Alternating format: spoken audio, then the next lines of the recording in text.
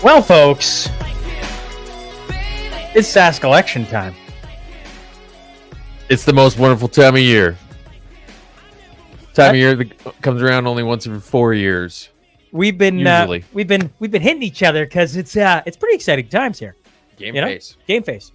So if you're new to this is the Mashup. We're live at the Mashup HQ, and we're here to bring you a little Sask election live coverage.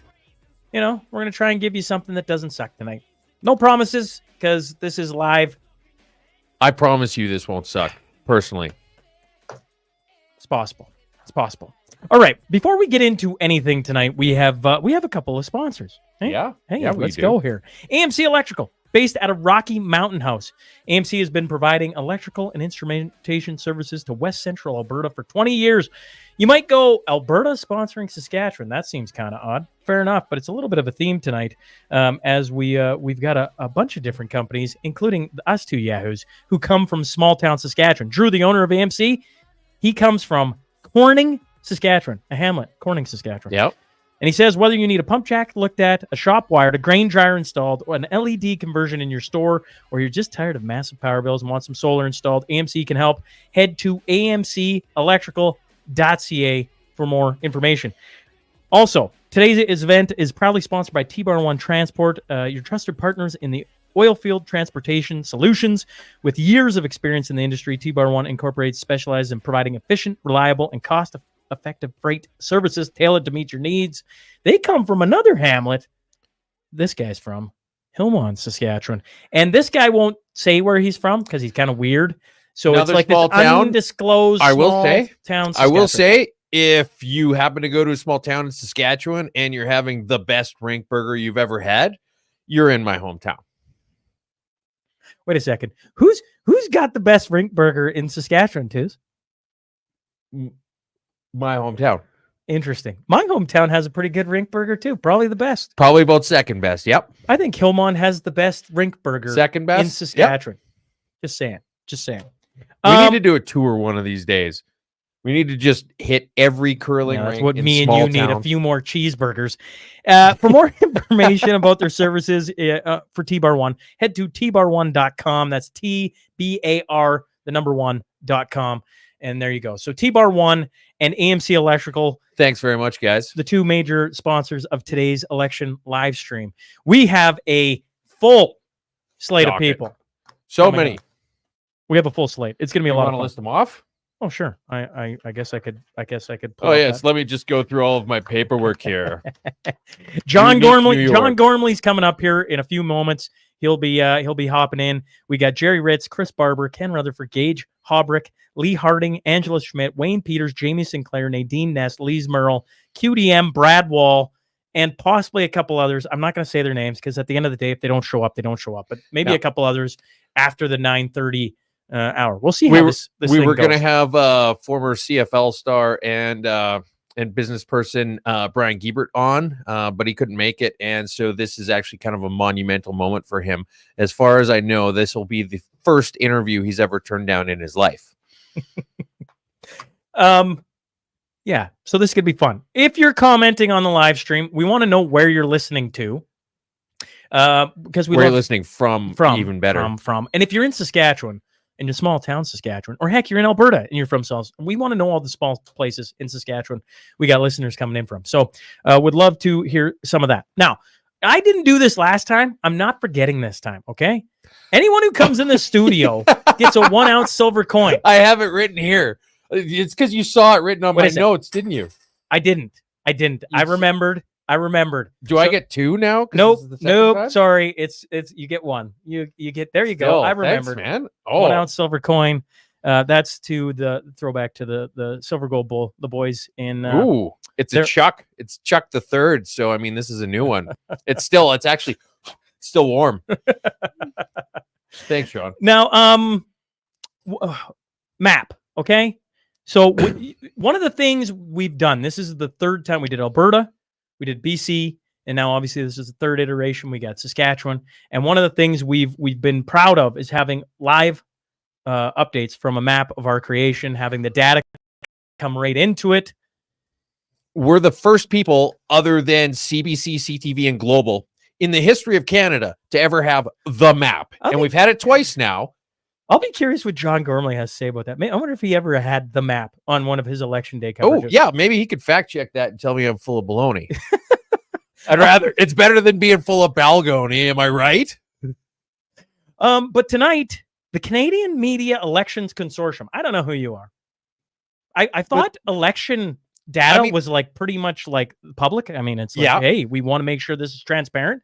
The number to get it, was $12,000. $12,091.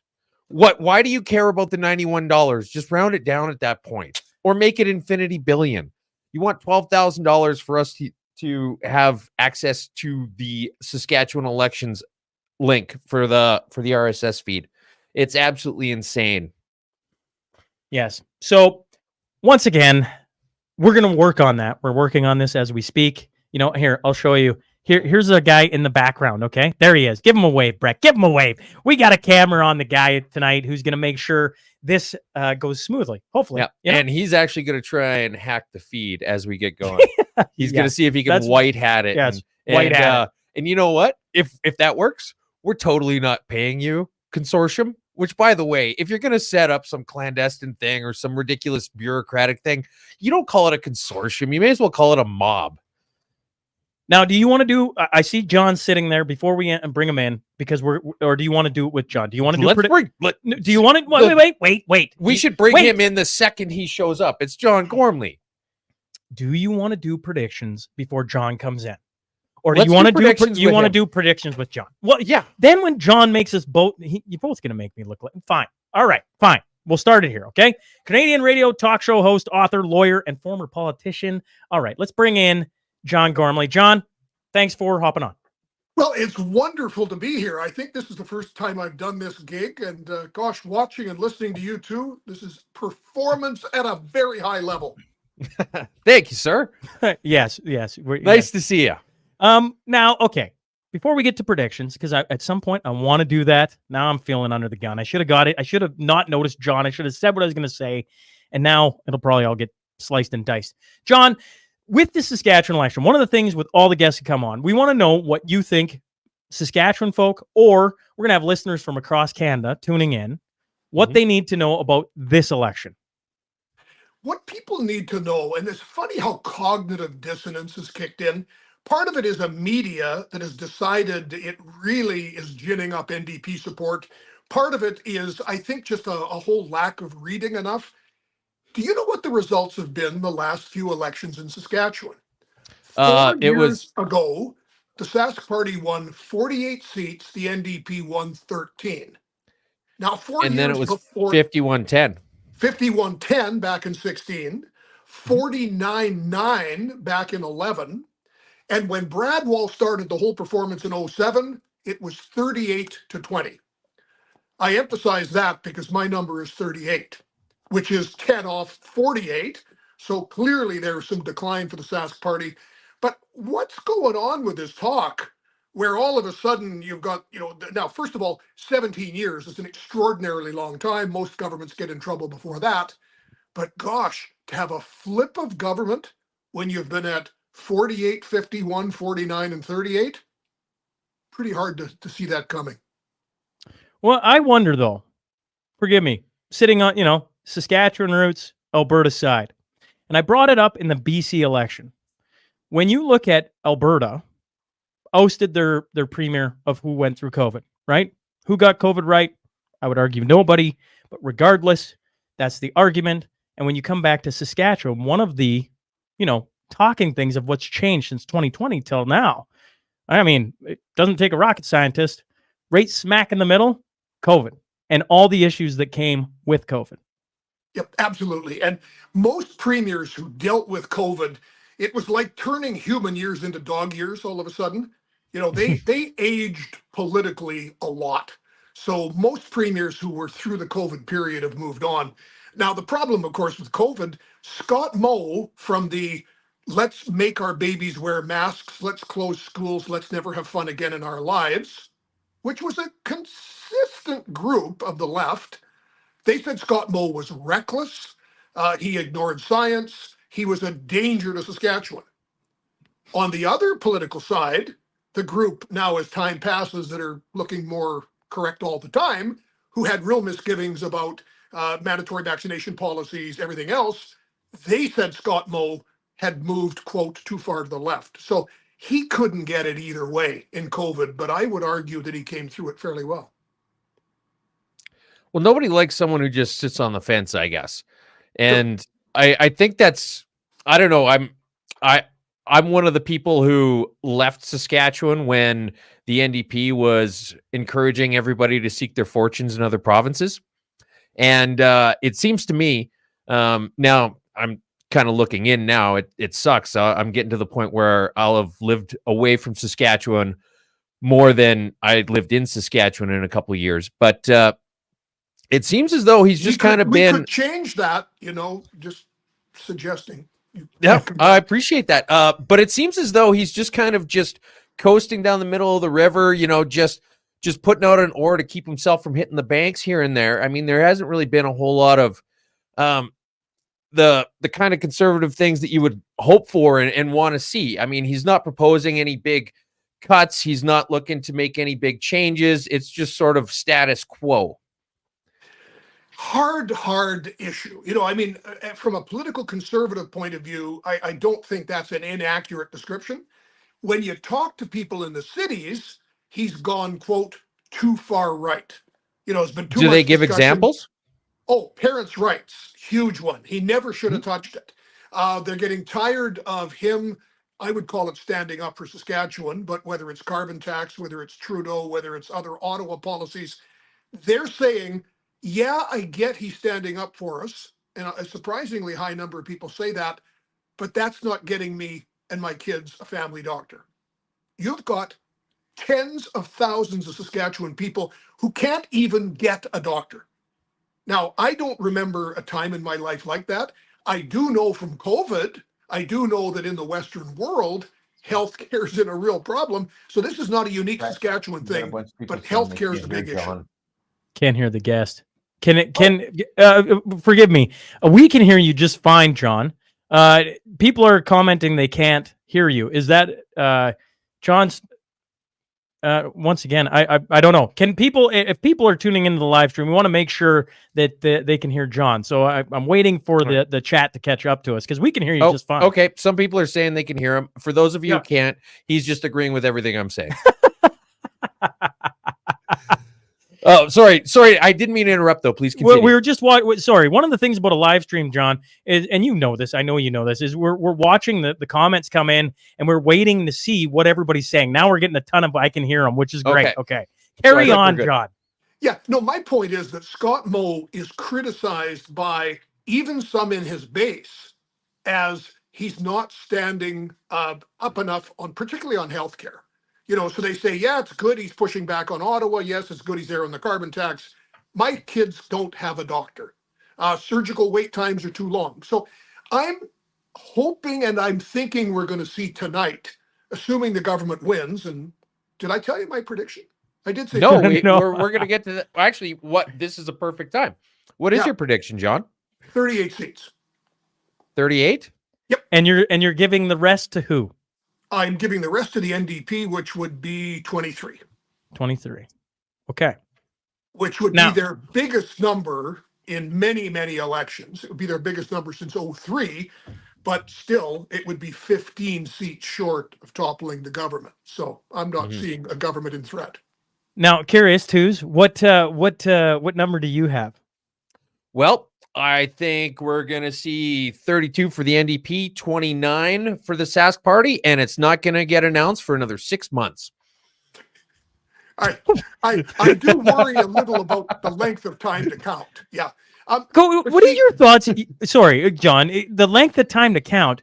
Is Saskatchewan similar to BC? Like, I think we're all staring at this debacle in BC, and you don't have to be a tinfoil hat wearer to go, it's going to take you how long to count the votes? That makes zero sense. Oh, and wait, the number isn't what you said it was. Now it's up 16,000, and it just keeps going on and on and on. When you stare at Saskatchewan and their voting structure, could we see the same thing happen here if it were in Twos' world, a 32-29 or a 31-30 even? Oh, absolutely. In fact, this did happen last time in 2020 because the huge number of mail-in ballots because of the pandemic, because there is in election law an official count. And I think in Saskatchewan, it happens exactly 7 days after tonight.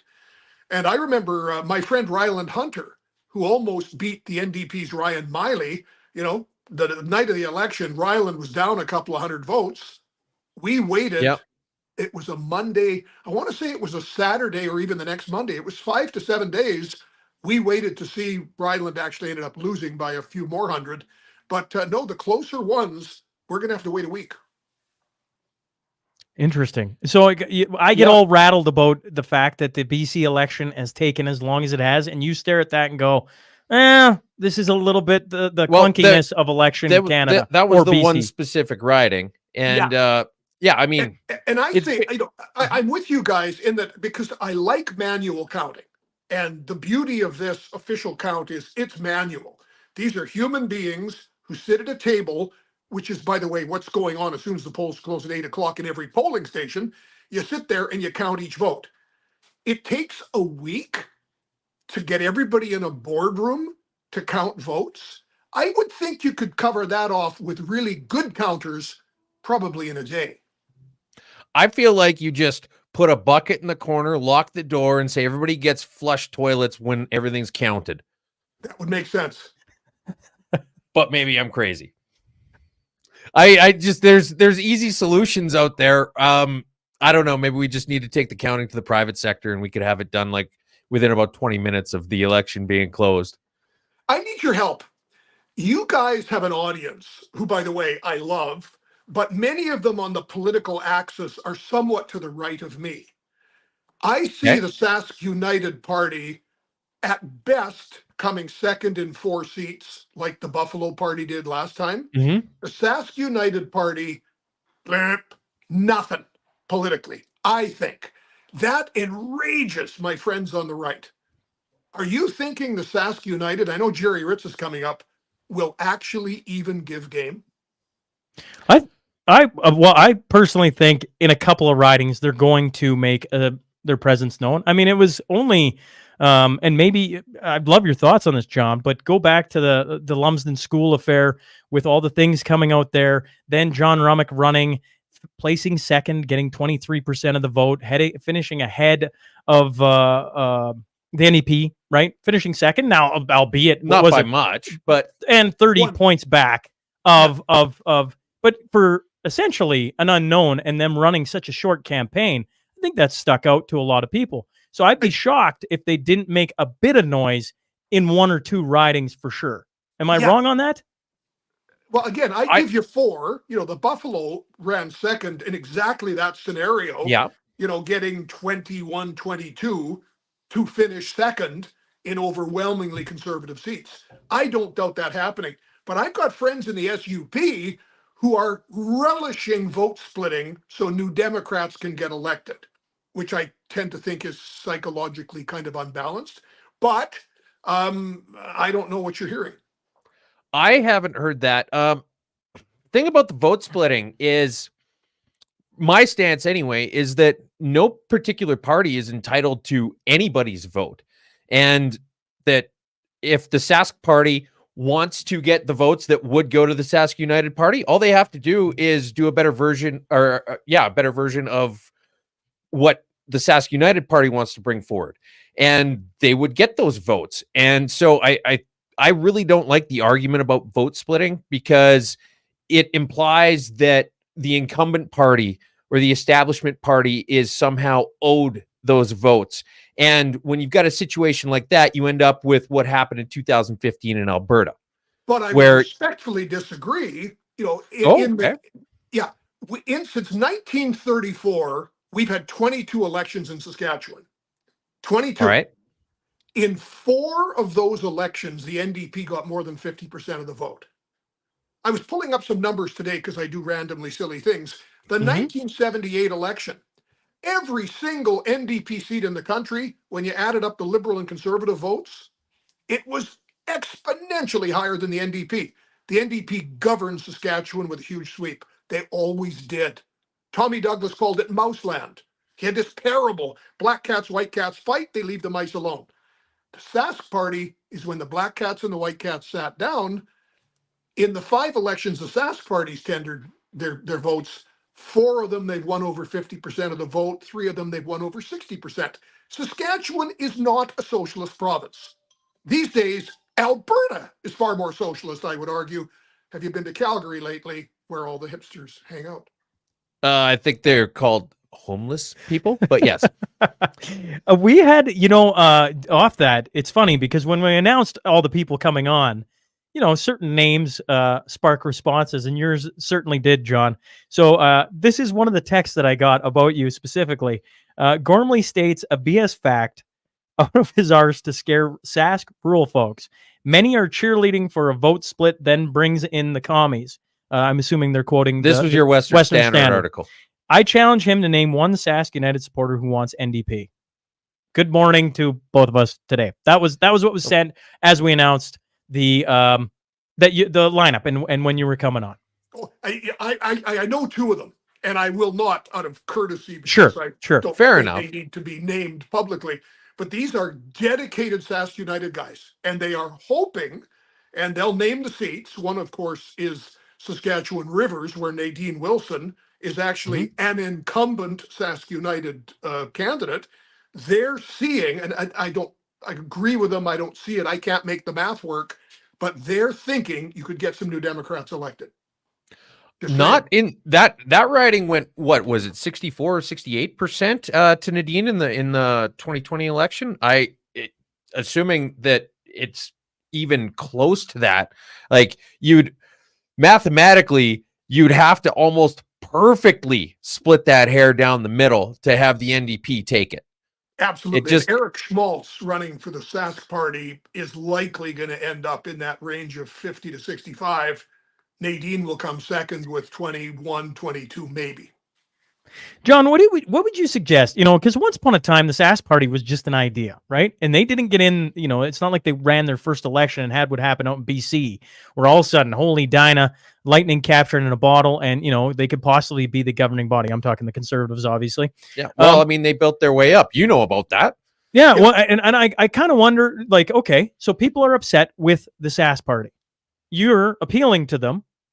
What would you suggest then for the people that are upset with how the Sask party is ruling currently? Absolutely. I have an easy suggestion.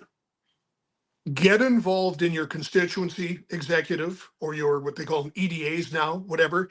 Get yourself and your friends nominated.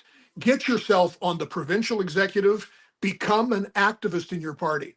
Parties are beautiful organic things, and they vary. The Sask party at times with Brad Wall is a different feeling looking Sask party than today, whether you think that's good, bad, or indifferent. Point is, leadership and policy and people matter. Get yourself involved and make your party matter. Now, before, I don't know when Jerry Ritz is coming on, so we'll wait for him to slide in. But John, before we let you out of here, you're hosting something tonight, I believe, as well. I think it's we should give you the courtesy of letting people know if they want to go listen to you, where they can find you tonight. Absolutely. Obviously, listen to this one first. Here, folks. But if they want to hear a little bit more of Gormley and what you have going on tonight. Well, thanks, guys. I'm back on my old radio station, ckom.com or cjme.com. We're doing wall-to-wall live coverage starting at 8 o'clock when the polls close. And by the way, I wanted to jump in on your media consortium thing. Is that the same media consortium that's convinced Justin Trudeau to spend how many hundreds of millions bailing out the media? I'm not sure about that. So I imagine pay money to these people. It only encourages them. Well, if they got hundreds of millions of dollars from Justin Trudeau, I feel like they probably wouldn't need our 12,091. No, it's just funny. It's just funny. Sorry, John. It's just interesting because this isn't the first time we've done this. We've reached out to other governments, right? And BC, they're just like, BC's like, here's the link. Here's way the link. You go, and it'll start populating you after that 8 o'clock hour. Boom, away we go. Saskatchewan, 12,000. Yeah, it's going to cost you. I'm like, Saskatchewan of all places. But if you go on Elections Saskatchewan, the government elections website, they sent us to the consortium. Yes, so if we had Brett mic'd up, he'd tell you that's exactly what he did. and then they sent us off to the consortium. Why don't we have Brent? Why don't we have Brett mic'd up? I don't know. That was a silly part on our part. We're slowly building here. All right. We're slowly building.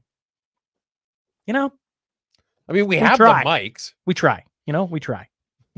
John, I guess, you know, before we let you out of here, I'm waiting on Jerry Ritz to hop on. Any final thoughts here on the Sask election before we let you out and let you get on with your night? Because we know you got to prepare for a show as well, and certainly on this side, we know all about that. So, any final thoughts before you let you out of here?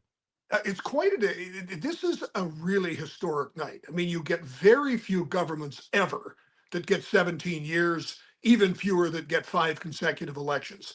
Is the Sask Party going to get a message tonight? I think they are. Some of the urban people who voted for them in the past are going to stay home. Some of them might even vote NDP, but there is an issue in the cities: healthcare, education, what it costs my family to live. The government's got the opportunity to pivot into that, and in a way, it's a new iteration or a new generation of the party. If they don't, the NDP tonight will be poised 4 years from now to govern again. So this is where I put it on Sask Party supporters. It's your party. Do something about it. That's a good way to put it. Now, to be clear, like, we've had actually a bunch of people, just for example, in the comments, just saying, hey, we miss you on talk radio. You need to start a podcast. Your thing with CKOM tonight, is this a one-off, or are you looking to maybe dip your toes back in, or what's on the horizon for John Gormley?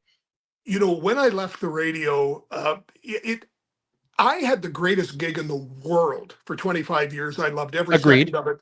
But when you hand the torch over, and for me, it's just life, right? I'm still practicing law. In fact, I'm practicing more. I'm a labor and employment lawyer at Cypherling Law in Saskatoon, but I don't practice law full time. I've got grandkids. I've got kids. I've got a wife who I love dearly, and we like traveling. So what I'm trying to do now is have a bit more life for us. But I said to them, I'm not going to do any more radio. If there's an election comes up, give me a call. So that's what they did. But no, I've avoided and resisted podcasts, as attractive as the idea is, because, as you know, you prep. You know, I prepped every morning at 4:30 like I was drinking out of a fire hose for 25 years. And it's a lot of work, and I just don't want to do that anymore. That's every Friday for us. Every Friday on the Mashup is I'm up at 4:30 looking through all the things I had bookmarked in Twitter and just being like, oh, is this going to be interesting to talk about? How can I tie this back to here? Where can I throw in a decent one-liner? Well, do that every day for 25 years. Fair enough. Fair enough. Well, John, appreciate you hopping on and giving us some time today. We'll let you get on with your night. And yeah, it was nice seeing you again. We met very briefly in the summer of 2001 at the Willows Golf Course. And I haven't seen you since. So it's nice that we kind of, you know, it's reconnected. You again, and it's been an honor being on. Yeah, it's great seeing you again, dude. So thanks so much. Yeah, it's great seeing you. You're so memorable back then. I'm sure. Well, I'm sure. I mean, it's a lot of good memories there. You know, it's funny. Like I met April Wine there. I met Don Burnstick, and you know, I'll say like, I met John Gormley. And the funny thing is I met Lauren Calvert there, and this is the first time I've ever mentioned it. Yeah, there you go. John Gormley, thanks for hopping on. Best of luck with your show tonight, and we'll have our eyes on your, the prediction from Gormley, 38-23 for the Sask Party, NDP getting the other 23. And we'll see. I have Jerry Ritz calling me. We're having issues on getting into this thing. So, John, thanks for hopping on. We'll let you out of here. Thanks. Take care. Thanks, guys. John. So there you go. John Gormley. I don't know. You're gonna step out and I'm gonna free ball. Is that what's that's exactly what's gonna happen here, because I'm gonna try and talk Jerry Ritz through getting on here, folks. And welcome to live streaming. Isn't that what we do here? That Just is roll okay. with the punches. All right. So I didn't even get to say. I didn't him. even get to say my this. prediction. My prediction is 40 for the Sask Party, 20 for the NDP, and I got 1 for the Sask United. Okay. My serious prediction is that it's going to be about 32-29 the other way. 32-29. That is for twos.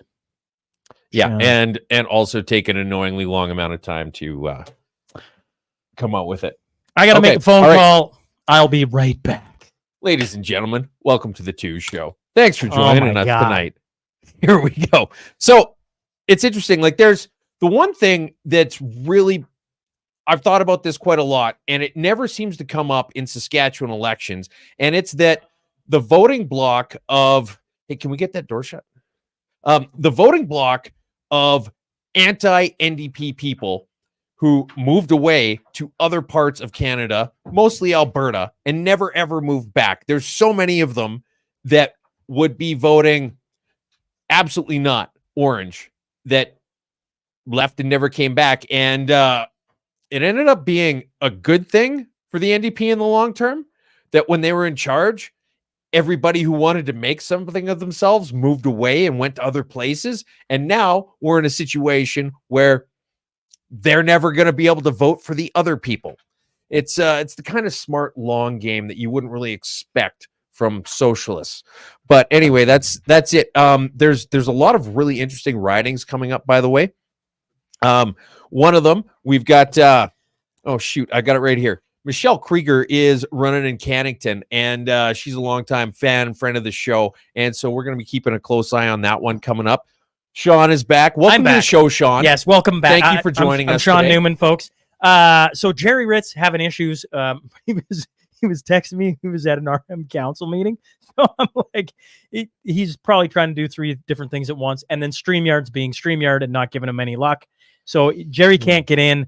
And also another thing that I'm getting texts about right now, is this the PSYOP against what we're doing. I don't know. My ex isn't streaming it. So one of the things. So you're not able to stream right now. So the consortium won't give us the link to the map. Are we starting to see? So one of the things, if you're on X, make sure to retweet it. Make sure to tag me, and I'll try and retweet it out. But right now, it won't let me. It won't let me do that. So I'm gonna see if I can pull it up again and try. But we'll see. Okay. Another interesting point from Derek says, anybody but the NDP. I assume he means and the Montreal Canadiens. I'd say that's pretty fair. Yeah, I don't know what it is about the Habs and the Leafs and the Oilers, but whenever any of the 3 of them are playing against each other, I just hope that everybody loses. Other interesting thing, and I guess we don't have anything to say about that, so we're going to accept it as canon now going forward. I'm trying to get. And I'm going to keep shit talking the Oilers. That's while you're right. doing that, that's right. And you can't. They do won anything last about night, it. by the way. They won last night, by the way. Yeah, it's basically just a mercy goal, or a mercy game. The Liberals, by the way, I'm not sure if you folks are aware of this or not. He says shuffling his papers like a professional newsman. They rebranded themselves the Saskatchewan Progress Party, and they are running no less than 3 candidates, which is just enough to keep going for tax purposes, I'm guessing, or something like that. The other thing, I don't know if anybody else noticed this or not. I'm going to put it up on the screen. This is from the Saskatchewan election site. So, I got to go click back and forth on this, but we're going to go meta for a second. And then if you look, anywhere that the NDP is running, their official name on the ballot is New Democratic Party Sask section. You can see it all the way up and down the right side of the page. New Democratic Party Sask section. So anytime anybody wants to call you a crazy conspiracist or, some loony or whatever for saying that the provincial NDP parties are a division of the federal NDP party, it's literally on the ballot this year. Yeah, what a strange. Can you imagine being a part of that party and it's just NDP Sask division? It's like NDP aren't a real party. They're not a serious party, that's for sure. I know they're going to win some seats tonight, and my brain tries to, I try to understand that, folks, and I don't get it. I don't get it. So, it's like me trying to figure out StreamYard right now and get it so that my stupid X will work. Get your poop in a group. Shaun. Yeah, I know. It's like it just mine's keeps working fine. It just keeps saying not gonna stream there tonight. Elon, help me out here. Holy Dinah. Yeah, because Elon's definitely watching this. Hey, Elon's got roots to Saskatchewan. He's probably going. His family's from Saskatchewan tonight. Oh shoot, hey? Just outside of Swift, anyway. on the way to Morris. I can't remember the name of the town, but that's where his family, when he used to come up to Saskatchewan when he was a kid, it was just outside of Swift. Man, best laid plans. Stupid technology. So we got no Jerry Ritz. Ritz. We are not going to be putting on the Ritz tonight, folks. Wait a second. Are the Oilers losing 4-0? Is that true? Is that a true statement? Who are they? More importantly, though, we have nice wardrobe choice twos. Thank you very much, Michelle. Mm-hmm. Mm-hmm. You know who remembered the poppies tonight, folks? That was Shaun. Mm-hmm. Yep, that was a good touch. Yeah. What's the next thing we need to talk about then? Well, I think the polls is interesting. Well, the polls are, because depending on which one you look at, it's either 50-50, 51-49, or 49-51, basically. It's an absolute coin flip. And so if you're watching this, you're going to want to stay tuned all night. We'll sell you the whole seat, but you'll only need the edge. Can you, you guys are losing 4-0 to Columbus? No. Is it Columbus? Oh, man. What a painful day. Okay. How old, what's that? I'm curious. What is the age where people think the NDP is a good idea? So John's talking about, John's talking about the vote splitting thing, right? Okay. You got the vote split because the Sask United and the Sask party is pulling from a similar demographic. But what point is there a portion of Saskatchewan that has completely forgot about the bad years of the NDP government running it? What age is that? When have you forgot about the years that they led? Well, I mean, even if you were around during the years that they led, the common argument you hear is that the divine conservatives were so bad that the NDP had no choice but to drive everybody away and run every economy into the ground. But the thing that they failed to take into account is that, there was a whole lot of schools closing and a whole lot of hospitals closing. And the big thing was that there was no opportunity. It wasn't, hey, let's make this province prosperous. It was, let's just close the doors on everything. And that was their strategy at the time. The weird thing about growing up in Hillmont is you were a stone throw from Alberta. I don't even know, 20 kilometers and you're in Alberta. Well, 19, but yes. So okay. So you could literally... It's literally when you turn off a Highway 17, which goes right up the border, it says Hillmont 19. It literally says 20. It says Hillmont 19. How much do you want to put on this? Not enough to go against someone who grew up there, but I'm pretty sure it's Hillmont 19. You argue like somebody from the NDP, I'm willing to back off on this. I'm willing to back off on this. There my entire life. It's 20 kilometers from the border. And the thing about it is, back when I was a kid, you come into Lloyd and you venture into parts of Alberta and they had these beautiful paved roads. You're just like, why the heck can't Sask have that? Right? And I'm saying after 2007, right? Mm-hmm. Slowly things change. And now Alberta's got the bad roads. I mean, it seems pretty clear to me. Nice, simple, easy idea. I don't know. Well, it's a decent way to measure prosperity. It's almost like you can tell someone is a good person if they return shopping carts. And you can tell if a province is doing good by how many potholes there are not on the roads. Yeah. Are you going to get this Twitter thing figured out or what? I actually don't know why it's not working. It's, you literally do this for a living, folks, and it won't, the night of all nights, X isn't going to work for me. Makes zero sense to me, It's absolutely silly. Wait a moment and then try again. Yeah. I don't know what's going on with that. I don't know what's going on with that either. Okay, we got plenty of stuff going on here. Okay. Who's next? Well, we're waiting on Chris Barber. Chris Barber's texting me right now. He's dealing with some computer issues. He's got Okay, you know what? Maybe, granted, this is probably where the left comes out ahead, because once you reach a certain age and you get jaded with everything to a certain point where you're like, you know what, slash all the government budget, and I'm just going to vote for whoever's going to spend the least amount of money, and that's not the NDP. But at the same time, they get the younger demographic, which can figure out computer stuff. Possible. Yeah, they probably have way better live streams than we do. The left, not a chance. Well, at least they're working. How many people are watching it on Shaun's Twitter right now? Well, I shifted them all over to you. I said, hey, head over to twos. Yeah, no, I get it. That's all right. Yeah, Brendan Belanger says, tell Chris to get out of the grads. Let's be honest. That's probably the true story. He's probably sitting there working on Big Red, right? Like, I mean, honestly. But those underlights are pretty deadly. Every time I see some truck driving down the road, I'm like, I wonder if it's not him. And I always get excited. I'm like, well, maybe he's just going to drive by me one of these days, and I'm going to be able to tell from a mile away that it's him. But I've never seen him. Does it shock you that the Greens are running? How is it possible the Greens have a candidate running in all the ridings? All 61.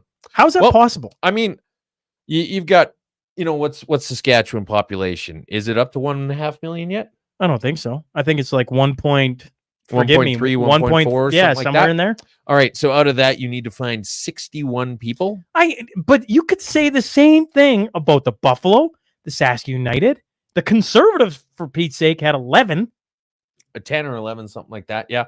And they're actually, we could get into that real quick. The Conservative platform is the Conservative Party of Saskatchewan platform.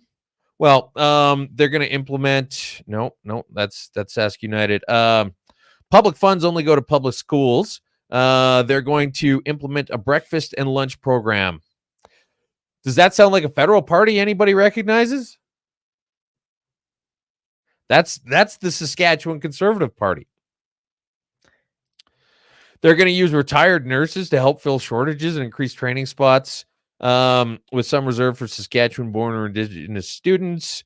Actually, though, they would allow nurse practitioners to operate clinics in small communities to assist.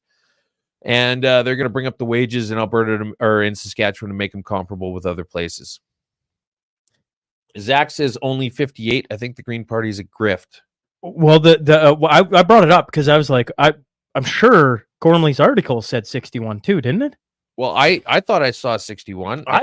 Zach, maybe we're wrong. We thought we'd read in multiple spots that it said 61. So I mean, so if I go to the general election candidates, there are 59 instances of the word green on that page. Oh, well, then okay. So maybe. So I guess the answer, as in most things, is somewhere in the middle. He says it's a grift. You think it's a grift? Well, I mean, you think about it, like the problem with the Green Party is, who, in this particular election, for example, wants to phase out fossil fuels, and we don't have anything to replace them with. It's a pipe dream. It's like wanting to put something sexy on your car. Yeah, but you still have to have the engine driving it. Sure, yeah, you might throw some nice chrome on it or something. But if you don't have the engine driving it, that thing is completely useless. And the thing about it is that for all of their policies, they're never going to beat the NDP in terms of potential green outcomes. Because if the NDP wins, everyone's going to move away and they're going to go back to nature. The thing is, you go back to, you remember Chase Barber talking about the Greens and him being like, I don't know if people didn't tune in for BC, forgive us a little bit, but like one of the things Chase Barber, Edison Motors had talked about was the fact like the Greens actually isn't that bad of an idea. You can get in there, you're pretty independent from the party. You have, the ability to maybe do some things. Mm-hmm. Interesting thought. Throw a little bit of common sense at it. And they're in a situation now. They're in a situation now in BC where they've got pretty much the narrowest majority you could imagine. So they can't have anybody step down. They can't have anybody get sick or retire. And that's a tough thing for a party that's heavily vaccinated to go through 4 years of. I'm just calling it now. I liked how John was like, the skeptics, and they're pretty right. He actually, he did a very clean way of putting it. A very clean dismount.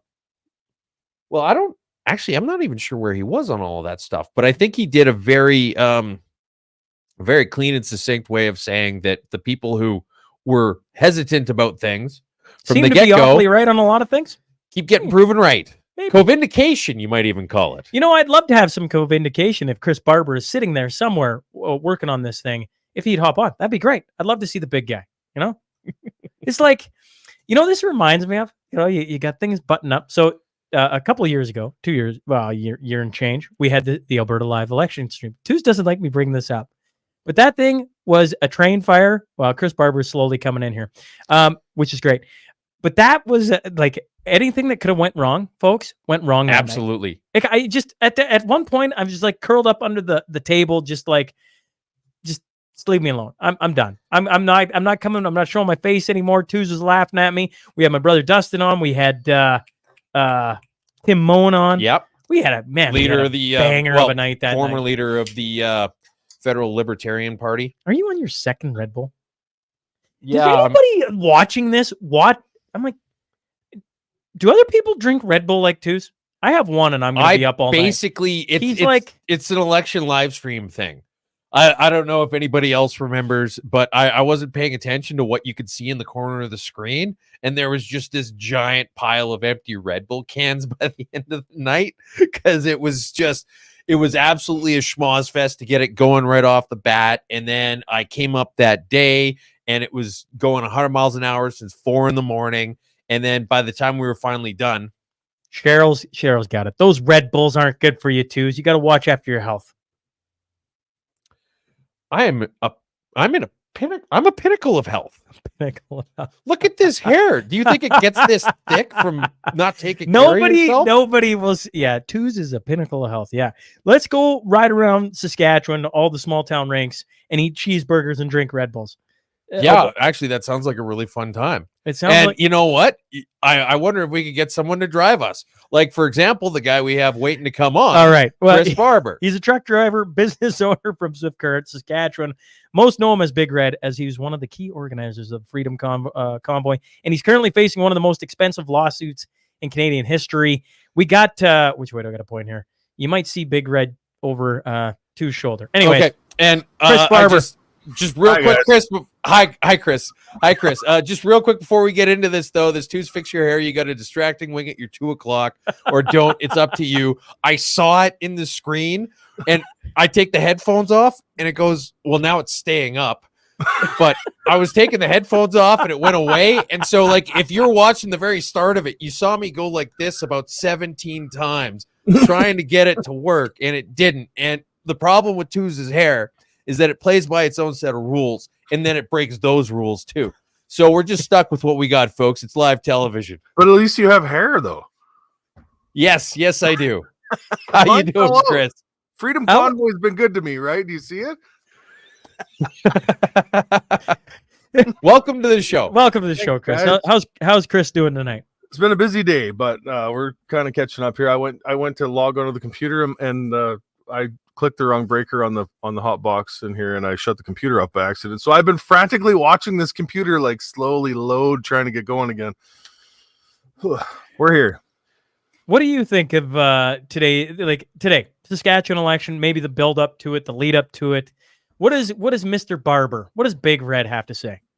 There's a lot of interesting dynamics in Saskatchewan politics right now, just like Alberta, just like Manitoba. I'm a little more vested in the Saskatchewan side, I'd have to say. We got a lot of conservative parties that are like bidding for the same real estate now. And although I know most of these people personally, and I can appreciate and understand exactly where they're coming from in their platforms, I have a hard time not reminiscing of like late 1990s in Saskatchewan to the buildup of the Saskatchewan party being born. And I think that's kind of where the conversation needs to go tonight. Well, keep going with that. I know I was just a wee lad in the 80s and 90s, and he's even younger than I am. So please expand on that. Well, like the NDP has been a ruling party in this province throughout the 80s and the 90s. We had a lot of problems. Anybody that puts themselves back in those memories, I guess, remembering what exactly that transpired in those years. My 21-year-old son is on his way down right now to vote. I don't know if he's done it or not. And I was telling him the stories of, how when you drive through Pontiac, Saskatchewan, how there's an empty, seniors complex now. Well, that used to be a hospital back in the day, but the NDP closed that. Do you remember Highway 15 from Kenniston East? That used to be a highway, but the NDP shredded that and put it to gravel. Southwest Saskatchewan, a lot of highways went missing back in those days. A lot of people were pissed off. And I remember those days. And now I see, the Sask United Party, the Buffalo Party, all these people, all these different conservative parties, fighting for the same real estate again. And it takes me back to those days. Remember when the Saskatchewan Party was born? It was born because too many conservative parties were fighting for the same real estate back in that day. And, I look at what the Wild Rose Party did in Alberta with Jason Kenney and Danielle Smith and that. And I want something like that to happen here. We're splitting the conservative vote right now. Whether you want to believe it when they tell you that they're not, I don't believe that for a minute. I'm pretty strict in the fact that we need to unite these people together. So then you go back to what Gormley was talking about with basically you want change, get involved in the Sask Party. Mm-hmm. That's our governing body. Why? A lot of people have problems with Scott Moe, and I've had problems with Scott Moe too. I think, the Saskatchewan Party made me so angry at the beginning of October. Well, it was October 1st, 2022 or 2021, sorry, when they implemented the COVID vaccine passport, which was a lead up to why we went east in those following months after that. Like a lot of people were angry in this country. I know exactly why the birth of the Sask United Party happened, and I don't blame Nadine at all for wanting to do that, because she felt ostracized by her own party. And maybe getting involved in our groups is probably it should be a bonus as far as I'm considered. It should be what more people are doing. I don't know if that's necessarily the only solution. The problem you run into right off the bat is that on the left, I would say that you have to have uniform agreement in everything they say, no matter what. If I see somebody with blue hair, I can pretty much I can see them across the street, and I could nail down pretty much every thought they have on every bit of policy. But if you see someone in a cowboy hat and cowboy boots, you're like, well, I don't know. Maybe they think this, maybe they think that. And the whole splitting the vote thing, the problem I have with it is that argument is equally valid for every party and every person. Don't vote PPC or you're going to split the vote. Well, why are the Conservatives entitled to that vote? If they really wanted someone other than Trudeau to win, they should all get behind Maxime Bernier. Don't vote Sask United or you're going to get the NDP. Well, why doesn't all the Sask Party people say we're going to throw our hat in with Sask United and then make sure that we don't have the NDP? And then the other thing you run into is that there's just some really bad candidates out there. And there's people, my federal MP, I would literally vote for Pierre Trudeau before I voted for him. And if getting Trudeau out is that super important, why isn't it important enough for the Conservative Party federally to run a candidate that I don't despise? Do you agree in 2016, I think it was 16, Rachel Notley's win was primarily because of so many different Conservative parties bidding for the same real estate in Alberta?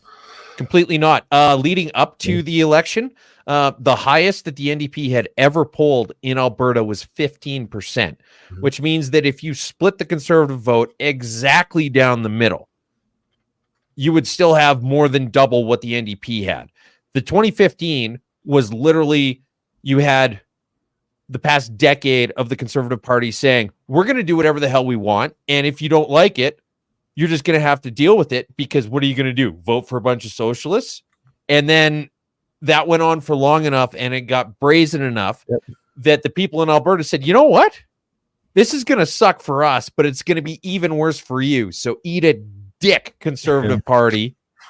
I agree with you, but I think we're going down the same route like that in Saskatchewan right now. So why can't we get united and get behind that party? Nadine Ness and Unified Grassroots in Saskatoon, I've watched them speak now for quite some time, and it's about getting involved with your local parties, becoming a member in that party, and then taking leadership in that party, and then controlling that party. Just like what the left has done in federal politics with the Liberal Party right now. I mean, you got to admit they've been pretty strategic in what they've done over the course of the last number of years, and they've found a way to monopolize on it.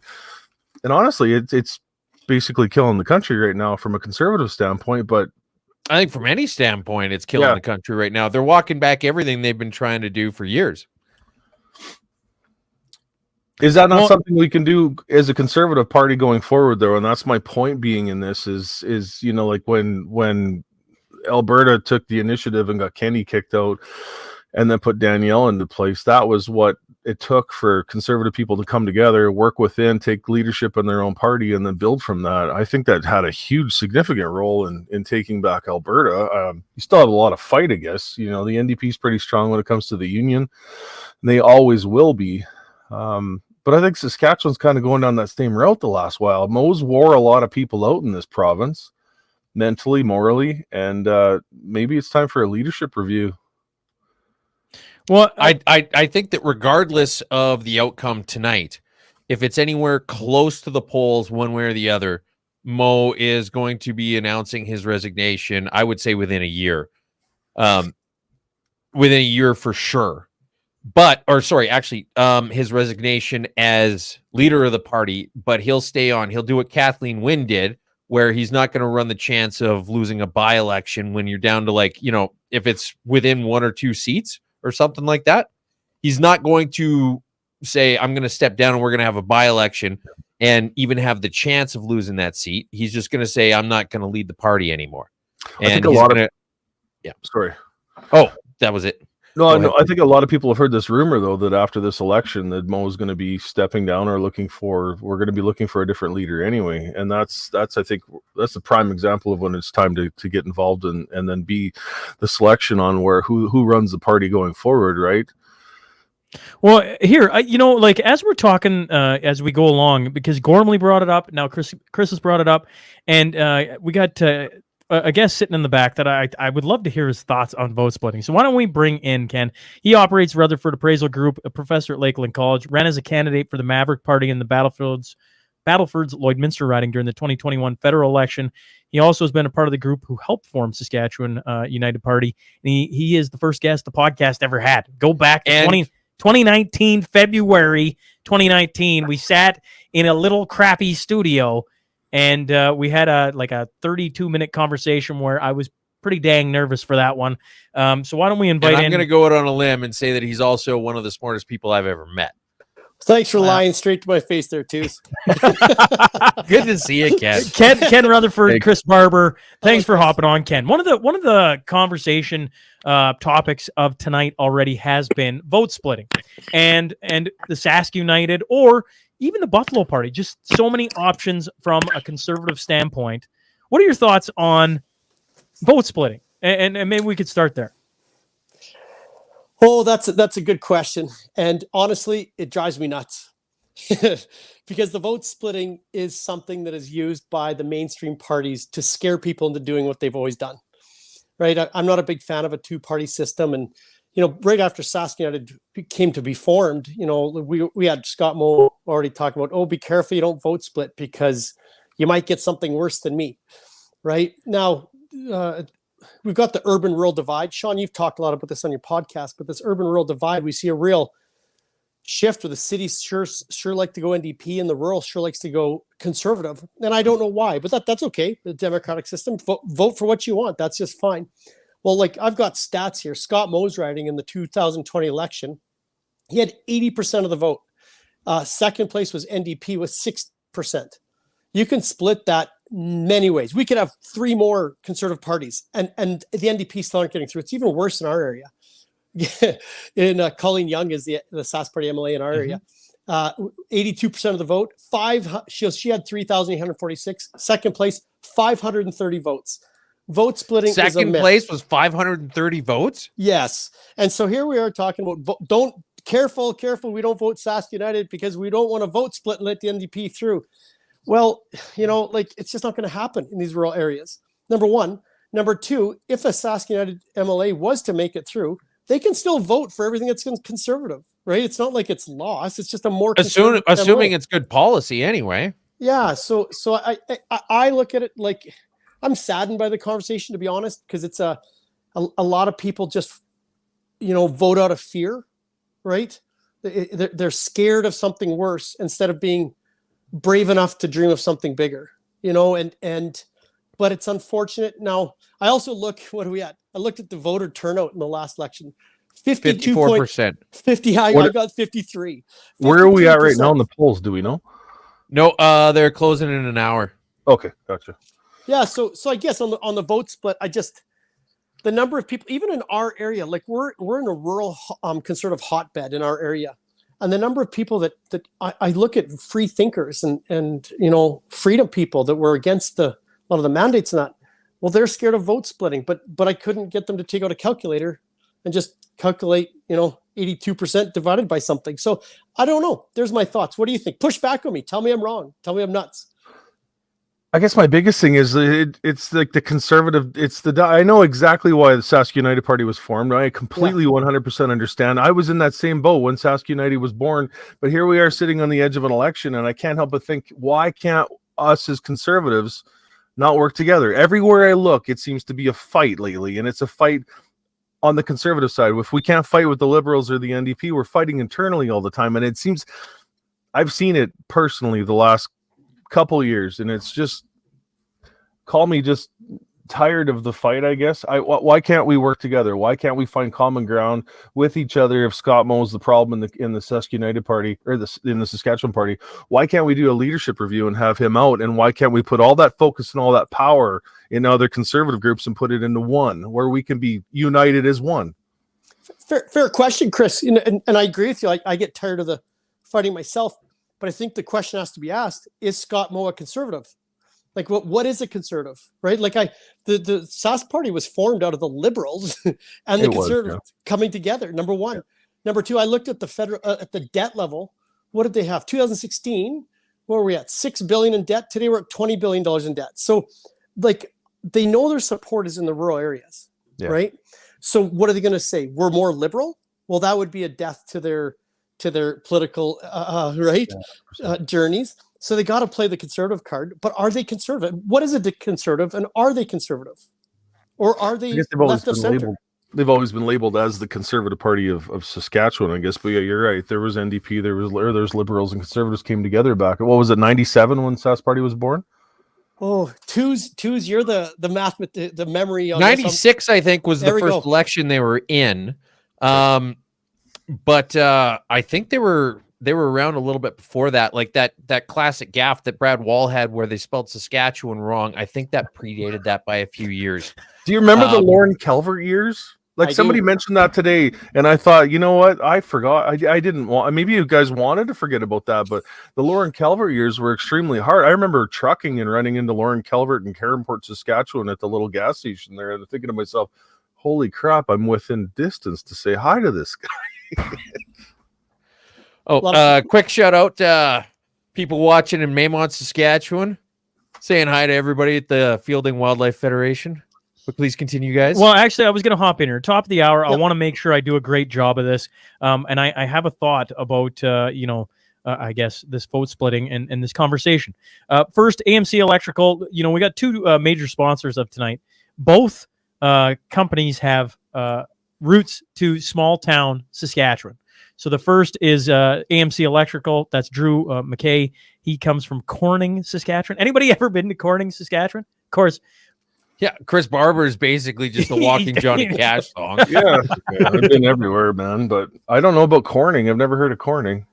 Okay, well, that's a hamlet in Saskatchewan. I chuckle because I'm like, every time I see hamlet, I'm like, that's awesome. Because, of course, I'm from Hillmont, Saskatchewan, which is a hamlet. It's, you blink and you truly do miss it. But Rocky, especially considering the fact that it's 19 kilometers off the highway. 20 kilometers. All right. AMC Electrical, based out of Rocky Mountain House, providing electrical and instrumentation services to West Central Alberta for 20 years. And Drew, of course, is the owner. He's been wonderful to work with. He's been on the podcast once. He's a smart man. Blue collar roundtable. And if you need him to figure out some of your problems around essentially electricity, give him a look, amcelectrical.ca. And the other one is they're proud to sponsor the event, T-Bar One Transport, your trusted partner in oilfield transportation solutions with years of experience in the industry. And I don't know why you keep laughing at. You're laughing at the chat, Marty's. I'm doing ad reads. I'm doing ad. Marty. Classic Neil Berger response. Says late to the party, but does Ken play for the Smashing Pumpkins? Do I look like one of the bandmates or something? You clean up rather nice, Kenny. Just to finish it off, tbar1.com for all your trucking needs. They got routes to small town Saskatchewan as well, Hillmont, Saskatchewan. So small town Saskatchewan coming in big on this side. This guy won't tell us where he's from. He says it's the best rink burger, guys. The best rink burger is where I'm from. I'm like, I think a lot of places got problems with that. So anyways, my question is on this whole vote splitting thing. Okay. So when you have one option, and it's conservative, and you have another option, and it's NDP. To me, it's like, it's super simple. Okay, you vote conservative, you vote NDP, even if, as Ken points out, you got conservatives, but they're not doing conservative things. Okay, so then conservatives create something new. In Alberta, it was the Wild Rose. In Saskatchewan right now, it's the Sask United or the Buffalo Party. I'm sure there's different iterations for each province. And I go, at what point do things have to be so catastrophically bad that you'll side with a different team? And I wonder if it's on, me and Tooz were talking about this before we started. Is it to do with the wave of, like, if Sask United was popular and everybody was talking about it, would this be a completely different topic? Because, like, the Conservatives, we watched it in BC, did we not? Now, it was 1 versus 1, I get it, but at the time it was BC United and then BC Conservative, and there was a big fight there. And all of a sudden they won, and they became the popular thing. Everybody threw in their chips with it, and all of a sudden they're almost government. And I look at Saskatchewan, and love or hate the Sask United or the Sask Party or any of them, right now most voters feel like the answer is the Sask Party, and there isn't another option. And right, even the PPC, when they won't let them on the national debate, right? Even though they met the requirements, you go, well, they're not even letting them be a serious party. How can I vote for that? And Ken, I want to be clear when we're discussing this, Ken. I've been supportive of the Sask Party, Sask United Party. Like, I remember Saskatoon when they made the debut. We had convoy trucks in the auditorium there. I mean, pretty boy. Yeah, 100%. And nobody can tell me that I wasn't pissed right off when Mo implemented the COVID vaccine passport in October 1st of 2023. Sorry, 2021. That one hurt a lot, and that one still stings a lot. And a lot of people in this province still want some accountability from elected officials for the bullshit that we went through in those dark times. And I think, man, I'm scared about the NDP, and the numbers that they've been polling the last while is definitely, it's enough to scare a lot of people right now, is it not? Can I jump in there, Shaun, for a minute? Yeah, give her. This is what you're here for, Ken. Yeah, this is exactly what we're doing. I think those are very fair comments, Chris, and I respect them immensely, because until I got involved with the Maverick Party, I was the exact same thought. And honestly, until COVID came along, I overly trusted politicians, and I overly trusted polls, and I overly, and to the average person, my life was good prior to all that, and it still is good. But when you see, 48% conservative, 47% NDP, 3%, 4% Sask United, you kind of go, oh my, that's close to the tipping scale, right?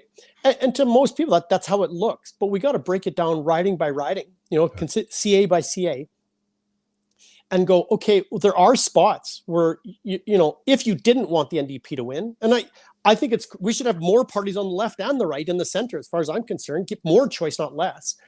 But, when we get out, if we just ignore the poll on the province as a whole, and we just go into, my area, Lloydminster, well, like they're just, the NDP just aren't winning here, probably for the rest of my life, and so it's just not a threat there, right? Because it's on who wins each area and the number of areas you win that we send to Regina that determines, like who holds power in the Legislative Assembly. And so, but that doesn't matter what I think. It matters what the public thinks. Right. And if you're the two mainstream parties, if I'm them, I look at these mainstream parties as being more like a hockey team that wants to win the NHL Stanley Cup every year, as opposed to representing the people. Their job is to keep their political lives intact so that their team wins. And so if they can say, hey, don't split the vote, because that could be bad, right? It's like, well, Shaun, in our book club, we read a book by Nassim Taleb called Skin in the Game. And it's like, okay, let me get this straight. So if Scott Moe says, don't split the vote or you'll get something worse, and you believe that, isn't that like walking into a Ford dealership and ask them what type of vehicle would be the best? And when the salesperson says, well, duh, it's Ford, it's like, no kidding, you're going to say Ford because that's in your best interest. It's bias, right? And so I just look at it like, I think we've just got to think deeper. And I feel like, I can only speak for myself and my home community, is we're just hardworking people that are sometimes too trusting. And I think if we keep believing the people that have been, if we keep doing what we're doing, we're going to keep getting what we're getting. And if you can That's a good way to put it. And if you can name me one Sask Party MLA who stood up for us during COVID to say, vaccinated or unvaccinated, it's your choice and we need to stay together as a community. You name me one, I'll tell you maybe there's hope. But you won't name me one. And we're all going to say it's Nadine Wilson. And I know there's a story of how she came, but she did stand up. I listened to her in the Legislative Assembly read something out in the middle of those dark days that brought tears to my eyes. Yep. And that was the only one. And so I look at it like they play. I don't know, Chris. It's a pretty deep topic. We probably shouldn't just delve on COVID, but I look at like whatever metric we're using, education, health, tax cuts. You've got the NDP calling for more tax cuts than the Conservatives, right? This is upside down. So I don't know. I'm glad I'm voting outside of the district of Swift Current, because I know that during COVID era, our MLA for Swift Current was pretty much had the bug. He was pro mandate, pro everything. It was absolutely ridiculous. And I'm thankful that I don't vote inside that district, because I don't think I could do it, to be honest with you. I wouldn't be voting Sask Party. Mm-hmm. That's fair. I mean, and Ken brings up a really good point. The one thing that really hasn't been talked about a lot in this election, I don't think anyway, or at least that I haven't really seen, is anybody talking about, like, everybody's talking a little bit about tax cuts here and there, but nobody's really talking much about reducing the size of government. The NDP said they're going to get rid of $3 billion worth of Sask Party waste. But to the best of my knowledge, they didn't substantiate that. They didn't say, okay, we're going to cut this here or that there or anything else like that. How much? And $3 billion. And why only 3? I'm sure you could probably cut about 30 or 40 or 50. But isn't the NDP all about more government? Let's face it. They are. I'm just saying, if they're looking for government waste and they were actually serious about it, they'd find a lot more. It is interesting, though, that the NDP are calling for smaller government and tax cuts to a conservative party. Hey? Well, and that's the thing, right? Because just because they're called the Conservative Party doesn't mean that they're actually doing anything conservative, right? I mean, this is kind of the transgender argument, gentlemen, when you think about it. Just because somebody says that they're a chick does not necessarily mean that they've got all the stuff that would make them a chick. And just because a party says that they're a conservative party doesn't mean that they have the apparatus to be conservative. I'm going to tell you right now, this is be the only place tonight where you're watching live election coverage where you can get the conservatives compared to a trans female. I think that's what you were just doing. Tell me I'm wrong. Somebody tell me I'm wrong. Oh. I just look at the NDPs are calling for tax cuts and the I don't know. I maybe these boxes that we try to put everybody into, like there's a few things that the NDP said that make sense, right? Like what were they calling for? Are they calling for removal of the gas tax? The carbon. I don't think anybody is. Fuel tax.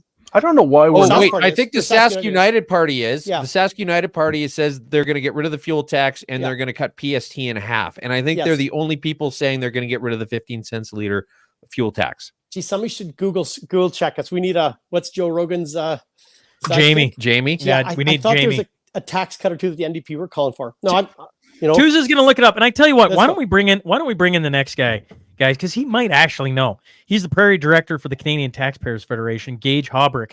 So Gage, welcome to the group. Tuz is going to spout something here. Okay. Quick. Yeah, real quick. The party would find more than $50 million by cutting waste. I had that number wrong, and they would have a cumulative cost of the platform would have a cumulative cost of $3.65 billion in spending over the next 4 years. is what the NDP were saying that they were going to do, which is, I don't really even know what I'm reading there. I don't even know what I'm reading there. Gage, welcome to the this is the the show. Perfect time to bring up somebody from Canadian Taxpayer Federation. This guy stares at the money side of it. Tell us the money side of it from your eyes, Gage, because we're all talking about different things. When you're looking at this election, you're looking at the different parties. What sticks out to the Canadian Taxpayers Federation? Because one thing I think a lot of us enjoy is you don't care if it's Liberal, Conservative, NDP, Green. If they're going to walk in and cut government spending and do smart things for the people, you guys applaud it. So, Gage, what's sticking out to you? So the first good thing is that we're actually kind of seeing some tax cut promises from both the NDP and the Saskatchewan Party. So I was listening in on the minute there. So the NDP are saying they are going to cut the fuel tax, but only for initial 6 months. They're copying the Wob Canoe playbook in Manitoba on that one. But, so far Wob Canoe's extended it a couple of times. So you could think that probably if the NDP get in, they do that as well. Also reduce a little bit of stuff in PST they want to do.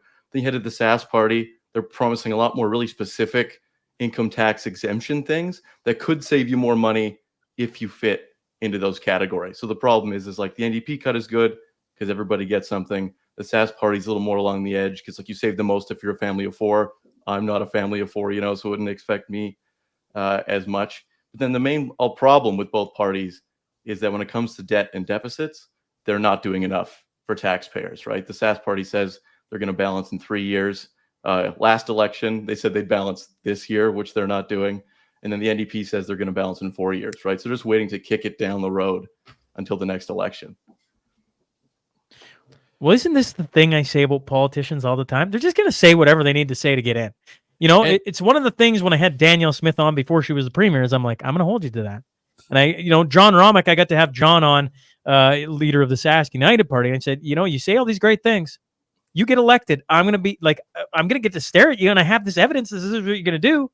And you watch it, like Donald Trump to pull in the United States said he's going to let's just get rid of, let's get rid of all taxes for people. And we'll go to tariffs. They're going to get rid of, well, I don't know if he was actually serious in that or he was just went on Rogan and said it again. But right, he just told hundreds of millions of people that he's like serious about it. Did you listen to it? I don't think he was just sort of talking like it was a funny idea sort of thing. I don't think he was officially saying, think he thought it was a funny idea. I'm Donald Trump and I'm going to. Fair. He didn't do that. Now, he did say he was going to get rid of taxation on tips, which, by the way, when is the U.S. election? November 5th? November 5th. Yes. Okay. That's going to be an interesting time. My daughter's tune in here to watch it. I will be here. My daughter lives 20 miles north of Washington, D.C. right now. I'm a little nervous going into that. Fair enough. Sorry. Going back to... Tell her to buy some plywood. Going back to Gage and the money side of this, though, it's interesting when you go like, well, they said they were going to balance the books, and then they didn't. And now they're saying, well, we'll balance the books in another 3 years. Well, I mean, at what point are we going to have somebody do what they say, or this is just politics? Well, I think that's part of the problem with the Saskatchewan Party in this election, why we've seen the NDP go up so much, right? The SAS Party and their guiding principles even say they maintain a firm commitment to balanced budgets, but they've only done 2 of the last 10. So they keep saying that the NDP is going to bring us back to times of closure, higher taxes, more debt. But right now, under the SAS Party, we're seeing higher deficits, more debt, and no substantial tax cuts. So I think that's why a lot of people are willing to move the other side, because there's nothing happening with the guys who said they were going to do it. So why not pick somebody else? It's been 17 years. That's one of the frustrating things that I think comes back to what everybody was talking about with the vote splitting before, is that if you've got a party, for example, that has been running things for, I don't know, let's say 17 years, and they're not balancing the budgets, what's the easier, what's the more pragmatic solution to slowly work your way up within that party until you get to a point where, 10, 15 years down the road, you can actually swing a stick big enough to get a balanced budget out of them? Or do you think, okay, well, you know what, why don't we offer a fresh alternative? It's a fair question. I like it. They're both hard. They're both very hard. Yeah. Right. These are established parties with control centers, and you just don't waltz in there and say, "Hi, I'm a nice guy. I'm here to take over the party." Right. There's gatekeepers and all the rest. But a saying that keeps coming to my mind, one of Shaun's sponsors is RecTech. Alan Lorenz is a good friend of mine. And his statement always rings in my brain is, no change comes from a place of comfort. And I think when people are really ready for a change is when their stomachs are hungry, or when the fridge is empty, or when, inflation goes to such a rate, or the debt catches up to you, or unemployment, or, so I think it's important to keep multiple parties going. Actually, I'm not just for Saskatchewan. I think it's good to keep multiple parties going because they all have an expiry date. Any party that gets in and has power for too long, they get a little comfortable in their seats. They got a few too many buddies hanging around, right? And they get themselves a Sky Palace. Yeah. And I think that would happen to anybody. What's the statement? Absolute power corrupts absolutely, kind of thing, right?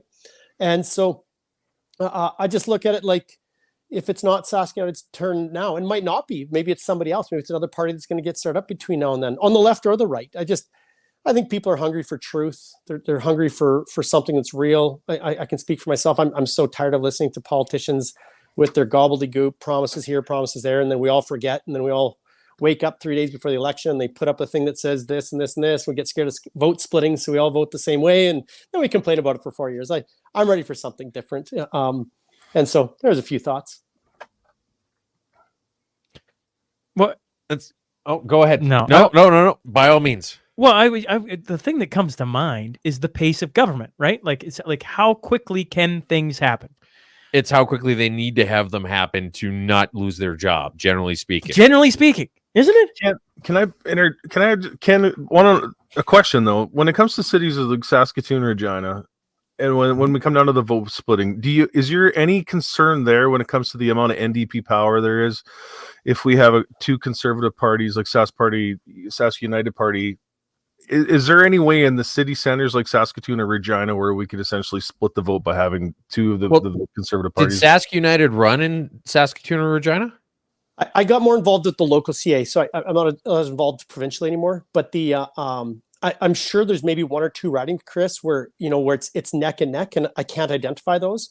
But it appears to me, and Shaun, you should probably jump in on this, or any of you, is what's occurring is a very rural-urban divide, right? And it's almost like the cities have gone to the NDP and never to return, and the rural has gone to what they think is conservative. And so I don't know if there's as much of a battle there. No, there might be 2 or 3 areas, Chris, but I could be wrong, but it looks to me like the cities are growing at a faster rate than the rurals, yes. and the days might be numbered. Right, Nadine Ness chimed in and said they have 4 in each city. Well, there you go. And I'm not sure if those so are how contested. Regina has 11 ridings and Saskatoon has 12. I guess that's my concern. I know in the rural area, people are pretty dead set on who they're voting for. And I know there's John's doing an amazing job in this region right now. I've been listening to people that have been able to make it to the town halls that he's been having, and what he's saying is really resonating with a lot of citizens, a lot of residents of the rural right now. I wish we could break through that dynamic in the city centers a little bit better, like Saskatoon or Regina, because those are the strongholds that we've faced, and there's more. Let's face it, the population in rural Saskatchewan's dying anywhere in the rural right now, and people are moving to the city centers, and that's creating one hell of a political divide. Well, I mean, it's that way all across Western Canada for sure. We're going to start looking even Ontario rural votes are primarily conservative, and your city centers, because like Toronto basically mandates the whole province. There's a huge divide between Northern Ontario and Southern Ontario. A lot of people in the north actually want to be there to be 2 different provinces there. They want to split. I was amazed to have heard that in my travels in the last number of years. Well, as somebody who lives in Western Canada, I can completely relate to the idea of feeling alienated by a bunch of entitled, uppity douchebags in a big city deciding everything that happens from thousands of miles away when they have absolutely no skin in the game and no understanding of what happens locally. And trust me, when they really want to show you how it works, they invite you to that city for like 12 months so you can spend lots of good quality time in that city. I haven't even asked you, Chris, actually, with a few minutes left with Gage. Gage, we appreciate you hopping on. And yes. Welcome to the crapshoot that we've got all kinds of love for the CTF. Yes, we do. And I want to make sure that we get a couple more thoughts before, we got to let you go, because I know you got other commitments and everything else. When it comes to, this election, what's going on? The money, the dollars, the cents. You got people tuning in from all over the place. What is any other thoughts you have, whether it's NDP, SAS Party, Sask United, it doesn't matter. We want to make sure that, we appreciate you hopping on and doing some things here for us and having a voice with us. So is there any final thoughts before we let you out of here? And then we'll get to my thought on Chris and his trial. Jeez Louise, we haven't even brought it up. Well, from our perspective, looking at taxpayers, the biggest thing that both parties have to do this time is actually commit to doing something about the debt. For years in opposition, the NDP have kept calling out the Saskatchewan party for overspending, rightly so. And now when they have the chance to maybe form government, they said they're not going to do it for 4 years. It's clear they're not trying to put huge emphasis on this big issue, even though that the debt's at the highest it's ever been, 200% increase over the last 10 years. And then the same thing with the Saskatchewan party. Scott Moe got up in the debate and talked about how if the NDP win, they're going to spend all your money and increase taxes. But he hasn't reduced taxes meaningfully in a while either. Both of them are talking like either one is the enemy, and either of them aren't doing too much for taxpayers right now. At least the Saskatchewan party has said they want to do that, but it hasn't been the case. And kind of taxpayers are looking for better from our perspective. Okay, are there any of the quote unquote upstart parties that you're looking at their platform from an economic standpoint where you're like, hey, you know what, what do they call themselves? The Saskatchewan Progress Party, for example, says, hey, you know what? Something they're saying makes a lot of sense. Anything like that? Well, the most I've seen is probably from the Saskatchewan United, and I like a lot of the stuff, right? Obviously, slashing the PST is awesome. That hurts poor people the most, gives the most tax relief. Also on the fuel tax thing there, same as the NDP, a good end. But I would say that when we're looking at upstarts in either way, it's kind of the same as the NDP. They say, if you get us in, we're going to solve all of the problems tomorrow. And part of the problem with upstart parties and any parties is they tend to promise the world. So you got to make sure when you're looking at it anyway, it's got to be a little realistic, especially when it comes to we're going to cut all the taxes, but somehow not slash all the spending. The most serious commitment you can get from someone new would be wholesome, huge cuts to things that need to be cut in order to get that budget balanced. Okay, well, I don't know if this is something you can get into or not, but what's one or two or maybe even 73 different glaring examples of something that whoever takes the reins tonight could just slash, just cut and burn, completely sever that department off or that bit of spending or whatever else? What's some of the most irresponsible provincial spending you've seen in Saskatchewan lately that you'd like to see get rid of? Well, part of the main problem is that every single budget, the government has 11 main areas that they spend in, and every budget they spend more in every single one. We saw after the last budget, the government decided to spend $100,000 on itself, advertising how great its budget was. It was only a year ago when only $100,000 took a $6,000 flight to North Battleford, which would have been a 3.5-hour drive. Yeah, that was the former finance minister from Humboldt. Yes, exactly. But the biggest one we get to total balance is that the Saskatchewan government spends about $1 billion a year of taxpayer money hand out to corporations in some form or another. Everyone who works the regular 9 to 5 pays their taxes. The Saskatchewan government takes $1 billion of those dollars and hands it out to corporations. The government shouldn't be trying to pick winners and losers in that. If we got rid of that $1 billion, we'd have a surplus tomorrow, use it to pay down the debt or cut some taxes. I like it. Okay, before we let you out of here, I forgot to do it with Ken, Chris, and now Gage. So let's got to do predictions before we let you out of here. Mm-hmm. We'll start with Gage. Gage, what's your prediction for seats? 61 seats total. What's your prediction for tonight? I'm thinking, just kind of based off of what I see out here, is that the Sask party kind of eke it out in the 34, 36 range. The NDP always are doing a lot better in the polls, but I think that's just going to lend to a lot stronger results in the urban ridings they already have and pick up a couple of those, but probably not able to get it done if I had to guess. If I'm doing my math correct, am I right? 50? Probably not. 36-25, right? That's what I hear there. Sounds good. I don't know if he dies of a heart attack on live television, folks, that's his third Red Bull. I'm like, anybody else walking? Just like drinking 7 Red Bulls in one sitting is the equivalent of getting 3 COVID-19 boosters.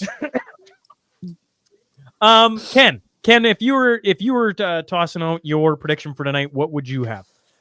If I would have went through all the numbers of all the ridings, I'm a numbers guy, so I'd prefer to think first, talk second. But if you're making me say something, I'd love to see Sask United grab a couple seats. Right. I'm guessing Sask United does come out with another majority with a few more seats to the NDP than we had in the last election, if I had to guess. So balance that out for me, Shaun. 61 less 2. We're down 59. You got 59. Yeah. So throw, what's that, twos? Oh, I was just going to say, when you wait look a second. Let him finish. Okay, sorry. I went 40, and then 21. Okay. So if you got 59 left, are you saying 40 to 19? Ooh. Or are you thinking they get a lighter to Sask Party? Lighter to Sask Party. Okay. So what number do you like? 38? Sure. 36? Let's go 38, and then let the balance to the NDP. 21. Now, just to interject before we get to Chris's, I think it's interesting that if there was going to be one pivotal election where you'd want a couple Sask United seats, this would probably be it.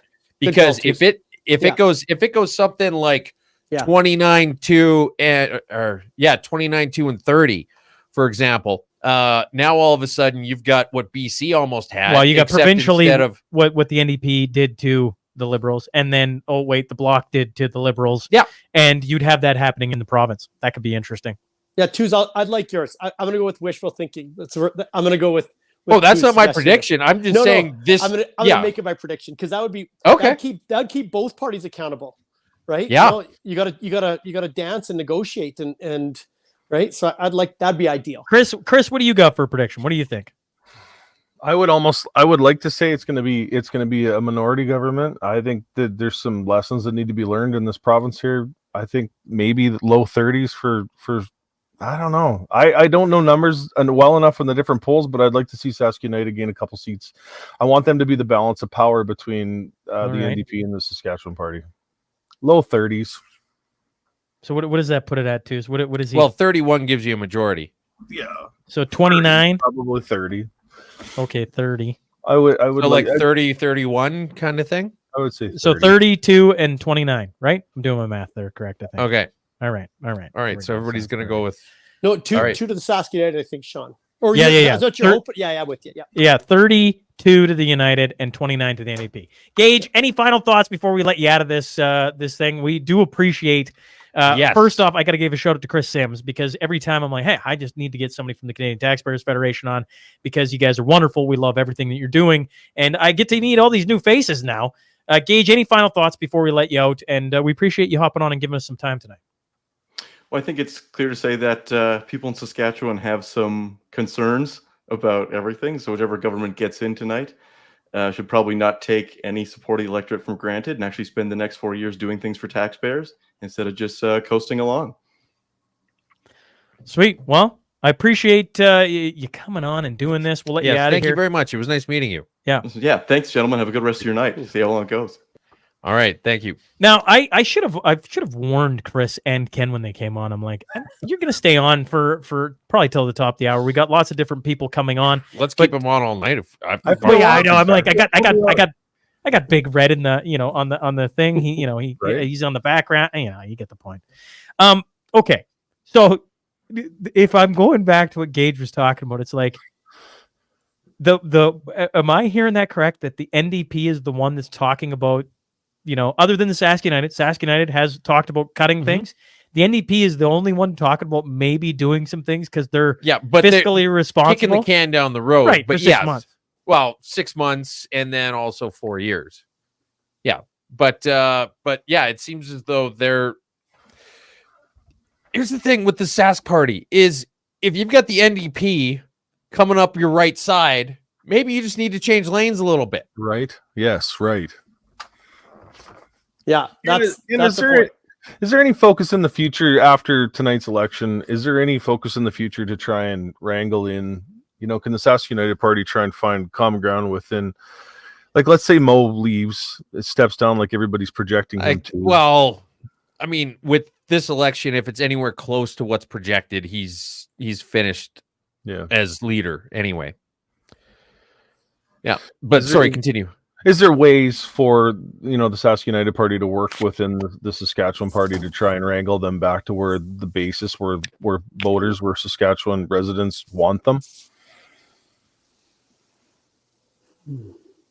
You're asking me, Chris, or are you asking Shaun? No, I'm asking. Going forward, let's say we do wind up with a minority government in the province here. Is there a way where we can hold the Saskatchewan Party a little bit more accountable, but yet work with them going forward? Well, the balance of power scenario would certainly do that all on its own, wouldn't it? It would force those hands. I don't know. Like I another common friend of mine and Shaun's, actually two, as you know him as well, Tanner here in Lloydminster. Yeah. We should have had him on. But he's not Saskatchewan. I don't care. Anytime, like we should have him on every week. But you know what? He over time has talked me into realizing that I was wrong. I look at it, Chris, like we're looking at these political parties to come save us. And I don't think it's their responsibility to save us. I think it's our responsibility to save ourselves. Right. And if individual people, individual homes, individual families, individual groups, communities are strong, then by default they demand strong leaders.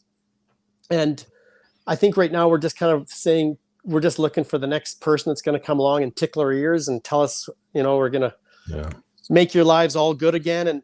And so I just think. To come back to the Sask Party, I don't know, Chris. I mean, you know the story, and I'm sure there's good people in the Sask Party. I'm sure.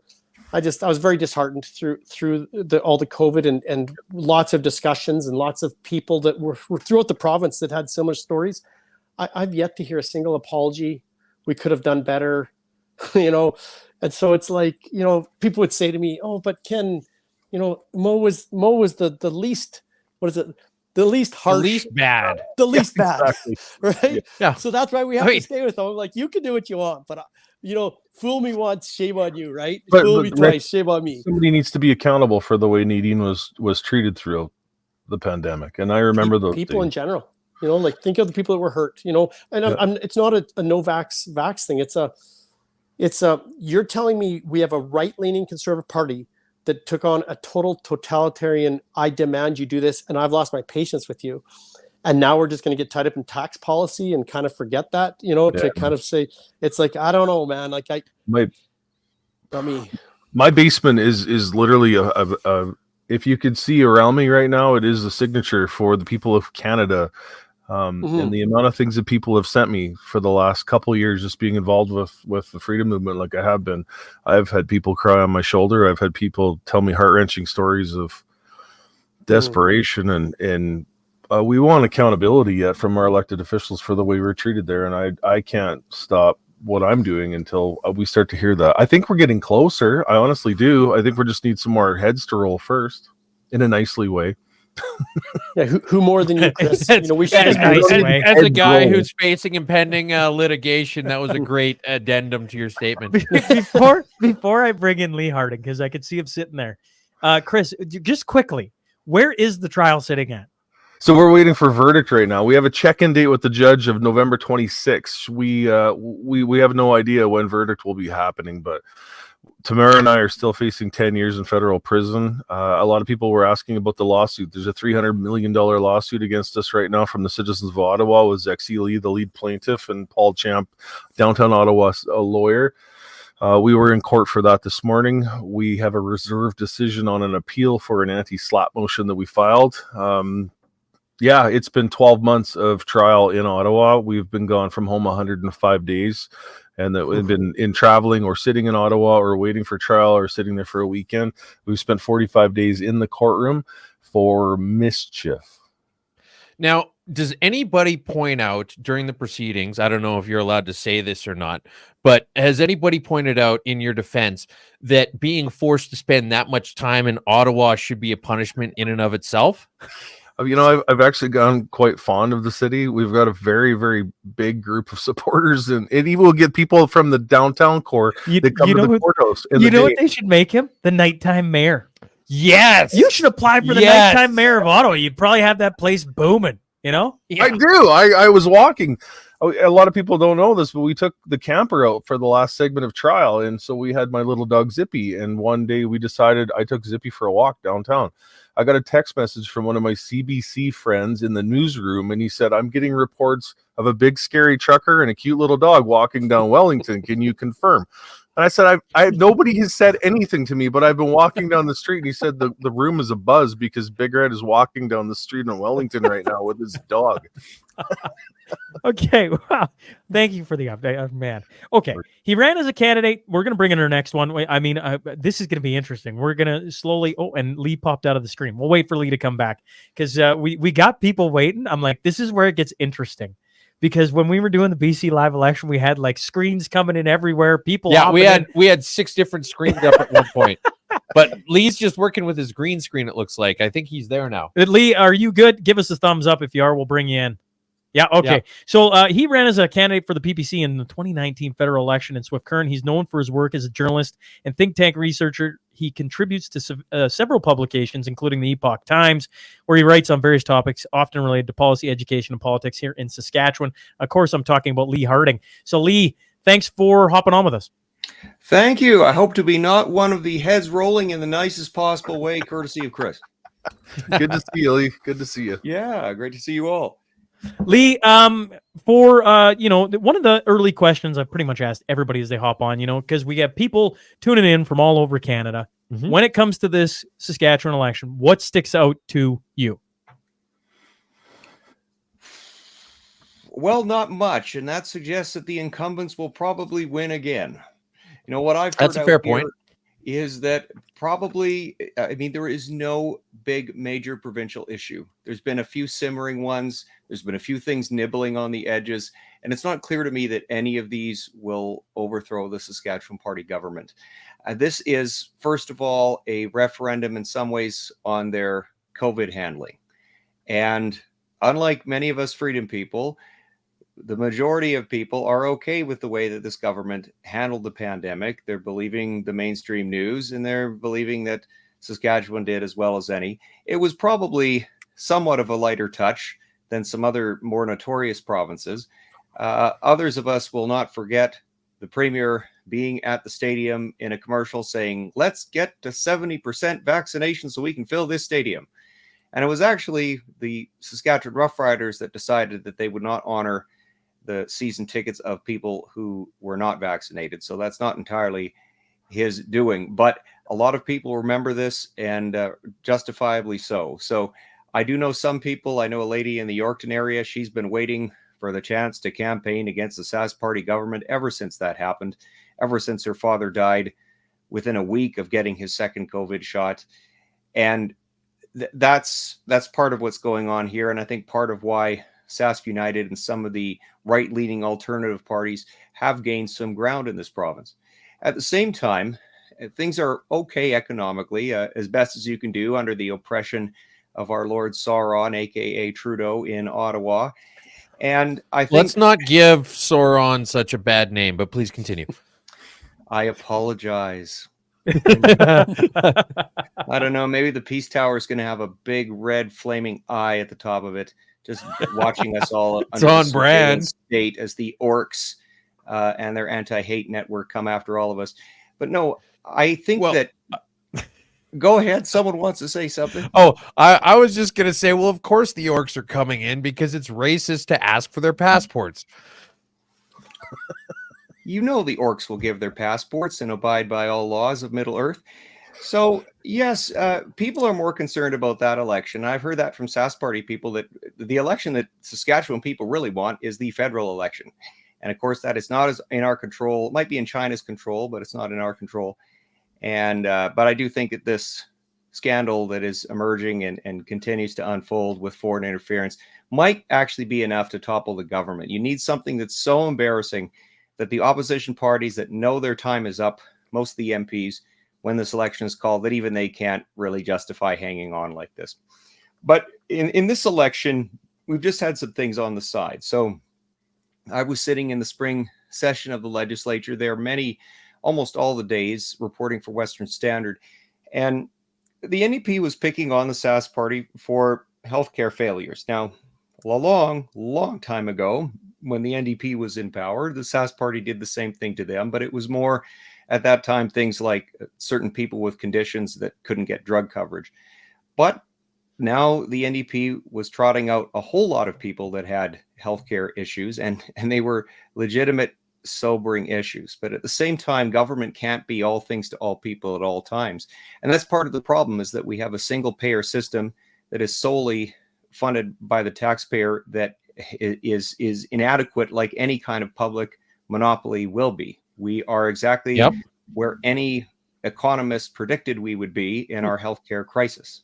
Well, the economics right off the bat is just weighing different trade-offs, right? It's not right solutions or wrong solutions. It's what are you going to give and what are you going to give up for it? So you're absolutely right. Please continue. Yes, and there's no actual incentive for us to do anything more efficiently, because you're not paid by how many people you actually serve. The only exception to that is if you have a private clinic that is getting paid per surgery for what it is doing. So the Sask Party's reputation took a bit of a hit in this one. I mean, we had this problem in Saskatoon where you had a Saskatchewan company that was doing amazing rubber products, and they had been given assurances by Premier Moe when he was still only the environment minister. He came to him and said, "What do you at Surecom need to rebuild your big facility that just burned down?" I said, "Well, we need a long-term contract to guarantee us access to the shred tires." Now, maybe the Sask Party started in good faith, but they put this in the hands of a nonprofit, which basically would make its own decisions. And so Moe no longer had the power to fulfill his promise. And the result now is that Surecom is out, and a California-based company is recycling all of our tires. And some of them we talked about that on the Mashup like a year ago. Yeah. And they put Christine Tell on the file, and it was, I mean, if she was investigating a suspicious activity as a police officer, she would not have treated it the way she treated this one. I mean, it was, I don't know, I don't want to know, I have nothing to do with the day-to-day operations.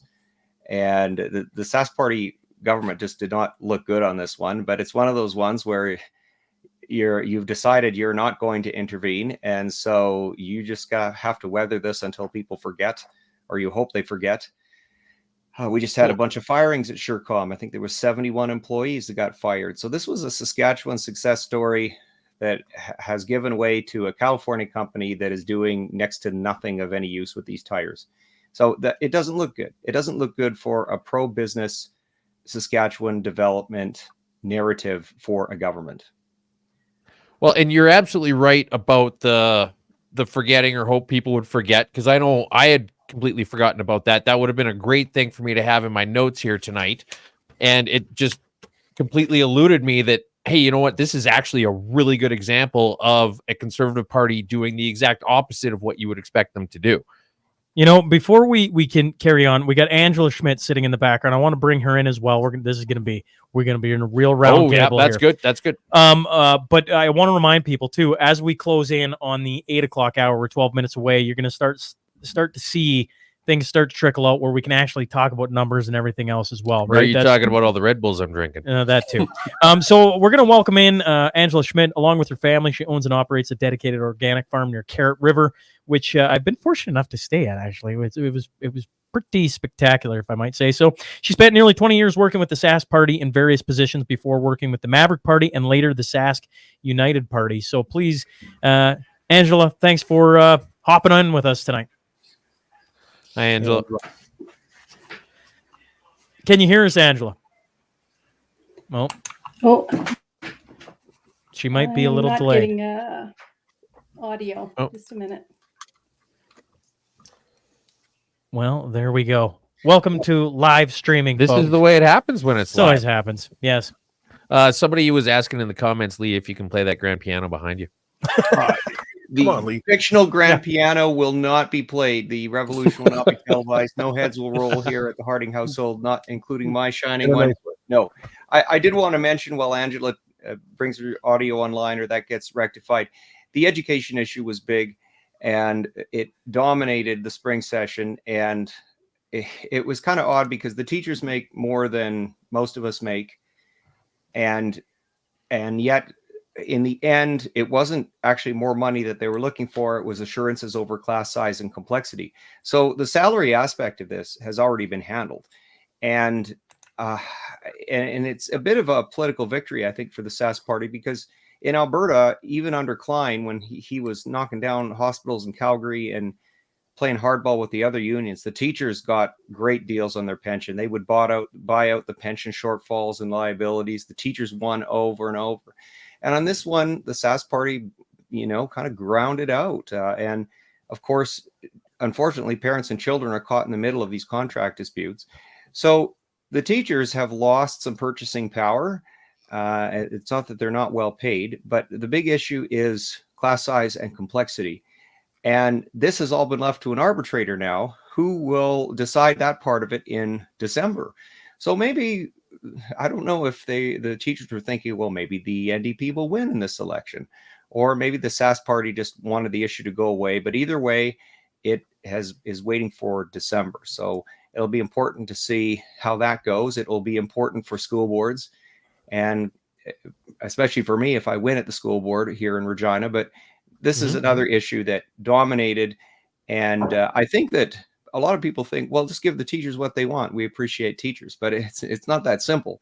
The families that are sending their kids to school would be paying more taxes to pay a higher teacher's salary.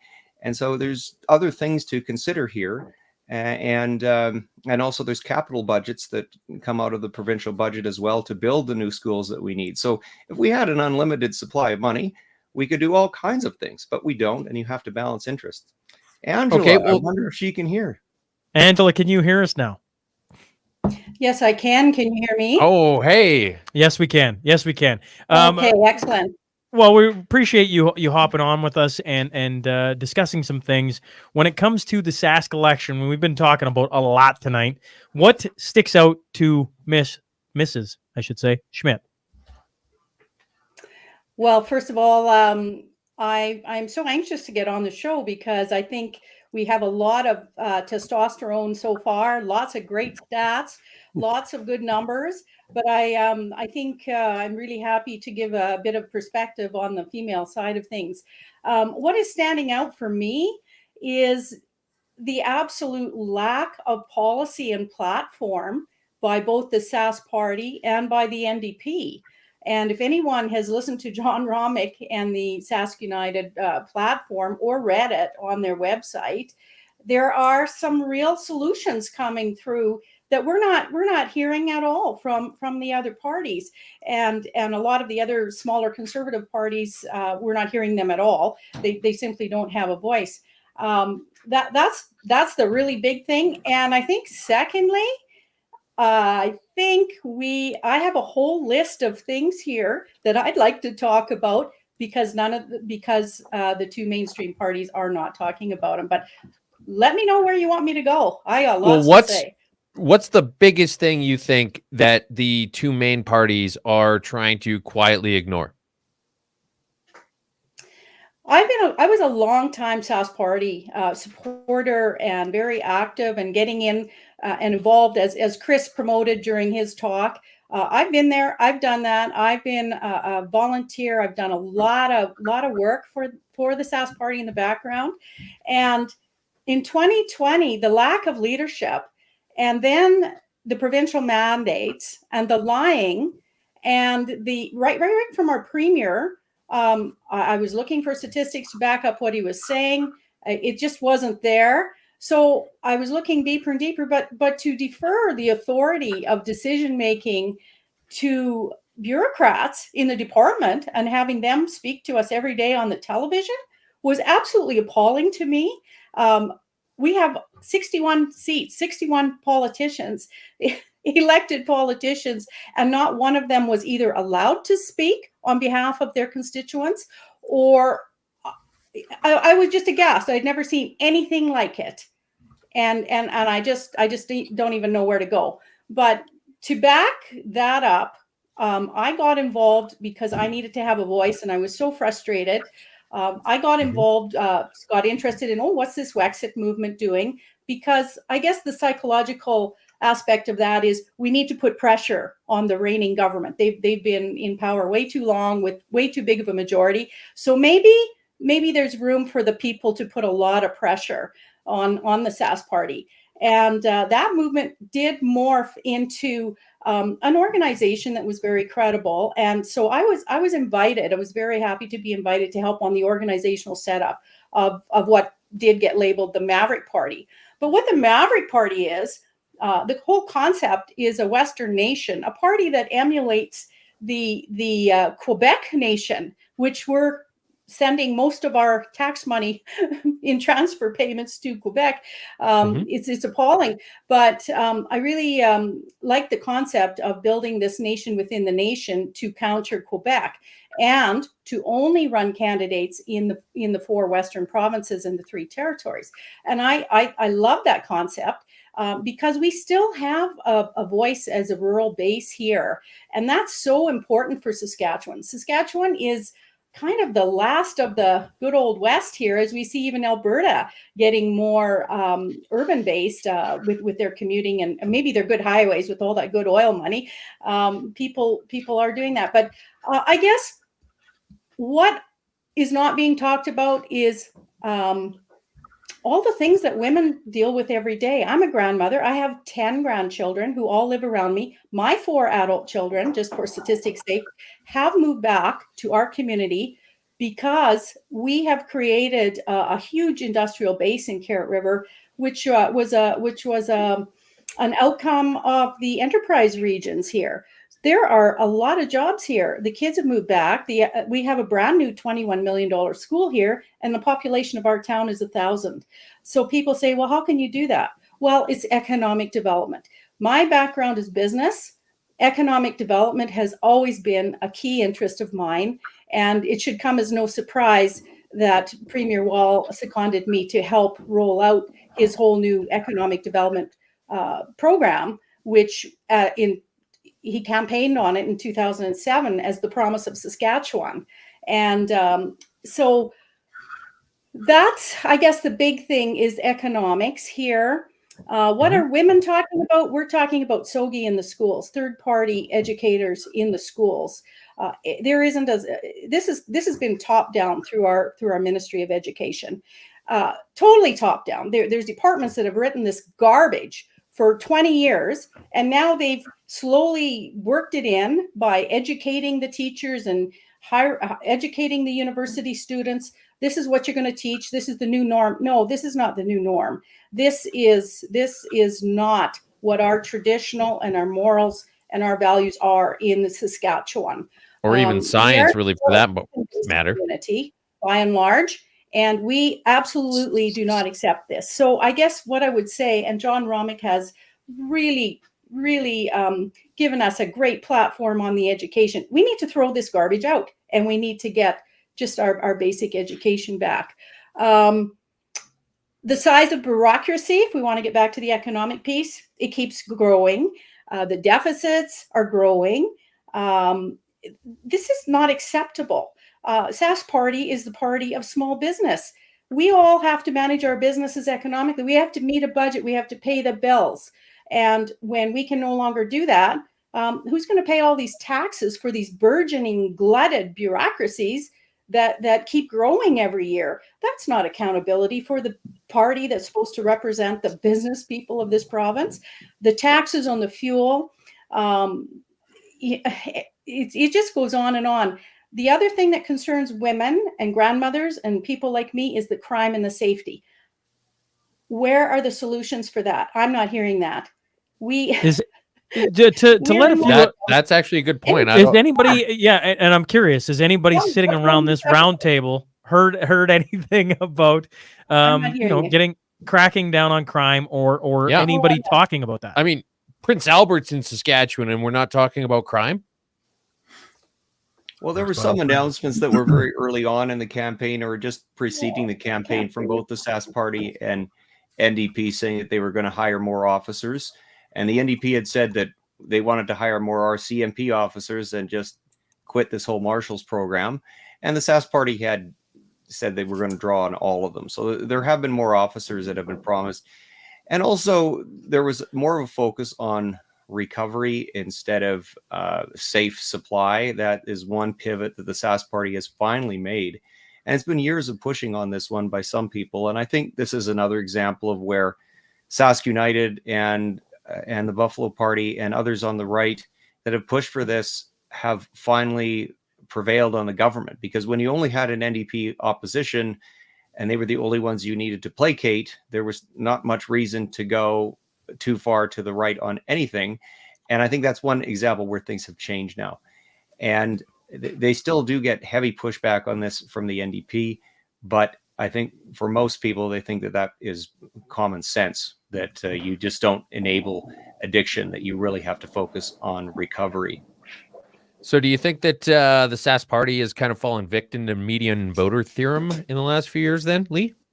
I don't know if they're victim to it. Median voter theorem is a political reality in any democracy. And that's first past the post, but yeah.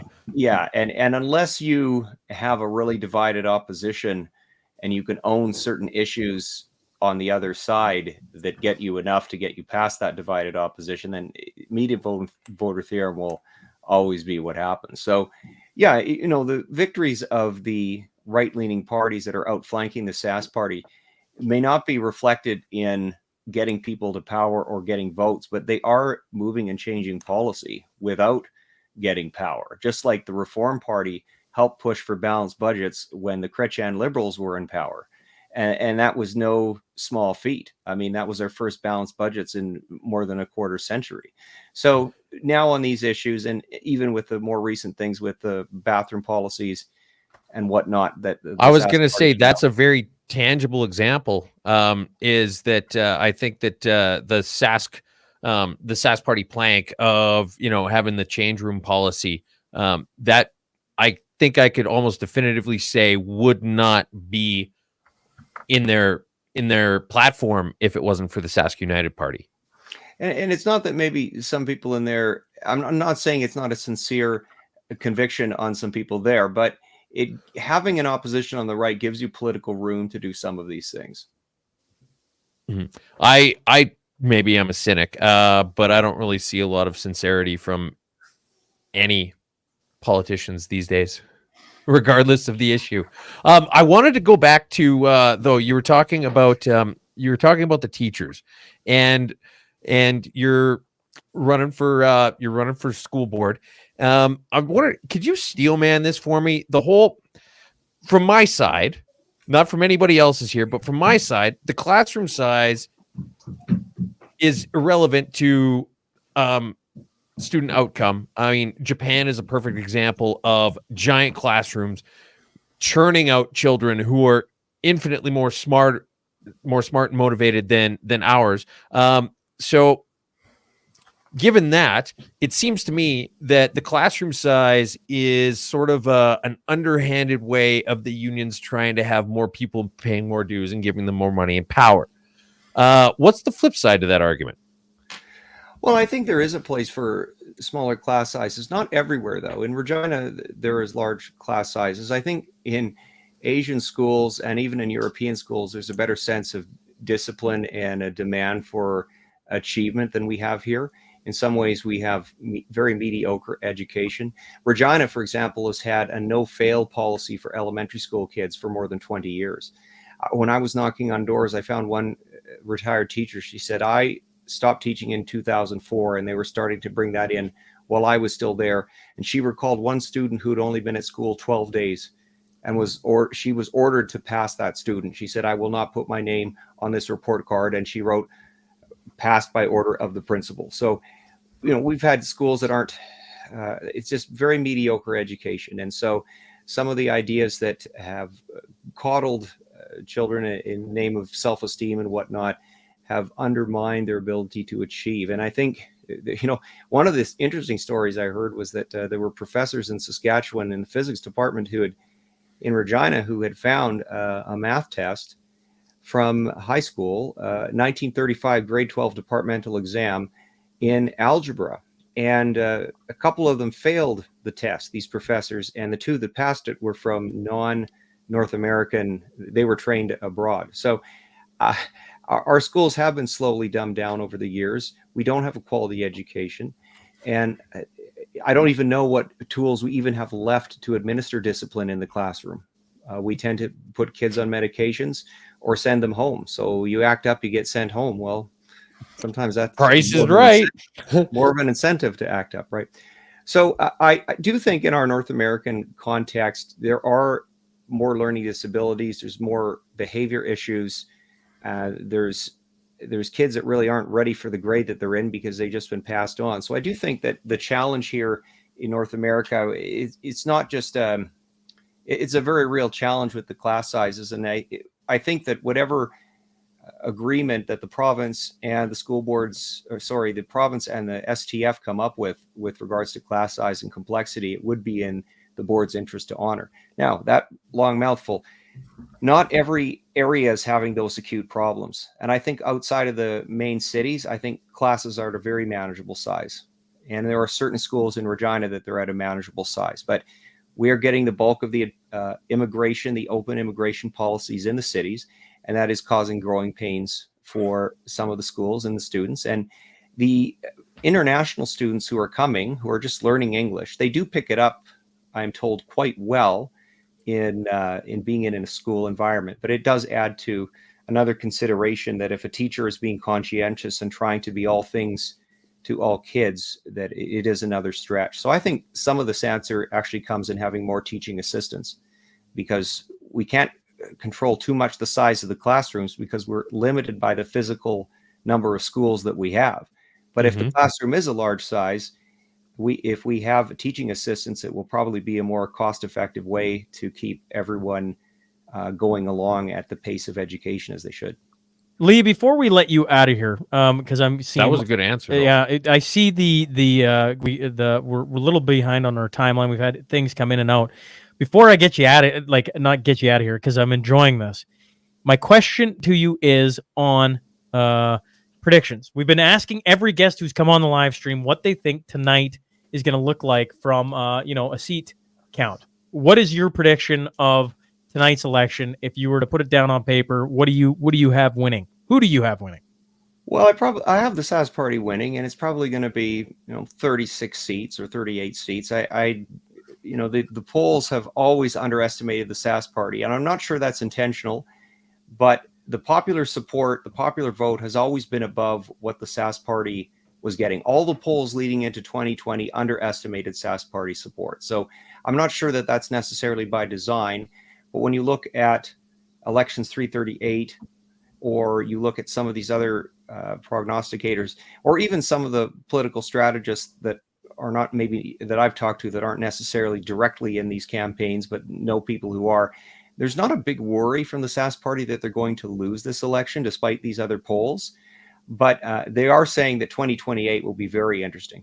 And I think because by then, a lot of these challenging parties will be more upstart commodities. Mo may step down as the premier. There may be a leadership race and a new stamp on the Sask Party. So it'll be interesting to see. But that's my initial prediction for tonight, 36 to 20. So if 38 for, if I was writing this out, 38 for Sask Party and 23 for the NDP? Are you right? I'm not giving any seats to the other parties. Okay, fair enough. Anybody in the comments, real quick? Anybody want to chime in with an NDP majority prediction? I'd love to see it.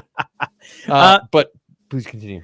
Sorry, Lee. I appreciate you hopping on tonight and giving us some of your time and your thoughts. If you want to come back on, honestly, if you want to come back on later on, feel free. I can always shoot you a text. But we appreciate you hopping on and giving us some of your thoughts tonight. Oh, thanks. It was a great pleasure to be on the show. And I just finished writing about the Nova Scotia election call for Epoch Times, and tonight I have to submit one on the Saskatchewan election. So we'll see what my time availability. When is the Nova Scotia election? It is going to be November the 26th, and the PCs are quite a bit ahead, and the NDP is 23%, and the Liberals are 25%, and the PCs are about 48%. So there's a very divided opposition, and they just thought there's no better time. Could be a federal election in the spring. It could overlap a provincial election, which was normally going to be in mid-July, or it could precede it, and then there'll just be voter fatigue for Nova Scotians. So they just thought no better time than now, and they're calling it. Cool. All right. Thanks, Lee, for hopping on. Thank you. And appreciate your time. Appreciate you all. You know, as we have guests hopping in the background, I'm like, did I read somewhere in the comments? I know I'm going hard left. Connor McDavid get hurt tonight. Somebody's got to just update me for the love of God. Yeah. Like, he's you know, Sean's all over the place. Yeah. I blame Marty Bowes, who I coached U9 ball with this summer. Okay. A diehard Calgary Flames fan, to put that in there to mess with my head. So what happened tonight in the game with Columbus is in between the second and third period, he went back to the dressing room to get another tampon, and the machine fell on him. Angela Schmidt, you're back in. I hope you can hear us. Your prediction on tonight's election. I got to get this in. I got to make sure that I don't miss these things. All right. Well, I'd like to predict something a little different than anybody else. I would like to predict 3 seats for the new upstart Sask United Party, 20 for the NDP, and 38 for the Sask Party. There you go. The math checks out. All right. One of the things we did on the BC that was a lot of fun was we looked at because now we're after the 8 o'clock hour, right? So as things go on, I got Brett here. I'm gonna do this again. Give him away, Brett here. There you go. There's a guy in the back looking at all the computer screens and everything else, trying to monitor all the good stuff. So if people start to see things come out on other platforms, if they're watching that, I don't know why you are, but you can comment because we'd love to know if we're missing anything. Although, fair enough, shout out to Zach Schmidt. He's been watching this. He's showing up in the comments a little bit, and I've seen a couple people saying they're going to jump over when he starts doing it. Yeah. I get it, but you should still stay here anyway. But we are into the 8 o'clock hour. Zach. We got another guest going to hop on with us. The 5. I got to ask Ken and Chris as we go past the goalpost. Are you wanting to stick around for a couple minutes? Because I can boot people out of this as we go along. You tell me when it works for you, Sean. I'm available for the night. So okay. Yep, well, yeah. Leanne says she wants them to stay. And that's one of the few times I'll agree with Leanne. So one of the things is I'm going to slowly exit people because otherwise we'll have 15 people in here. I don't know how the heck to monitor that, folks. I've been on stage once. I've been on stage once. I believe You've it been was on stage like 50 times, Sean. 9 people. Will you let me finish a thought? It's the 8 o'clock hour. We're getting it. Then, yeah, everybody's having a good chuckle, hey? Yeah, everybody's having a good chuckle Tuesday. I forgot that the old riders wouldn't let non-vaccinated people in with their that was something. I didn't remember that. Thanks to Lee Harding for that. Too. You kind of look like an ass tonight. Now that's what I think. Okay, well, that makes 2 of us. As we pass the 8 o'clock hour, we got a lot going on here. But we're going to try and pay attention to the results coming in. I want to make sure that we give shout outs to the AMC group. That's Drew McKay, originally from Corning, Saskatchewan. That's amcelectrical.ca. I want to give a shout out to T-Bar 1 Transport here in Lloydminster for being major sponsors of this. Thank you to both of them. Roots to Hillmont, Saskatchewan. So the Hamlets of Saskatchewan getting it done tonight for the Mashup live election coverage. Okay, real quick. Somebody said in the comments that McDavid suffered a lower body injury in the first period. He was just mad about that was the nothing. tampon that we were talking about. Okay, fair enough. Okay, well, we'll wait and see. Yes. All right. Okay. Jim Sinclair's sitting in the background. We might as well add him in as instead of just making him sit out there. He dedicated 33 years to serving in the Canadian military, including roles with the Princess Patricia's Canadian Light Infantry and 2 Commando, part of the Airborne Regiment. He participated in 4 tours overseas and retired with the Royal Regina Rifles. Jamie, how's it go tonight, sir? Good. How are you guys? Yeah, I got no complaints on this side. We've had our ups and downs with a couple technical issues. If you're still watching on Tuesday's X, wondering what the heck happened to Sean's. Up the Johns. Yeah, up the Johns. There you go. For whatever reason, we've had a couple technical issues, Jim. But Jamie, tell us your thoughts from where you sit on this current election today. Well, I've been a proud SAS Party supporter for many years. In the springtime, I was invited to go to watch proceedings at the Ledge, And at that time, I became very upset with how our politics has gone and how it is. The respect that that the SAS party was giving to the NDP, which the NDP were voted in by Saskatchewan people, their voice wasn't being heard. In fact, the SAS party would actually turn their chairs and have their back to them while they were trying to talk in the ledge. Very upsetting to me. I wouldn't expect that from my children at the table, and this is how things are being dealt with by our leadership. I sat across the table from Brad Wall. I have a ton of respect for him. I got to sit at the first Saskatchewan cabinet table, which held I think 5 or 7 people. We went from 1999. We went from $6 billion to run this province to now where it's $26 billion. I have no idea where all that money's going. We've only grown by 200,000 people. Somebody is talking about the class sizes. Class sizes are, they can be dealt with if the culture is the same culture and everybody speaks the same language. Our schools in the big centers are full with kids that don't even speak English. Our teachers aren't being given the abilities to deal with the complex issues in their classrooms. Our healthcare, the nurses wanted to have a meeting with the health department, the Sask Health Department. He didn't show up. Just the disrespect that is being shown by this government. It's troubling. I do believe that they'll win this election, and the problem with that is because people. At the end of the day, they're being browbeaten into voting for the SAS party because they don't want to split the vote. Well, that's not. You might as well be a communist. When you get browbeat into where you're going to put your vote, that's how communist dictatorships work. And I'm not saying Mo's a dictator, but that's what they're peddling, the fear mongering to the people of Saskatchewan, that if you don't vote for us, you're losing your vote. And I just have a hard time thinking that way. I've served this country. Many people have spilt their blood for our ability to vote, and I hope people go out there and they vote for who they believe in. And if that's the SAS party or the NDP, that's your choice, and that's what we fight for. So to say the least, I'm a little upset with the SAS party. I've decided to vote for the Sask United. I believe in their platform. I believe in their leadership behind John Gormley. And if they get 1 or 2 seats or whatever it is, at least before they were even had any seats, they were able to make the Sask government pivot and change things. They changed the Bill of Parents' Rights last year. They failed to put any teeth in it so that we could actually enforce that in the school systems, which it's not. It was just hey, look what we're doing over here, but they didn't really follow through with it all.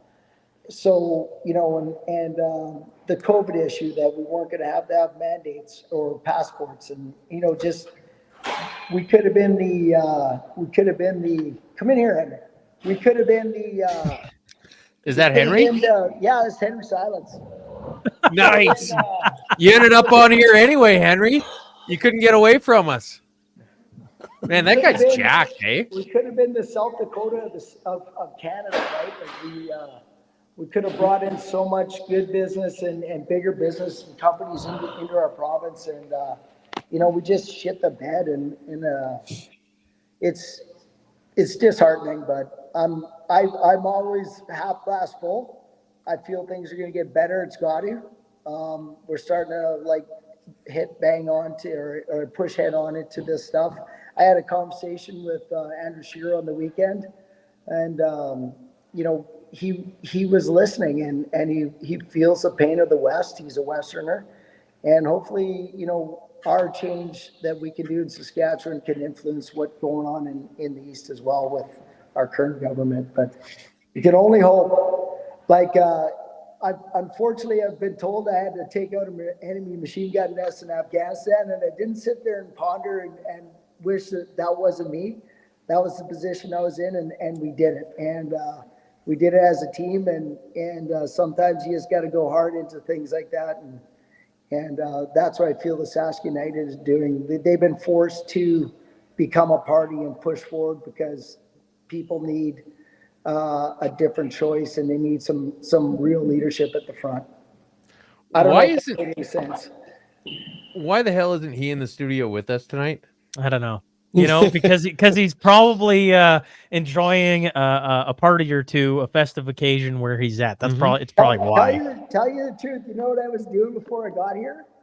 I was coaching 16 kids in Bethune, and you know, I love coaching. I love being around the hockey rink and such. But I'm glad to be here around all these people that are trying to make a change for our province and for our kids.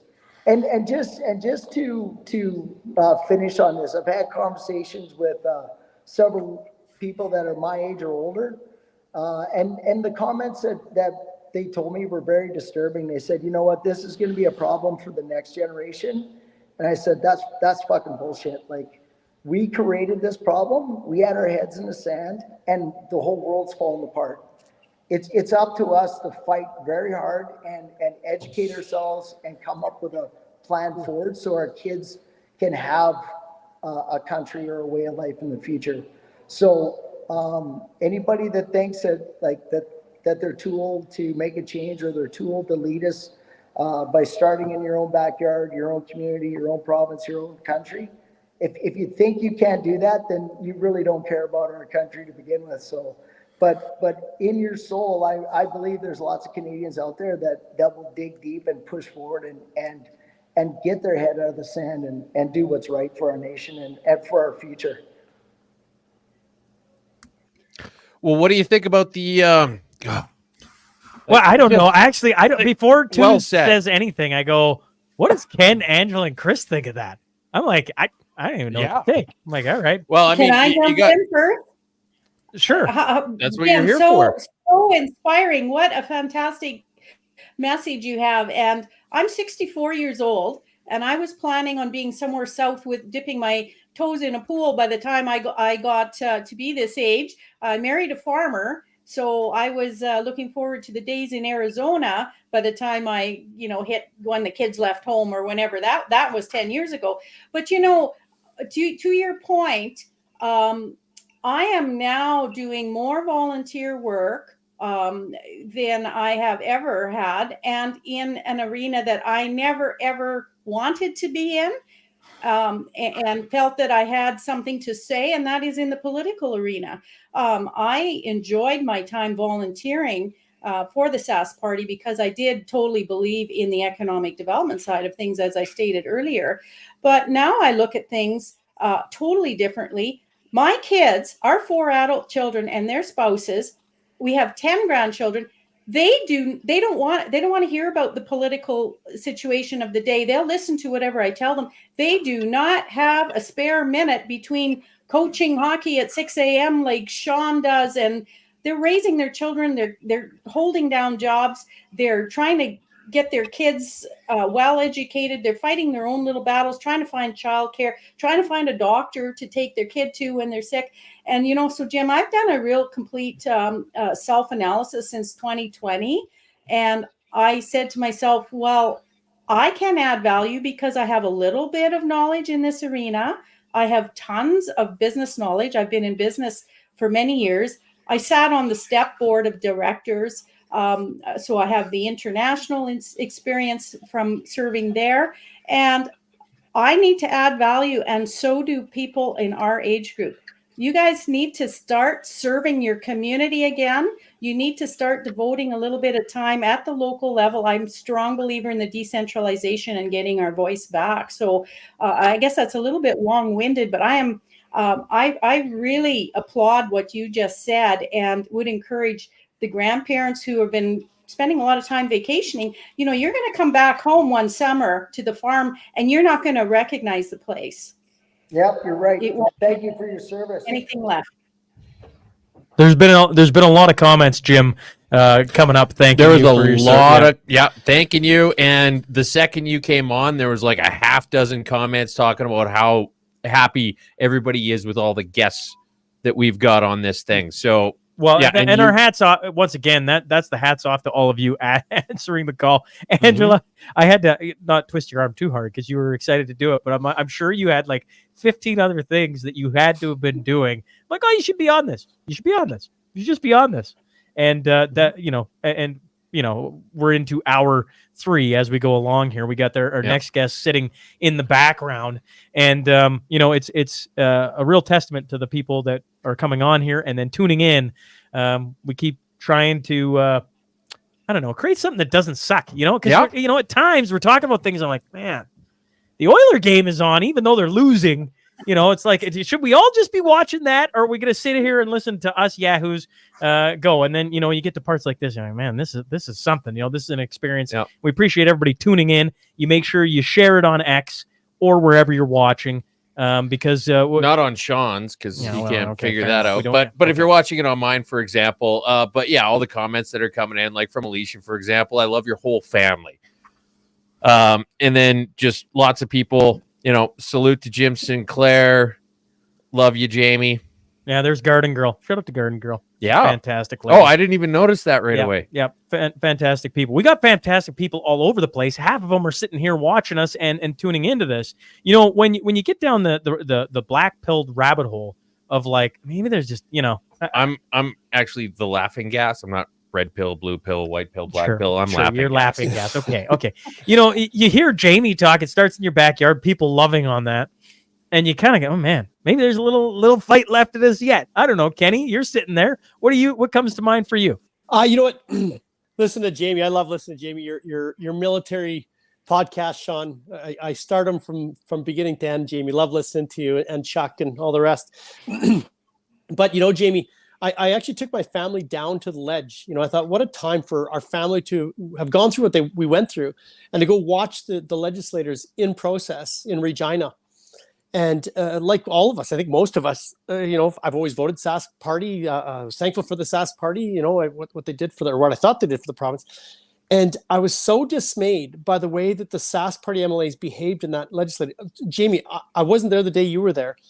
But they were openly talking and on their cell phones and turning their backs on it. I'm like, if I could only choose who I vote by what I see today, I'd leave voting for the NDP. Like it was disgraceful. Isn't it? It was. I couldn't believe it. And I'm like, I was growing up taught that you respect people when they're speaking and you listen to. I know they'll be arguing back and forth, but it was. I never would have guessed I'd see that. And these were like not elderly, but like, a lot of the MLAs are probably north of 55. These aren't 20-year-olds, right? And the way that I was just shocked by it. So Jamie, I saw the exact same thing and was very, very disgusted by it. So is it just straight disrespect, or is there a sense of entitlement to go with it, or what was the general vibe that was coming out from these actions? We own this place. This is our place. Totally disrespect for they think they own it, but when they turn their back to the NDP, which was voted by Saskatchewan people, that's like turning your back to that group of Saskatchewan citizens. Agreed. So to me, that's disrespectful. It turned me right off, and I'm with you. I'm glad you brought that up, and that's my thoughts as well. It just comes down to the being a politician is a thankless job, right? And not enough young people are getting involved in it anymore. My 21-year-old son had absolutely no clue what it takes to vote today, and I've been trying really hard to try and get him educated on it so he could have a voice and pick that proper candidate. But the fact is that anybody right now we're so busy working, we're so busy trying to make a living. The days of having a stay-at-home mother are basically gone. Like when I was raised, I was fortunate enough to have that, and now that's something in the past because of the debt range and just how much it costs to live nowadays. So we're losing their values. My hope on that, Chris, is one of the things I think about with politics and how you get involved. Right, there's a lot of things that happen, but one of the things is once you start paying taxes, probably get married, have kids. Some real things just start to hit you. You're like, what the heck is going on? A lot of people turn into politics, right? But like here in Canada, one of the things we're trying to do here, I think, too, is create something that people tune into and go, oh, well, this is something. You know, we're hearing something where, and you think like you tune into the BC election coverage. What was it? CTV? We had more people watching us than CTV. I'm like, what the heck is we this? beat CTV. You watch it for this. But you watch it for like 10 minutes. You're like, man, alive. I just get me to what the result is. I don't want to hear these people. They're telling me all my thoughts are wrong, and on it goes. Like I'm some, what did I get called on X today? I'm like a misogynist, a bigot, white supremacist, bigot, blah, blah, blah. And you're like, well, I don't know. I mean, you do what you want to do, but I want to see something that actually shows some diverse opinions from a different lens than we're all bigots. And if you don't vote for this, that's what's happening. And you're like, okay. So one of the things that I hope we're doing on this site is we're creating something, trying to, and learning our lessons as we go, that people will want to tune into. And then on top of that, by tuning into it, they hopefully get informed on some things. And then on top of that, maybe they'll start to be involved. Because if I watch Alberta, if Alberta's taught me anything, they got 6,000 people showing up, or roughly, to their UCP AGM this coming weekend, which we're going to be attending to for the first time ever. Because I normally would be like, show up and enjoy it. Like I'm going to Red Deer to do what? And yet, like I've got to go to Red Deer and I've got to hang out with a bunch of suits. So I'm hoping for your son, Chris, and any other younger generation, we're creating something where there's enough personalities coming on. You can be like, I didn't agree with everything that, and yeah, that guy's a moron, or maybe whatever you stand on this. As me and Tuz always point out, you want to get in the chat and call us idiots, we'll probably read it off. Yeah. So for example, the tweet he was talking about, when he put the lineup for tonight. Oh yeah, there it is. Some random person said, "Quite the who's who of right-wing conspiracy theorists, bigots, and seditionists." There you are. That's what. Well, I mean, I'll go out on a limb and say that I'm a bit of a seditionist when it comes to what's going on in Canada right now. But it's too bad he didn't actually lay out exactly where we're bigots or whatever. But and that one. fair enough. Now Now the Prime Minister told them to think that way. It's true.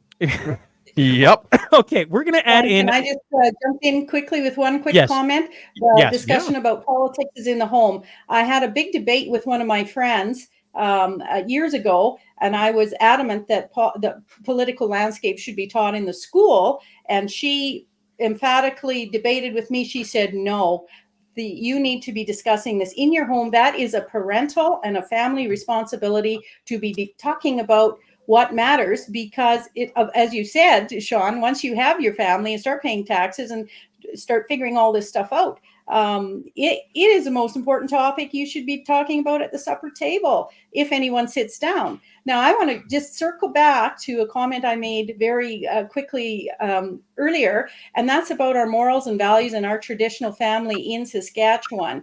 There is still a very moral, traditional family here in the province. I would argue, whether we don't eat supper together every night, we have tons of opportunity in all of our sports times and in our vehicles together, taking the kids to hockey practice, to talk about the things that matter. My second comment that I want to make is that in the legislature, I've attended as well numerous times in the last 2 years, and ditto to both what Ken and Jim have said. The debate was obnoxious, appalling, and non-existent. I went to the level of discussion was kindergarten. I couldn't believe it. Who would want to be involved in that type of exercise? So we need to bring some maturity and some proper debate back into the legislature. I'm mostly with you. I would argue that immaturity could have a really good place if it's executed well. Like, for example, if you've got somebody from the NDP talking about affordable housing and you just reach underneath your desk and you pull up basic economics and you'd be like, here we go. Lick your thumb, flip through. Oh, chapter 14. Why affordable housing is not affordable and why this whole thing stinks. Right? You could be immature about it as long as you're effective. But maybe that's just me, and that's probably why I'm never going to sit in one of those seats. Okay, before we carry on here, on that one. I'm going to invite in mother of four, former police officer, founder and president of Unified Grassroots, a conservative nonprofit here in Saskatchewan. Nadine Ness is now in the conversation. Nadine, thanks for hopping on tonight. Thanks for having me. Is my sound okay, or is it a little rough? It's really good, actually. It's Oh, maybe a tiny bit loud. Maybe it's a tiny bit loud. We can hear you.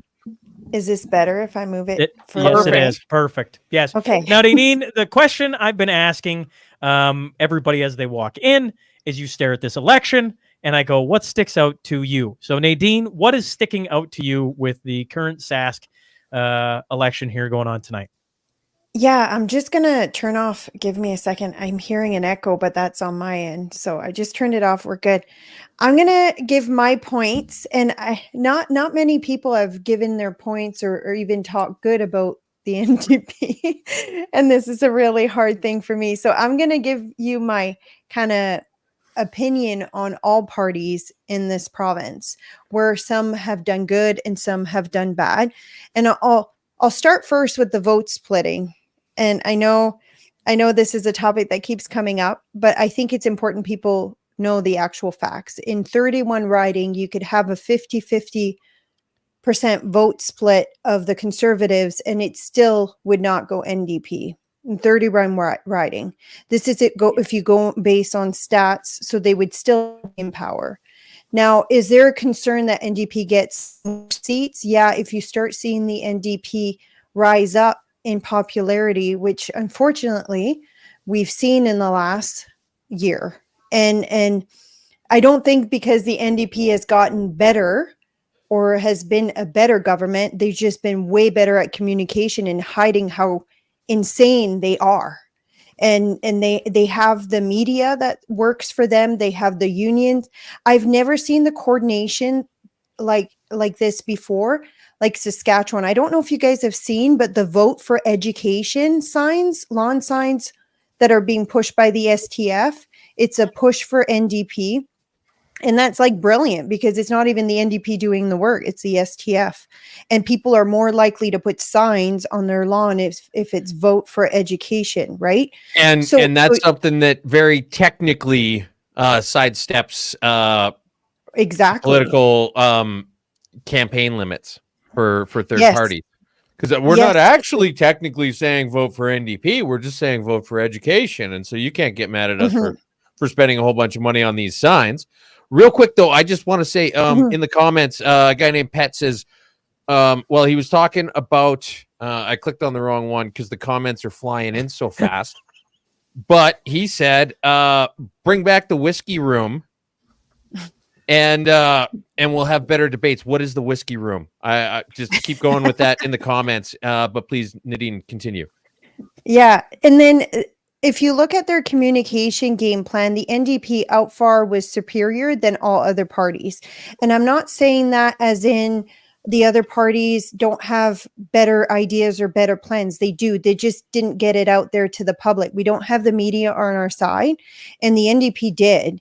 And they made it seem like they were the ones who were going to get us out of this economic gong show that we have, or the economic disaster that we have. Unfortunately, we know that's not going to happen because we get to see the other side, whether you're on Twitter or listening to conservative voices. We hear both sides. The mainstream media says the left talking point. We hear the right. We're like, okay, it doesn't make sense. But the general public is not on Twitter for the majority of it. They're not listening to you, Shaun, which I think they should, because I think it should be mandatory to get both sides. But because of that, you're seeing the NDP rise in some levels where we're all thinking, how is this even possible? They are insane. If you go look, like they're actually swearing in tweets. They're saying the F words in tweet. Elected officials. I do that lots. Well, you're not an elected official. but yeah. And they've been able to hide the crazy for some reason, somehow. Well, here's an interesting question, and maybe I'll just open this up to anybody who wants to chime in. But if assuming that they buy into the vote splitting thing, and presumably the more popular you could get the right-wing upstart parties, the more votes would be taken away from the establishment right-wing parties. Why aren't the mainstream media embracing the upstart conservative parties as a way to try and, because I mean, I think it's fairly established at this point that they sit pretty far on the left, and why aren't they doing more to help out, say, Sask United? They're not attacking Sask United like they are the Sask Party, and Sask United is more right-leaning than Sask Party. Like, if we're going to be fair and why honest, not give them more of a platform, I guess is what I'm asking.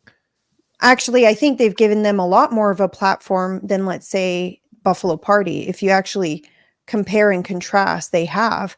When Sask United started, that's all they were talking about. Now, look, I'm just being completely fair here with what I see. Some of you know Sask United, I helped them start. I helped them get signatures because I, like you guys, was really disenfranchised with the Sask Party. They were very, what's the right term? They weren't listening to the people. They didn't feel that they needed to. I even heard the terms being used by some elected officials. Who are you going to vote for? The NDP, right? We all know they said these things. They behave that way. I'm very in support of an entity being created. And Sask United has won just for the simple fact that our province is more conservative today than it would have been had they not been created. Now, and just to jump in real quick, the first roughly 1,000 votes are in. The Sask Party's leading in 7, and the NDP are leading in 1. Ooh, that's good. Yeah, there you go. There's the map. Our here. Wait a second. We do have the map. Wait a sec. We managed to white hat it. I want to. Forgive me, folks. Forgive me. Here, I'm going to pull it up. There we go. There we go. Give him a wave. Just a second, Jim. That kid right there is a genius, and he hacked the $12,000, the $12,091. Don't say that. You're incriminating us. You're incriminating us.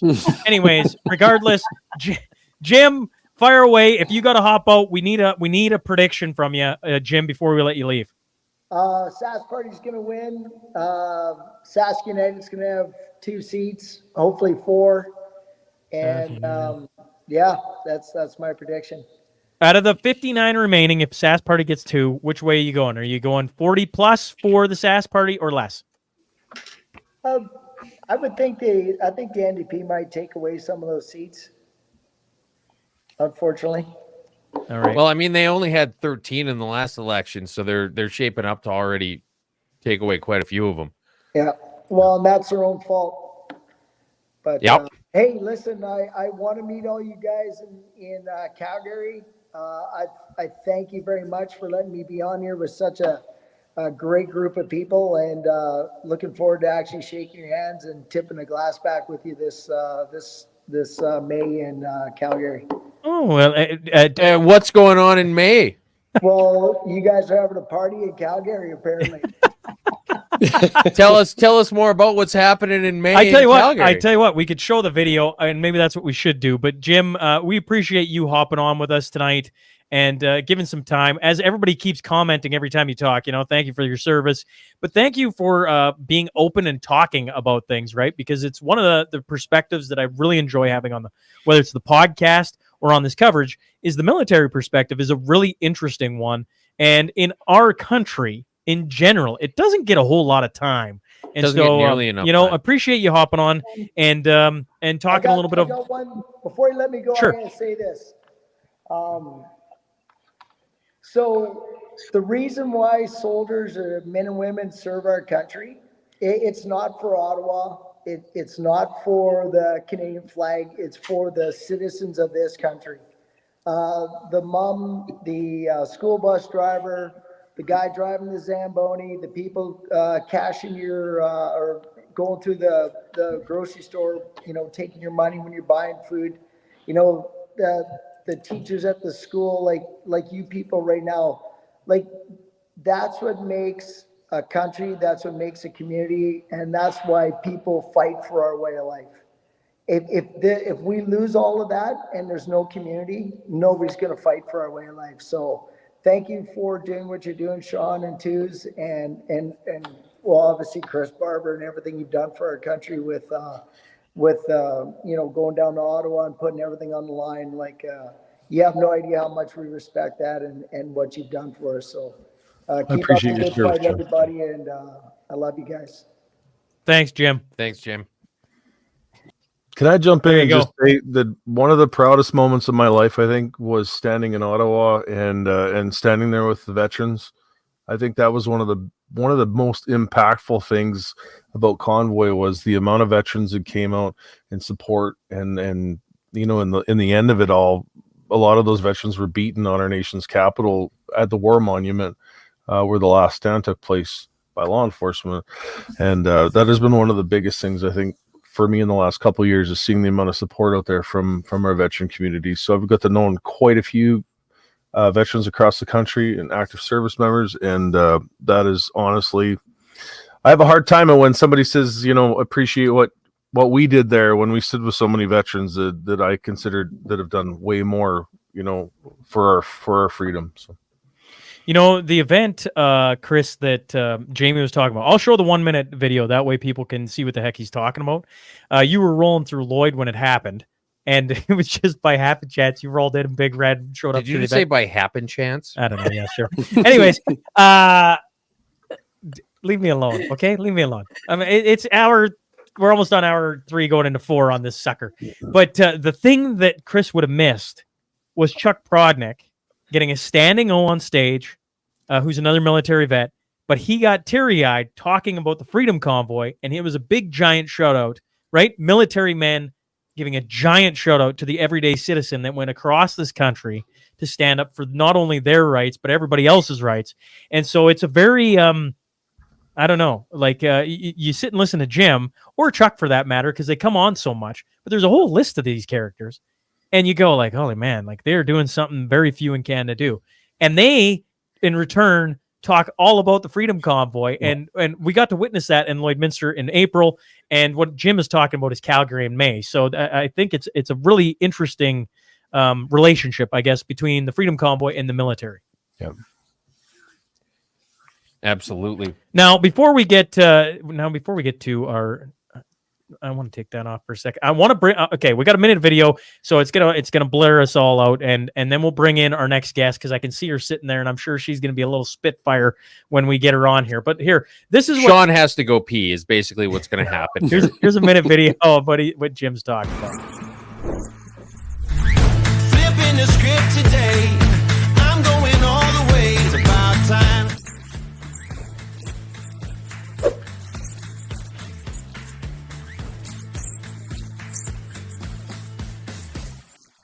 It's a good day coming. It's a good day coming. Good day, sweet like honey. It's a good day coming.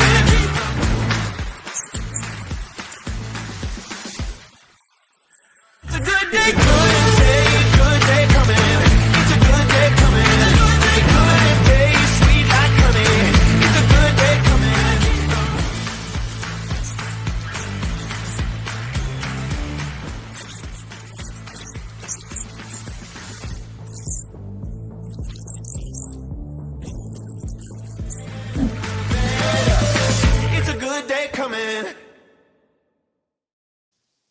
So that, folks, was the SMP Presents Cornerstone Forum, which happened in Lloyd this April. And what Jamie was alluding to is the Cornerstone Forum is returning in Calgary May 10th, 2025. And it's going to see some similar characters on there and some different ones coming. And so tickets are, now here's my shameless plug on my own show, whatever, is you can, yeah, I know. By all means. By all means. It's like, but tickets Who's are going on to sale. stop you? I know. Early bird tickets are on sale. That's in Calgary, May 10th. And you're going to see different guys from the Canadian military across a whole spectrum of people.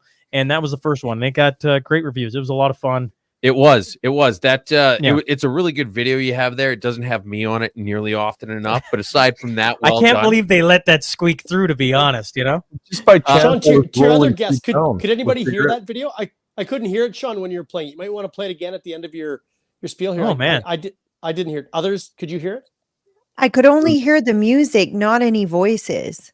I tell you what, people you on have the volume turned all the way down when you go into brand. Oh no. Yep. There you go. Well, we'll play it again, eh? Okay, we'll play it again later. Yeah. You know, We've got an election to cover. Okay, so come to the Cornerstone Forum in Calgary in May, and we will have better AV than that video had. We promise. all right. They're saying they could hear it. Okay. Get out of here. Okay. Okay. We're going to bring in her next. Okay. We're going to keep it rolling here. Live election coverage. We got the map rolling. What does it show here? Is it still, are we still at the same thing? It's saying the Sask party at 7, NDP at 1. Nothing's been updated. We'll keep everybody up. All right. Let's bring But we her have next. the map. We have the map, and we did not pay $12,091 for it. So the consortium. I sound like Shaun here. Okay. The consortium. Get it out there, big fella. All right. Suck it. Angela Schmidt had given us a hard time because of all the male testosterone on this stream, and now we've had a string of women, and we're going to bring another one in. Mother of 6, copywriter, former guest host of the John Gormley Show, and is running for the position of Regina Public School Trustee. I'm talking about Lise Merle. So, Lise, come on in. How are you doing? Hello, darling people, and hello from Regina, Saskatchewan, the woke epicenter of this whole crazy shit show. Oh, Chris Barber, Canadian hero, great to see you on here. I've wanted to meet you for a good long time. Next time I'm in Swift Current, I'm going to look you up. Nadine Ness, good to see you, and Ken Rutherford. You look awesome. And Shaun Newman, thank you. I got the hair has evolved out of the COVID Clairol black dark awfulness and got me back to my regular blonde. So yeah, feeling a little bit more bubbly. Tuesday, I love her. Green. I told you she was going to be a little spicy coming on, didn't I? Well, I spent 10 years on the radio with John Gormley, so I was trained by the best. And, why did you've got hair like that and you spent 10 years on radio? Got a face for radio. That's what they said. So we're just going to go with that. Yeah, but it was a great time. I mean, I loved every minute of it. Got to meet every mover and shaker in Western Canada. And now here we are on the Shaun Newman podcast. It's great to be here. Now, Lise, I've been asking yes, we just added in Angela Schmidt back again. Okay. Oh, there's my girl, Ariel. Oh, you know Ariel even better. Oh my goodness. Oh, this is just the best. The girl. Can we keep this thing on the rails here? This is on the rails. Hughes tries to pull us off the rails all the time. I am keeping us on the rails. You've got the comments blowing up with love for this lady.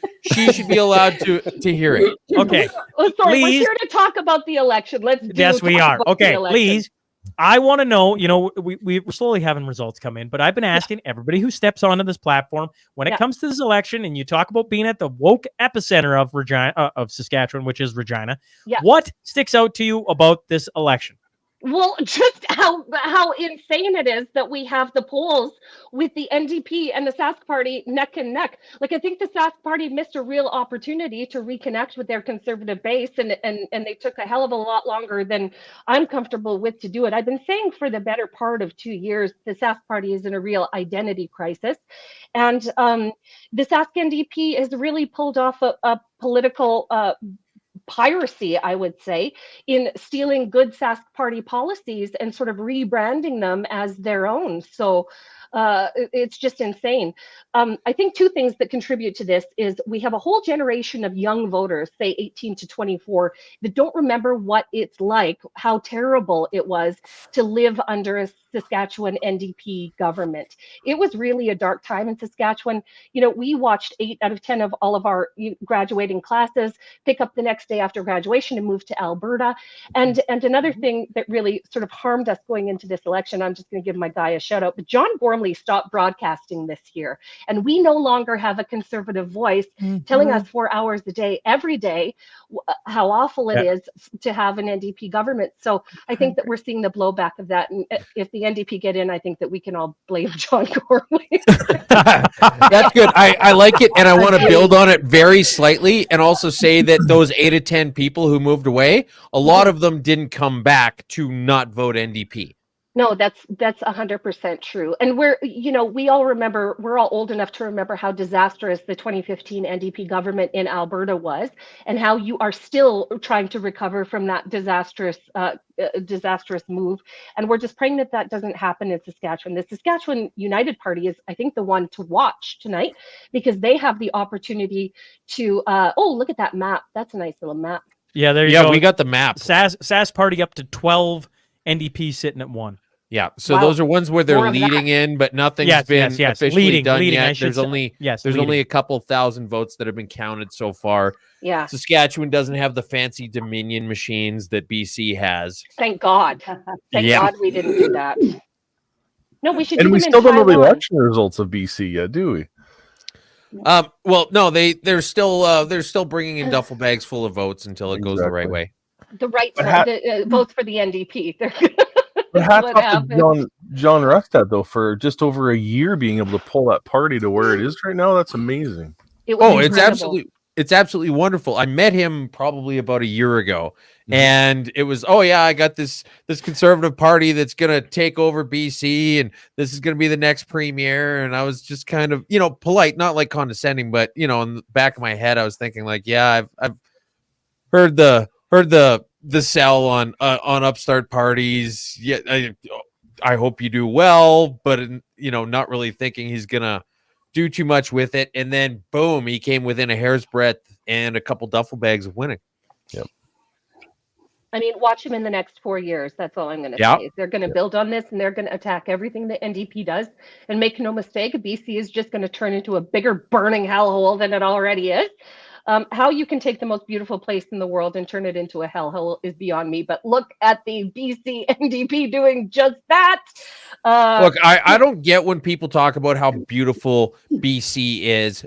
You can't see anything. There's all these stupid mountains blocking your view. You sound like my mom, Toos. My mom used to say exactly. I feel so claustrophobic in the mountains. She's like, get in my way. I can't see the sky. They get in the way of the sky. It's a waste of perfectly good farmland. You can't farm rocks. Can't drive a combine up a mountain. Good luck with that. Yeah. Okay, I want to give Angela one final crack here before we let her out for the evening. We've got more people coming in, and I'm looking at this, folks. I'm going, oh my goodness, how am I going to keep massaging this little machine we got going? Angela, well, you are a misogynist. Oh my goodness, give me a break here, Angela.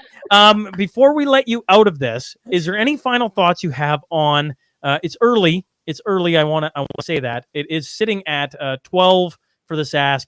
1 for the NDP. Any final thoughts here for the voters in Saskatchewan, or maybe just the general public as a whole?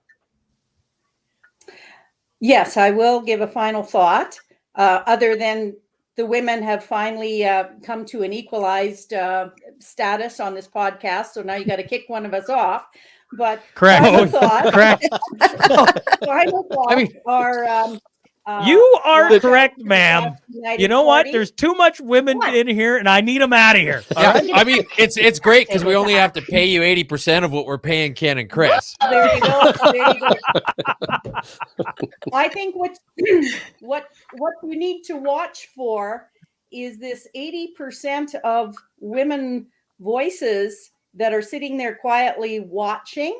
And I've always been a person who the prairie mentality, we're always, and the Canadian mentality, we're always challenged with being so quiet and nice. But I think that you better look out, because I know a lot of women in this province who are fed up. They're paying attention, and they want to go out and make a difference. And they're going to find their spot in whichever party is going to take some action. Those are my final thoughts. I love that for us. And I think we're going to do it. So go, grandmas, go. Get out there. Your voice still counts. Bye, Angela, grandmas and mama bears. Yes, Angela. Bye, thanks for hopping on. Thank you. Interesting thing, Estevan Big Muddy. Thanks for pointing this out in the chat. But the NDP are currently in 4th. Behind the United, the Buffalo, and Saskatchewan party, and the PC Conservatives are currently leading in 1 riding. Well, and now the map showing 20 to the SAS party, 2 to the NDP. So there you go. That's where we sit. Nadine, you haven't given me your predictions, and before we get any further, I need to get Nadine and Lee's on the map here. Because otherwise they're going to be able to say, "Oh yeah, it's." So Nadine, you're on. What is your prediction for tonight's election? Okay, so my prediction will be 37 seats. So I have two scenarios. I'm going to go with the one that I want. I'm going to go with the one that I want. Okay. But then, okay, so I think Sask Party will get 37 seats. I think Sask United will get one, and I think it'll be Nadine Wilson. She's already in power there. She's the most likely one to win. And I think it'll disrupt a little bit the Sask Party some more. So I'm hoping she will keep her seat. And I really like Nadine Wilson, not just because she's a Nadine, but and I think NDP will get 23 seats. All right. Now, the one that I don't want. Yeah. And then the one that I may not want, this is my wishful thinking. So if not, the Sask United seat would go to Sask Party. So 38-23. Okay. And Lise, I need your prediction before we get too far into this, okay? Okay. I'm gonna say 30 Sask Party, 28 NDP, and 3 for the Sask United Party. Holy mackerel. Well, listen, it's coming from the woke epicenter of Regina that I'm seeing this, right? And so I'm seeing these god-awful, vomitous orange signs every time I look. It's the international color for danger. You're right. Like a florange vest. Exactly that, a florange vest. So I'm going to say that they're going to come in really, really close to Sask Party, but the one that we have to watch for is Sask United Party, because this is really an election that Conservatives get to hold the feet of the fire of Scott Moe to the fire for these last several years. And there's a number of things that the Sask Party could have done to rectify that situation that didn't. And I believe that they've been getting some bad advice, and the people that have been providing that bad advice should probably not stay employed by the Sask Party after this. In any case, I think we're going to see a new leader. Yeah, well, I mean, how bad do you have to screw things up that you're within a hair's breadth of losing to a bunch of socialists? No, really, harping cat ladies. That is, I mean, that is the option here. And they are just the most awful people, those NDP, that band of harpies over there at the NDP. Never mind Jared Clark with his Balgoni change room scandal business, which it looks like they walked through, right through without paying any price for that. Why wasn't the Sask Party on that story? Why weren't they talking about that? Because they don't want to lose the urban votes. You would have lost me. They would have gained me twice. Here's the thing: is they're not going to vote for them twice if they're not going to win the urban votes. They're not going to win the urban votes anyway. And this is one thing that just frustrates me with conservative parties or so-called conservative parties, basically across the West, is they keep trying to cater to people who will never vote for them. That's right. That's right. Instead of shoring up support where it rightfully is in the beginning, and that's with the Conservatives. But I don't know. The thing that I've been hearing a lot of in these last several months is the Sask Party has been a liberal party in disguise, neocons for this entire time, and now just everybody is sort of figuring that out. And I wish they would have self-corrected before this moment. But if this is what it's going to take for them to learn a lesson, well, and so be it. I don't know of a political party that learns lessons any other way, to be completely honest, other than the hard way. So.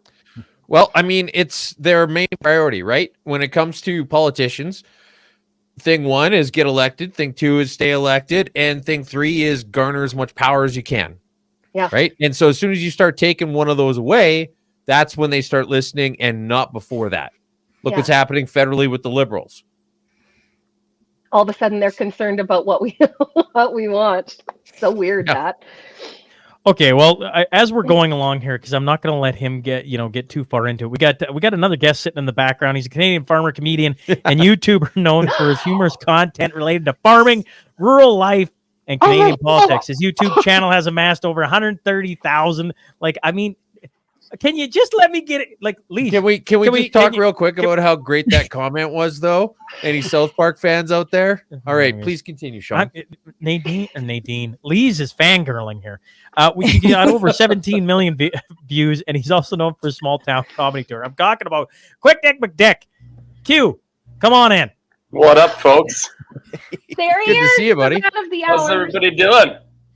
Well, I don't know. We're rolling along. I think Tooz has been drinking just about everything. I don't know how he hasn't peed yet. quick. I mean, he's drank like 4 Red Bulls. I don't want to break bottle the of beer. I'm like, what is going? Where is he putting it? Actually- Folks, I'm sitting right here. I'm like, Have you checked him for a catheter?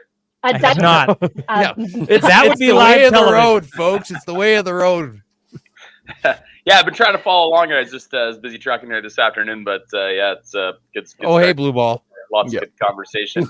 Yeah, Blue Ball's tucked away for the night there now. We're going to go at 5 tomorrow morning again. So, well, quick, we've been asking everybody as they slide in, you know, when it comes to this election, what have you been paying attention to, I should say, and what's been sticking out to you about, I don't know, whether it's today or the lead up to today. You know, you got a ton of people in Saskatchewan watching this, but you got a ton of people across Canada watching this. Yeah. What should they know about what's happening here in Saskatchewan tonight? you know, like I think one thing that really stands out here with what we've got going on, there's going to be some similarities, I think, here between you know, what we've seen happen in BC. I mean, we saw it happen in the last Alberta election too. Like we are going to be, you can see it already on the map you guys had there. Like we're going to be dealing with a very thick rural urban divide here in Saskatchewan, and I think it's probably the thickest it's ever been. You know, I'm fortunate. I get a chance to visit with a lot of people face to face, especially with doing like the comedy touring that I've been doing in the last little while. And it's you know, it's everywhere. There's a lot of places that you've gone that you would consider being like a safe Sask party seat, and you talk to a lot of people that are not happy with the direction the Sask party's been going in the last little while, right? You know, lots of people just looking for maybe a change. Maybe we've had a leader in for a little bit too long. Sask party's been in for 17 years here now. You know, I think one of the bigger things in Saskatchewan, it's not just Saskatchewan. I mean, it's nationwide. But a lot of people are very frustrated with healthcare. You know, from having maybe older people being able to get long-term care kind of thing to even short-term care. Most people that you talk to, I believe, once they do get into healthcare and can actually get treatment, the treatment's there, but it's a matter of getting in and getting out of the hallway, right? And like from the outside looking in, just diving into the conversation here, I think that's going to be one of the biggest hurdles for the Sask party to overcome. Is to run on their track record, but Brad Wall did a fantastic job when they got in. They started making change for the better, you know. And I think that's one thing that they've kind of taken their eye off the ball of keeping healthcare being the number one priority. And now I think with both parties, like that would be eligible to be elected here, be it NDP or Sask party, I don't really see anything in anybody's platform that says, hey, we're going to fix healthcare. It just says we're going to throw more money at healthcare. Well, at some point in time, if throwing money doesn't work, we've got to come up with something else. I mean, you know what? We burnt $2 billion last year. We're going to spend $3 billion this year, and next year we're going to spend $11 billion. Well, that's great. Spend everything you want, but if it doesn't work and you're spending more at it, are we really winning anything here? No, and really, if we're paying for bureaucrats to administer the healthcare, it doesn't help anybody that's looking for treatment or find it helps bureaucrats, physician, or well. Well, in Alberta, they went on a Prove Your Worth tour through their healthcare, through Alberta Health Services. Danielle Smith went in and fired her entire executive and then sent one of her pit bull MLAs in there and said to every single healthcare worker in Alberta Health Services, listen, you tell me what you're doing to help patients in Alberta healthcare or you're losing your job. Here's your pink slip. And that's what has to happen in Saskatchewan and hasn't. So yeah, I don't think that throwing money is gonna solve anything either, especially with the critical infrastructure shortage, especially in the rural areas where you have people traveling 2 and 3 and 4 hours to deliver babies and to get cancer treatments. And you know, I think it's a little bit too little, too late on that end. But well, the 4-hour trip's the shortest part of the whole healthcare thing. It's interesting though that it doesn't matter which province you talk about. Lately, they all, regardless of who's in charge, their healthcare sucks. And to QDM's point, you know, the only socially acceptable answer seems to be to throw more money at it. And politicians are just worried about the third rail of like, well, what if we looked at something different? What if we tried something different? And they're worried that that's going to cost them an election. And it's interesting that they all just say, well, we'll spend more money. And none of them are willing to say, hey, you know what? No amount of money is ever going to be enough. We need to look at a different approach. Yeah. It's a reimagining of it, right? I think that's what needs to happen with a lot of things. I mean, we just seem to slide into status quo on a lot of things that we do. and then everybody just turns that into the social norm of what's happening, and they're just like, well, let's just do that, but let's do it harder. Where you're like, well, at some point in time, that's not going to work anymore, right? I think some good ideas with healthcare. I've heard a lot of professionals in the industry, not even from here, but I mean, people from Switzerland and a few other places talk about, reimagining the workload. I mean, if we look at how many years ago that we had, one doctor handling, anywhere between 1,500, 2,000, 2,500 patients, and nowadays we can only handle 1,000 per doctor. I mean, burnout might be a part of that, but I mean, are we burying them in paperwork, and are we making it so that doctors don't have the ability to spend time with their patients versus, so I think we really need to look at a lot of that stuff, like maybe we need to, I sound dangerous being a politician here, but all of the above approach kind of thing, you know what I mean? But it's just, we just can't keep spinning our tires and doing the same thing. And I think go ahead. I just want to seed Premier Quick Dick McDick into the universe right now. Okay. I got the language abilities for that, but don't discount it. Right? Don't discount it, Quick Dick. Okay, you're beloved. Do you think? Do any of us think at this point you need to have great dictation on like you need to have this like beautiful language? I think we're all upset. You ever heard of Ralph Klein? Okay, yes. the most popular, and what he was an every man who told people the truth and did what he was. And supposedly, Lise, he was a guy who walked in and said, I don't want to get reelected. And he went and did things most people wouldn't. And then what happened? They reelected him. And then they said he was the most popular premier of all time. And like, what a funny idea to walk in, not try and get reelected, and just do things that make sense. And all of a sudden you're getting reelected all the time. That must have totally sucked for him. You hear this, QD? You hear this? Hey guys, listen, I want to hang out here all night, but I got another appearance right now. No, Lise, thanks for hopping on. We appreciate it. I should be kicking a few of you people out. I love having you all on. And but regardless, Lise, we appreciate you, doing this, hopping on the set. We will see each other on X. Okay, let's all be besties. Okay, all the best, Shaun Newman podcast people. Bye. Bye. Nice meeting you, Lise. Shaun was absolutely wonderful. The quick point there. I've heard John Romick say a number of times, it's not a money problem, it's a management problem, right? So the like with the healthcare, I'm not saying I know how to fix it. To be fair, the NDP has said that as well. I've heard them both say it. So Can we go back to the fact that a lot of people lost their jobs throughout the pandemic, like nurses and practitioners and doctors that still haven't been rehired by any health positions in this province? I've met people all the way across this country, the same thing, and we've got a lot of able people that are willing to be out there, but for some reason that stigma around being vaccinated or unvaccinated is still something that's that people are hanging on to. Mm-hmm. Well, I mean, let's look at results. Do you guys want to go through the results?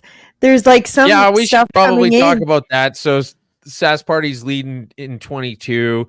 The NDP are leading in 4, and there's nobody else leading in any other ridings at the moment. Well, the thing about the results. Sorry, Nadine. Yeah, have your way. No, I was just going to say, if you click on it, I don't know if you can see it the same as me. I'm like obsessed right now and so stressing out over this. So I was like clicking on each of the ones. Like if you look at the NDP one in the north, some are close, but like the one, it looks like, I don't know can you click on it or no, you don't get to see it. We can just hover over it and it'll come up. So for example, we've got the Cumberland riding up there and the NDP are leading by one vote. Okay, so yeah, but then the other one, so if you go Athabasca, Jim LeMaig, he's losing by quite a bit, so which probably means he's going to lose that seat. And that was one I was hoping was going to stay. Like that's a real riding, right?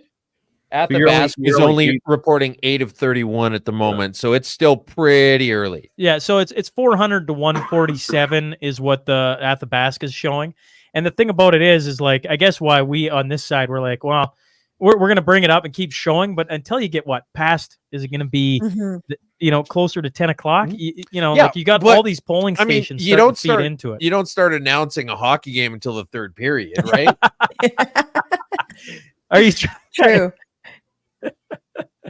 It is still interesting. It is a funny thing. When we did the BC live election, we had people, we got off on some weird tangents. And we had people Awesome commenting, tangents. these are great tangents. Can we just find out what the election's doing? And that's fair. That's fair. So, I look at this conversation and I like hearing the different thought processes, because no matter what we do tonight, we're not actually changing anything of the results. All we're going to do is just talk about them.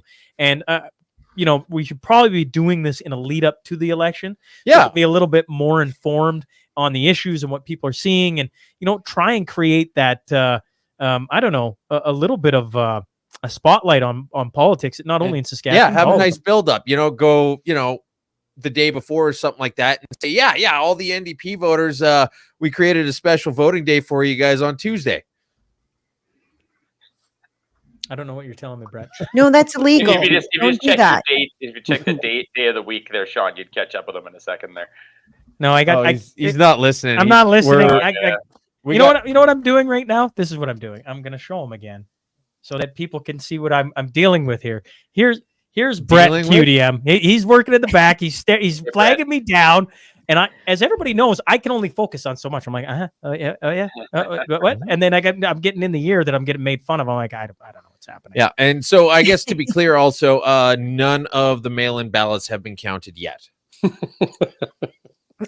Yeah. I think that's okay. Honestly, that's on the 30th, is it not? I believe they're counting mail-in ballots on the 30th. Well, here's the thing, and tell me if I'm out of line here. Somebody jump in and tell me if I'm crazy. But if elections and democracy is super important, why in the hell would we entrust the mail-in ballots to Canada Post? Yeah. Why would we let them?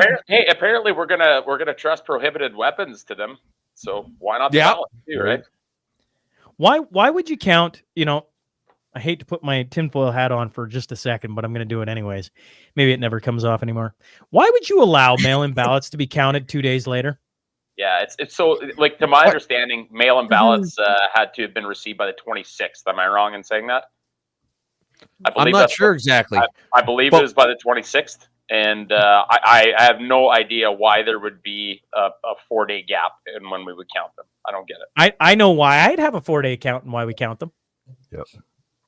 Just, I'll just pen drop, walk off the stage. I won't be invited back. Here's the thing is whether there is any chicanery going on or not, why make it look like there's chicanery going on? We know there's chicanery going on. I mean, I've had too many. I'm not poking at the SAS party or any of the. I'm just poking at politics in general. Chicanery is part of the game. This is exactly what happened. It is, but I mean, you should be setting things up so that they look, at least look on the up and up as much as possible, instead of saying, "Oh yeah, we've got voting stations in Vancouver down, and it's super tight, but we're not going to be doing any of the counting until the weekend." How fucking ludicrous is it that you've got government employees that you're going to send in on the weekend to count votes? Yeah, is that not smell suspicious to anybody else? Do you guys know what the procedure is for the mail-in ballots? I've been trying to find it and I can't find that anywhere. You would think it'd be something that they would be talking about on mainstream media to quash the concerns, the very real concerns over electoral integrity. I'd looked it up for Saskatchewan because I was curious if we were going to go past 8 p.m. tonight with what Quick Dick's talking about, like how many days later they can. I'll see if I can pull it up here. You guys carry on, and I'll see if I can find it. But if I'm not mistaken, I believe there was somewhere around 30,000 mail-in ballots registered, and I've been looking at a lot of numbers for a whole bunch of different things and airbag numbers lately. You'll follow me on that one, Barber, because I'm trying to keep my trailers completely road legal, right? I believe it's somewhere in the ballpark of 30,000. But regardless of what it is, I mean, I think that we have it set up so that they had to be submitted, I believe, 2 days ago.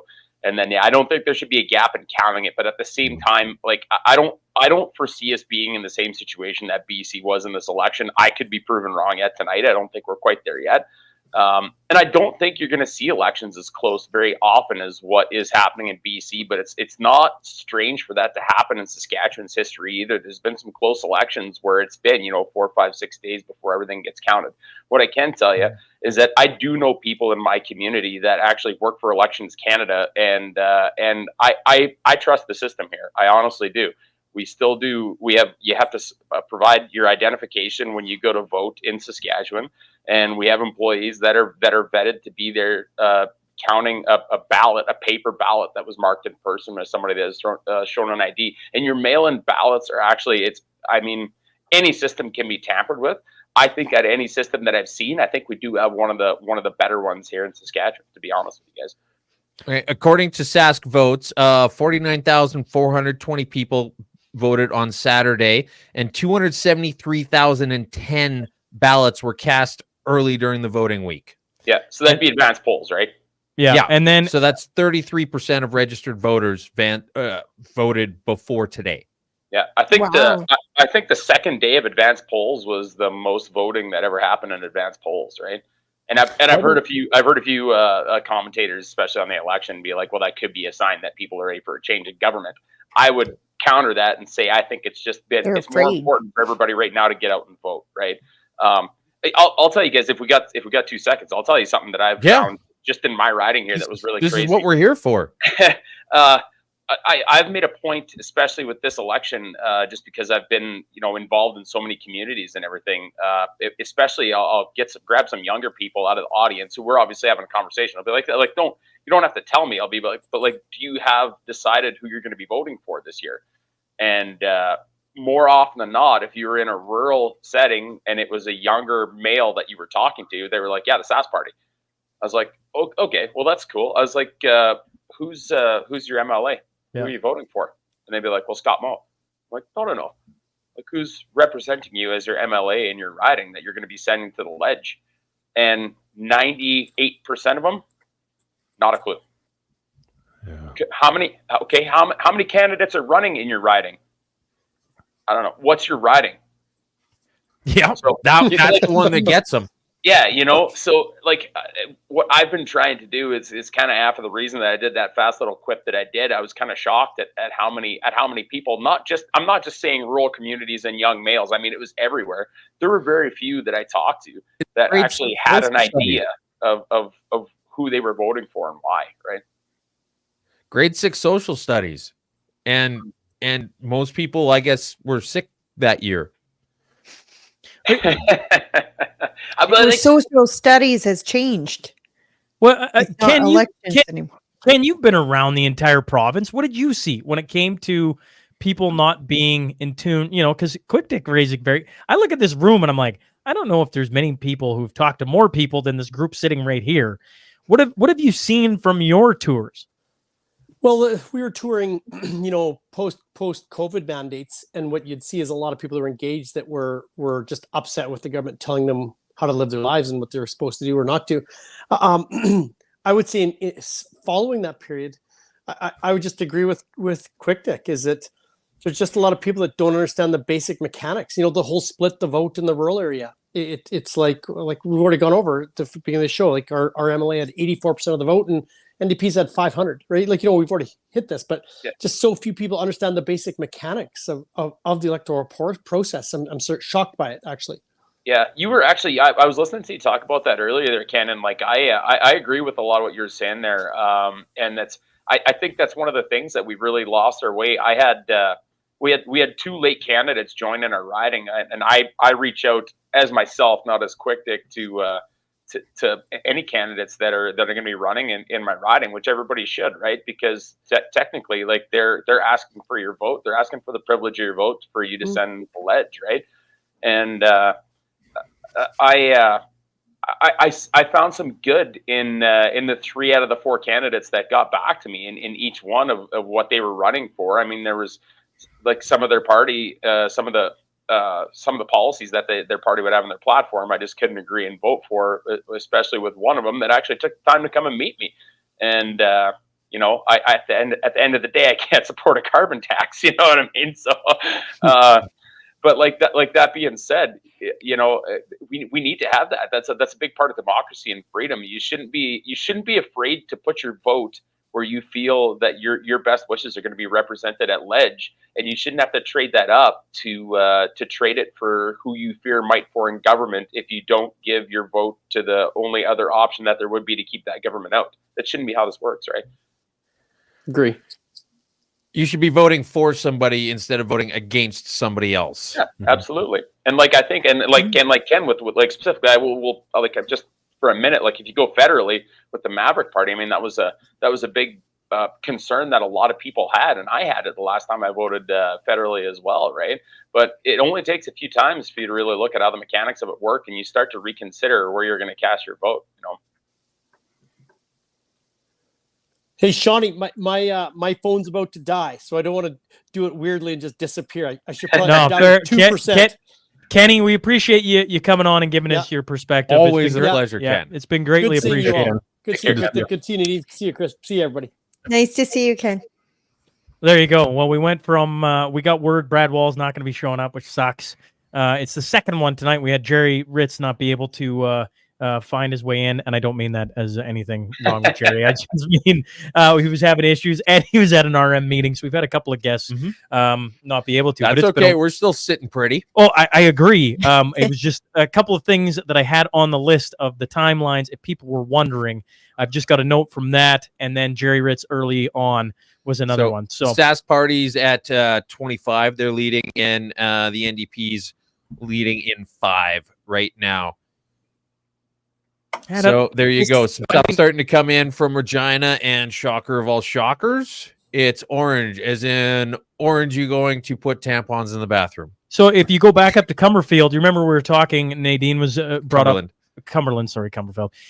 You look at the ridings now, you see the Sask Party up 335 to 240 once again, real early, and going over to Athabasca 490 to 188. That's where we sit now. It's so funny. Does anybody ever when it's the United States of America and they do the big red and they got these little blue dots, and it's like, oh yeah. But whenever you get into like your home provinces and you see like a sea of green now and just a little bit of orange, like what a strange phenomenon. And I used to think it was, Sean, and like the more time I keep referencing my comedy show, but this literally, it gets me into every basically town that exists, small town in this province and in Alberta and someplace in Manitoba. And it's sorry to hear about that. Yeah, no, but it's in your shows. When I get into a bigger center in even in Saskatchewan, if you're doing something closer to Regina or Saskatoon, it's like you even feel the difference in the content that you use and people's sense of humor, and then you talk with the crowd afterwards. And I'm not saying we might see a majority NDP in both Saskatoon and Regina, but it doesn't mean to say that there's not a whole bunch of conservatives that would vote either Sask Party or somewhere else, right? It's just that there's more of the other than what numbers the conservatives, right? But it's super strange because there's so many things that are so important to people in cities that we would just never consider an issue here in rural Saskatchewan. And I think that goes everywhere. We're seeing it in elections everywhere. But I know that there's a moderate amount of homelessness that exists in some more rural areas. But I mean, in a lot of these places that you see that are a sea of green, like a lot of addictions and homelessness don't exist. Yeah. Well, you're absolutely right about the jokes. When you and I did that show here in Lloyd last year, I had this one bit about a jerry can that got left out in the sun too long and how it swells up, and it killed in Lloyd. Like it was, one of those pause, wait for everybody to stop laughing and continue with the joke things. I told that same joke in downtown Calgary, crickets. Well, did they even know what a jerry can is, or what happens to it when you leave it out in the sun? Sorry, Calgarians, I know that you know what a jerry can is. Some of you don't. Well, I want. Oh, sorry. Go ahead. No, go ahead. Well, I was just gonna. Oh, yeah, we're gonna do this little song and dance, aren't we? Nope, I'm done. Go. Nope. Hey, Nadine, the mic is all yours, please. Okay, I was gonna say. Jump in here for a second. I was gonna say a quick person to look forward to in the results, which the first results has come in for Saskatoon Meewasin. So if you want to talk about like an extreme NDP, Nathaniel Teed would be one of those. Like I don't know if you guys know, but we were at the 1 million person march last year. and Nathaniel Teed was there, and he was cheering on these people who were yelling and swearing and doing sexual gestures at children, and he was laughing and cheering them on. But anyways, there's this up-and-comer Sask Party candidate that I really love, Maureen Torr, and I wasn't sure how she was going to do, but the first results have come in, and she's 1 vote ahead, so 43-42. I know it's really early, but I love seeing a result like that, because that means he's got a lot more to worry about than we weren't sure where it was going to go. I really hope she wins. Don't they say that there's 60% of the population that sits there quietly and doesn't want to get involved until it reaches them? I think we're getting bloody ass close to that happening. The men who just want to be left alone thing. Yeah, it's coming, isn't it? And there's a huge immigration population in the cities, and they're not taking a very loud voice in the public, so you're not seeing it in the news media or anything like that. But like that riding would be considered one that's very much high immigration population, and they're not okay with some of the stuff that's happening in the school. I know the Muslim community as well as the Filipino community had all reached out to us to try to support like changes for parental rights and stuff. So even though they say that parental rights is going to negatively affect the city, I don't think it's going to be to the extent that they think. They just can't say it. They can't say it publicly because they'll get canceled or attacked. So I think this election will really show, I think, where that kind of immigrant population with like traditional values is going to sway, and I'm just really happy about that one. So I'll keep obsessing over the results while you guys chat and do jokes.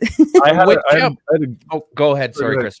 I had a conversation with a lady that immigrated here from India 6 years ago, and she said to me today in Swift Current that when she first came here, she thought Justin Trudeau was the end all, like the absolute the best thing. But in the last 6 years of her living in this economy and seeing how much money she takes home at the end of the day, she swayed her vote now. And that's just one person that I spoke with today. There's so many more out there. I just want to point out, I'm glad Nadine's here to keep us on track and to keep coming back to the election ridings, because if it was just the rest of us yahoos, we'd be talking about, our lives of the past and fun things we do and on it goes. And we'd probably get off to some tangents, which we've been doing. But Nadine's here. She's going to make sure that we run a clean show and we talk about what's happening in the election. So why don't we do that quickly? Here, there you go. That was your segue? That is my segue. 28-6, 26-6. 26-6. I don't know if there's anything shocking. Okay, about this at this point. Okay, so that's the Saskatoon Meewasin. If you just go back here real quick. Oh, where was it? Here. All right, yeah, so there's Saskatoon, Silver Spring, and which one was there's Meewasin. Okay, so if I'm looking at that right, that's just on the east side of the river coming north past College. Is that roughly what that is? Yeah, so I think it would be, what's the name of that? Like on the right, what's the name of that road? I drive on it all the time. It's Spadina. Yeah. Up Spadina, kind of along Lawson area, I believe, all in that area. It's there are a lot of left leaning in that area, and there's one neighborhood that's extremely like pushes all the woke stuff, but there's a lot of apartment buildings, and a lot of the polls or even the door knocking are not reaching the apartment buildings. And I want to say that this fact for that makes it really interesting, because in some of the by-elections in Ontario, the ones where the Conservatives won, they were polling like they were losing. And the difference was the apartment buildings, because most of the immigrants who live in apartment buildings, and that was actually one of the biggest difference that helped them win the by-election. So I think that riding will be that. And then also Maureen is an immigrant herself. So I think that helps the immigrant population also identify with her. She's one of us. So I think it's going to lead them to go out more likely to vote as well. So where's she from? I think it's Uganda. She's actually quite interesting. I didn't know about her when she put her name forward. someone just messaged me and said, "Is she one of us?" I'm like, I don't know. I don't know who she is. And I looked her up, and she's actually quite interesting. She ran an one of us. You mean Homo sapien?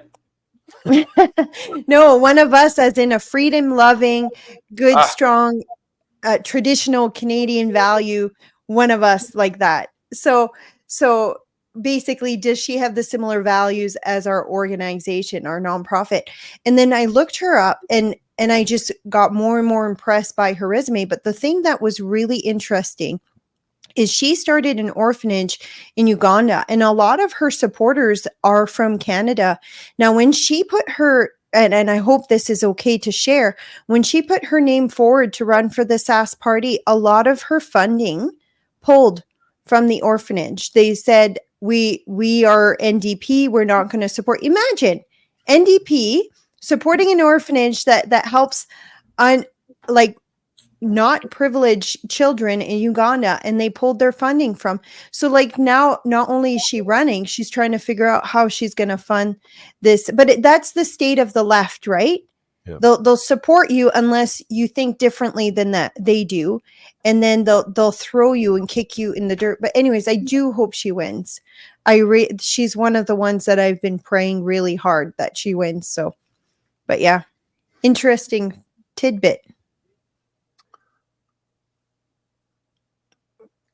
Did I get you guys breathless on this? No, I'm still here. The hate to the left, I see it every day on my social media. I'm not sure about you, Shaun. Do you? We were just talking about that earlier. Put up the tweet again. I think I still have it. Oh shoot! Where is it I certainly, I don't know, on this quite the who's who of right-wing conspiracy theorists, bigots, and a seditionist. So I think they were talking about me as far as the seditionist. Which is funny because actually they're probably I don't know. It's somebody who fights against the establishment in power. To me, I look at it and you go, okay, how could you have had a more balanced show? You could have added in somebody from the Liberal Party and the NDP and on and on and on and on. Well, actually, they're the Saskatchewan Progress Party because for some reason they decided that they didn't want to be called Liberals anymore. I wonder why that is. I wonder, yeah. I kind of wanted to know who came up with their logo. Like, I think they were trying to incorporate one of those old spinner things you used to put a pen in and then spin it around the paper and then make it look like a hurricane or something. I don't know. You know, before we go on, I'm going to look it up here. I haven't seen their logo yet. Oh, yeah, there you go. It kind of reminds me of the Ottawa City logo, doesn't it? Like there's a 6. Can you pull that up on the screen? Yeah, too? yeah. Just give me a sec. Here, let's pull this up so everybody can see. Oh yeah. There we go. Well, there we go. There we go. There's the Saskatchewan Progress Party, which is maybe a pinwheel, the one that you get on a plastic. Well, no. What it is, and this is totally on brand for a Liberal Party, is it's a downward spiral. It's going down in the drain. That's what it is. Yeah. They're going down in the drain. Yeah. Yeah, well done. Actually, that's probably the best political logo out of anybody in Canada. Good for them. It actually says what they are. I should forgive me, folks. Normally in the world of podcasting, I don't go break to the sponsors of the show over and over again, but heck, this is what we got. 2 companies that stepped up and helped us along here. AMC Electrical, they're based at a Rocky Mountain House, and I'm sure Quick Dick's going, Rocky Mountain House, that isn't Saskatchewan, that seems odd. Maybe not, maybe I'm speaking out of turn. But he's probably originally from Saskatchewan and forced out of Saskatchewan by the NDP. So correct. He's originally from Corning, Saskatchewan. Quick, you performed there? No, I haven't been in Corning yet, but Corning, a little hamlet. There you go. So Drew, the owner of AMC, is proud of his heritage coming from small town Saskatchewan. He says whether you need a pump jack looked at, a shop wired, a grain dryer installed, an LED conversion in your store, you're just tired of massive power bills, look him up. He can find ways to help you save money. Go to amcelectrical.ca. The second one is T-Bar One Transport here in Lloydminster. They have their roots into Hillmond, Saskatchewan, which Quick Dick has for sure performed at. And of course, I don't have their ad read up. Why would I do such a thing? They're proud to sponsor today's event. They're their trusted partner in oilfield transportation solutions with years of experience in the industry. The T-Bar One Incorporated has specialized in providing efficient, reliable, and cost-effective freight services tailored to meet your needs. For more information, you can go to tbar1.com, and tbar spelled TBAR, the number 1.com. So there you go. Okay, back to the show, folks. I just want to make sure I sneak that in. All right. And as always on the mashup, we like to give special mention to anybody in the comments who has nice things to say about twos. And so CR Tony, twos again for the win. Thanks for that. This is what I deal with on this. I feel like you all might the be time. appealing to people with large foreheads. I had to look where Corning, Saskatchewan is. It is north of Stoughton, Saskatchewan, for anybody that wants to know that. That wasn't funny, Nadine. Stop encouraging him. It is. Why am I the only one to react to that? Because it wasn't that funny. Because he's got a large forehead. What I love is men do this so well. Men will razz each other and tease each other, and it's a show of affection. So I actually love it when men give each other heck, because it shows that they have really healthy relationships. So, and you're more likely to see this on the right than you are on the left. Yeah, but you don't. Maybe when Twos and I are actually together in real life, we hold hands. You don't know that, do you? You have no idea. Romance. I'm gonna say that doesn't happen. I don't know. Maybe could be wrong. Going out on a limb there. We were starting the show and I was hitting twos, so I was all, yeah, we were literally hitting each other back and forth. It was great as the intro video was on and we were going live. Yes. I was going to throw a question at you guys. Where, if any, do you guys think Sask United Party would have a chance in a riding? They don't look like they're having a chance. Sorry, you can go and answer, but if you look at the results, they're coming in, and Nadine Wilson is not doing well. If I don't know, do you see them? Well, sorry, I can't remember which riding. Sask Rivers. Saskatchewan Rivers. So I Sask Party. Yeah, I didn't have Nadine picked at winning her riding there. I figured if SUP was going to get anything, that John would get. John Romick. Yeah. But he's not polling very high. Yeah. Right now in Saskatchewan Rivers, the Sask Party is 738 votes. The NDP 366. Sask United 174. Oh yeah, it's up on the screen now. Thanks, Brett. Yeah, I don't think you can come back from that, but maybe you can. They're 12 of 34. So statistically, yes, likely no. Yet, right? Yeah. Same with John. So if you go to John, so Blaine's at 688. Chantel is at Lumsden Morse, right? Yes. Yeah. Lumsden Morse. Blaine is a new candidate too. So yeah, John Romick, that riding 688 Saskatchewan, 208 NDP, 172 Sask United. Blaine so is only not 8 of 31 reporting Blaine so far. Is new, didn't he not just take over for? He won the by-election. He won the by-election. Technically new, but he's like this is a re-elect situation because How many is reporting in Lumsden Morse? 8 of 31. 8 of 31. So still room there for things. More just came in. 1131. More just came in. So 1,023 for Blaine and 232 for John. Yeah, there you go. And that's 11 out of 31. That was the only one where I thought Sask United would have a shot, just from talking to people in that neck of the woods. John did a lot of town halls. I've seen. He did do a lot of town halls. Yeah. But I would say they were totally ineffectual in social media. Like they did nothing. And I want to see them do well. But at the same time, so that's where I'm coming from. But with this, they didn't do anything flashy. They didn't do anything to garner interest. There was nothing that I saw on any social media that made people look at it and say, oh, you know what? That's interesting. I want to hear more about it. Or, oh, hey, that's the kind of thing I want to get behind. It was just, they tweeted like politicians. They did videos like politicians, and it was very low energy, boring. Have some fun with it. Be interesting. And I didn't see any of that. And I think that was a big opportunity for them to differentiate themselves that they didn't capitalize on. So John is a very charismatic person. He's a very good speaker. I've heard him on Evan Bray's show. So well spoken, very quick on his feet. But yeah, you're right. They didn't create good content that would get shares or retweeted or just shared in general, you'd have your typical few people that would always share their post, but it didn't have further reach. And I think it's because like it was the same technique. They would say something and then they would attack Mo, say something, attack Mo. Even when Mo was doing some good stuff, this is just what I saw. That won't make people want to share.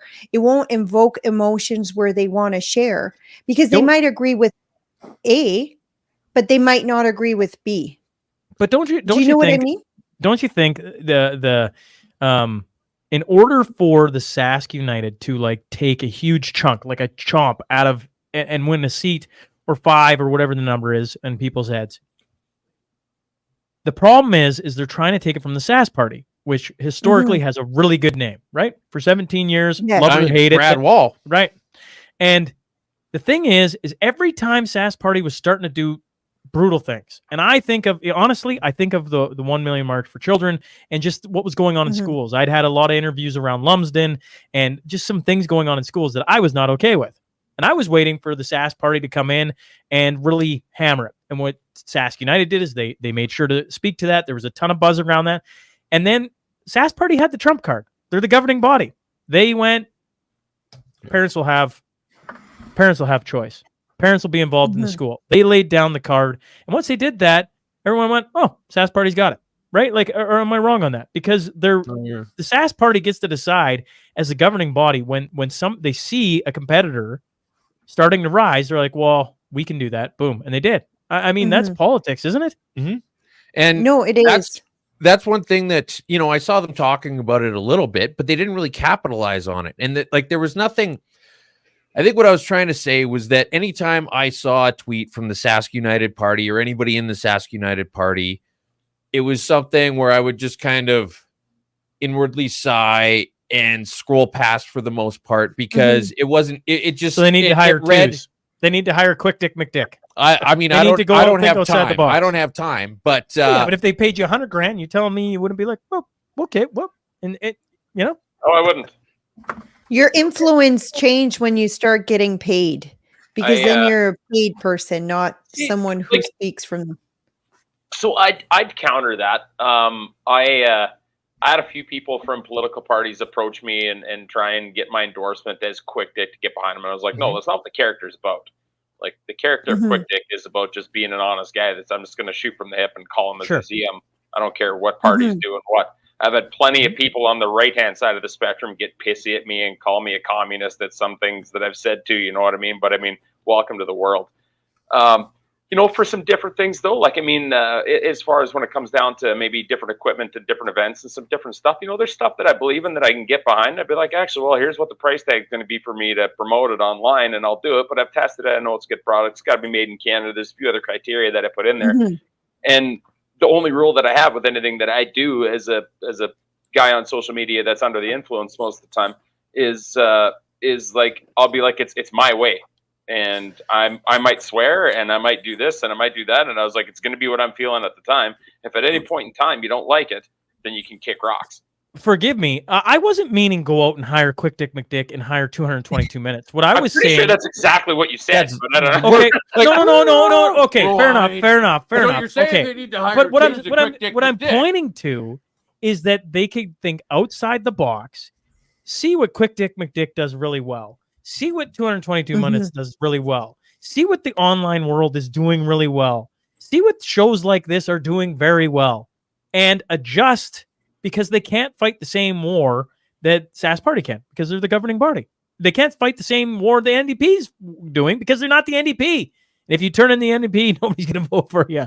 And I mean, I don't know. I'm seeing that. I don't know. That's what I meant. I know it came off as like, just go hire Quick Dick. Yeah, no. But I mean, to me, I'm going outside the box. What? Oh, we got our first little bit of love in the comments for the NDP. So I just want to say hi to go Purple NDP. Aki. Well, there you go. I apologize. I got Wayne Peters sitting in the background. I should probably bring him in. He's probably going, did they forget about me? He's an independent Canadian journalist who has gained recognition for his work in media, particularly through his platform on Rumble and other social media channels where he hosts What's Up Canada. Wayne, thanks for hopping on with us. Hey, Wayne. I am humbled to be in the pleasure of, or in the company of such amazing individuals. I was enjoying the show from afar already for several hours. So, as I mentioned to Shaun earlier, I have currently fled Saskatchewan, so I haven't really been paying attention to this particular election, although I spent a huge amount of time there in the last couple of years. So I said to him, I'm happy to join you. Maybe I can provide some comedic relief and get a chance to meet Quick Dick and Chris, a couple of guys that I've also followed for a very, very long time and have not had the pleasure of meeting yet. So snatching opportunity when it presents. Shaun asks, Shaun, you're a victim of your own quality as an individual. When you ask somebody, they show up. So you got me. Here I am. Well, the thing that I enjoy about having different people from, similar maybe walks of life at times, I sit here and I listen to all you, and you all bring up very good perspectives. It's one of the things I like about dialogue. And the fact that you fled Saskatchewan, I'm like, well, I think, that's a perspective that's interesting, because at the end of the day, how many people fled Saskatchewan when it was under NDP rule? I mean, they used to say there was more people in Alberta from Saskatchewan than Albertans, for Pete's sake, right? Like, there was just everywhere you went, you ran into somebody who'd fled Saskatchewan trying to find a better way. So I just, to me, Wayne, by having you on stage in Edmonton years ago now, my thoughts on your perspective. You're a guy who looks at things and has caught on to things quicker than some. And I was just, to me, whether or not you come in with this earth-shattering opinion, to have you on and to add your thoughts to the discussion, this is your realm as well. So I thought it would be wonderful to have you back on this side. That's why the invite continued to come from me. I humbled. You're far too gracious and kind. Like I said, I'm always enthusiastic when I get to meet people that are making a difference, not because it's easy, but because it's the right thing to do.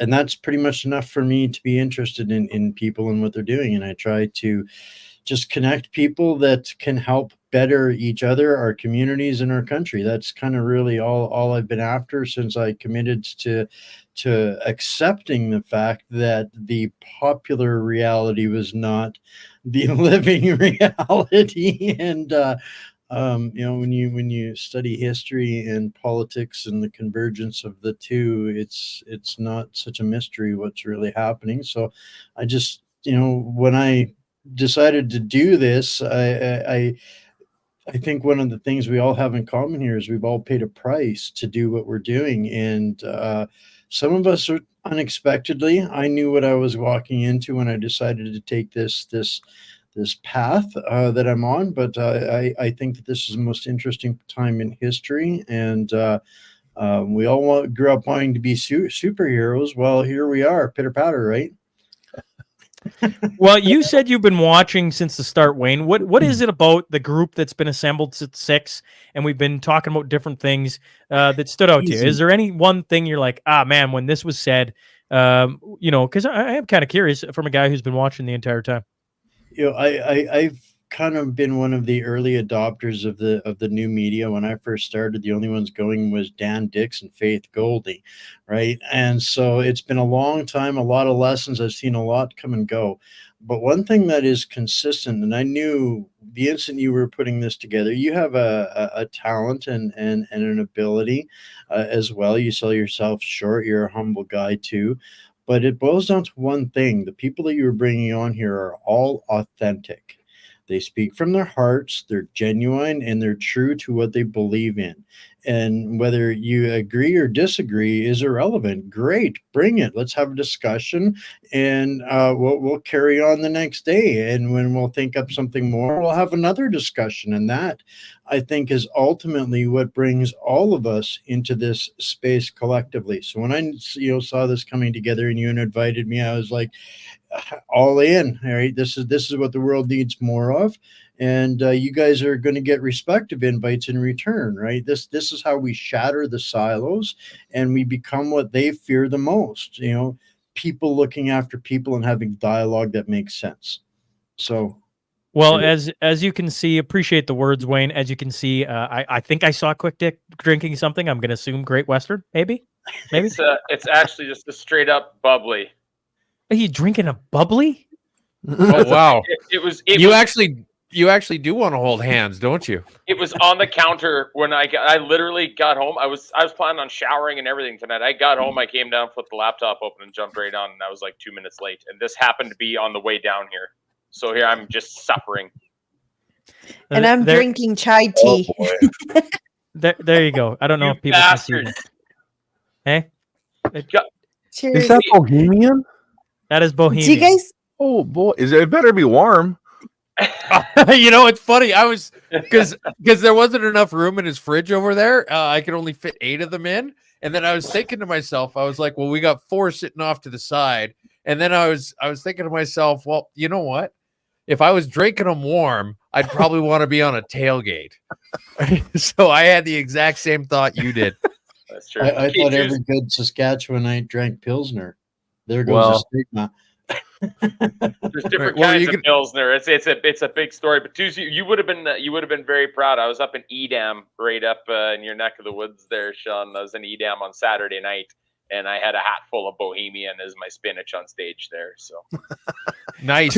Two's literally called around Lloyd so he could find Bohemian. Me and him argued about it. I thought for sure you've been able to find it closer too. No, you got to go to the one on the Saskatchewan I'll be right back. Hey, Okay, I want to do breaking news. That's not even on the yeah. website yet. Breaking news. I have a friend that is on the inside. They're doing the counting and stuff, and it looks like Yurton will go like pretty solid SAS party, which is really good news because their new candidate, David Chan, I would say is one of us, as in he's a freedom loving, very against communism, very against Marxism, and very against woke ideology. He's so I was really hoping he was going to win, which I'm really happy to see. But anyways, those are the prelims. Doesn't have anybody reporting yet. That's why no, it doesn't. That's why it's breaking. I'm telling you from inside. Come on. Well, no, I'm not disputing you. I'm just election integrity. We're undermining election integrity. I think you guys. Oh, are we? Okay. Chat. Oh, Judy, in Lloyd, you got to go all the way to the liquor store on the end of town by the co-op. Yeah, the one Sask liquor store. Yeah. I think I'm right in saying that. Okay, isn't it funny how the imaginary lines we draw on maps end up with corresponding pros and cons? Like there's only one liquor store on the Saskatchewan side of the city.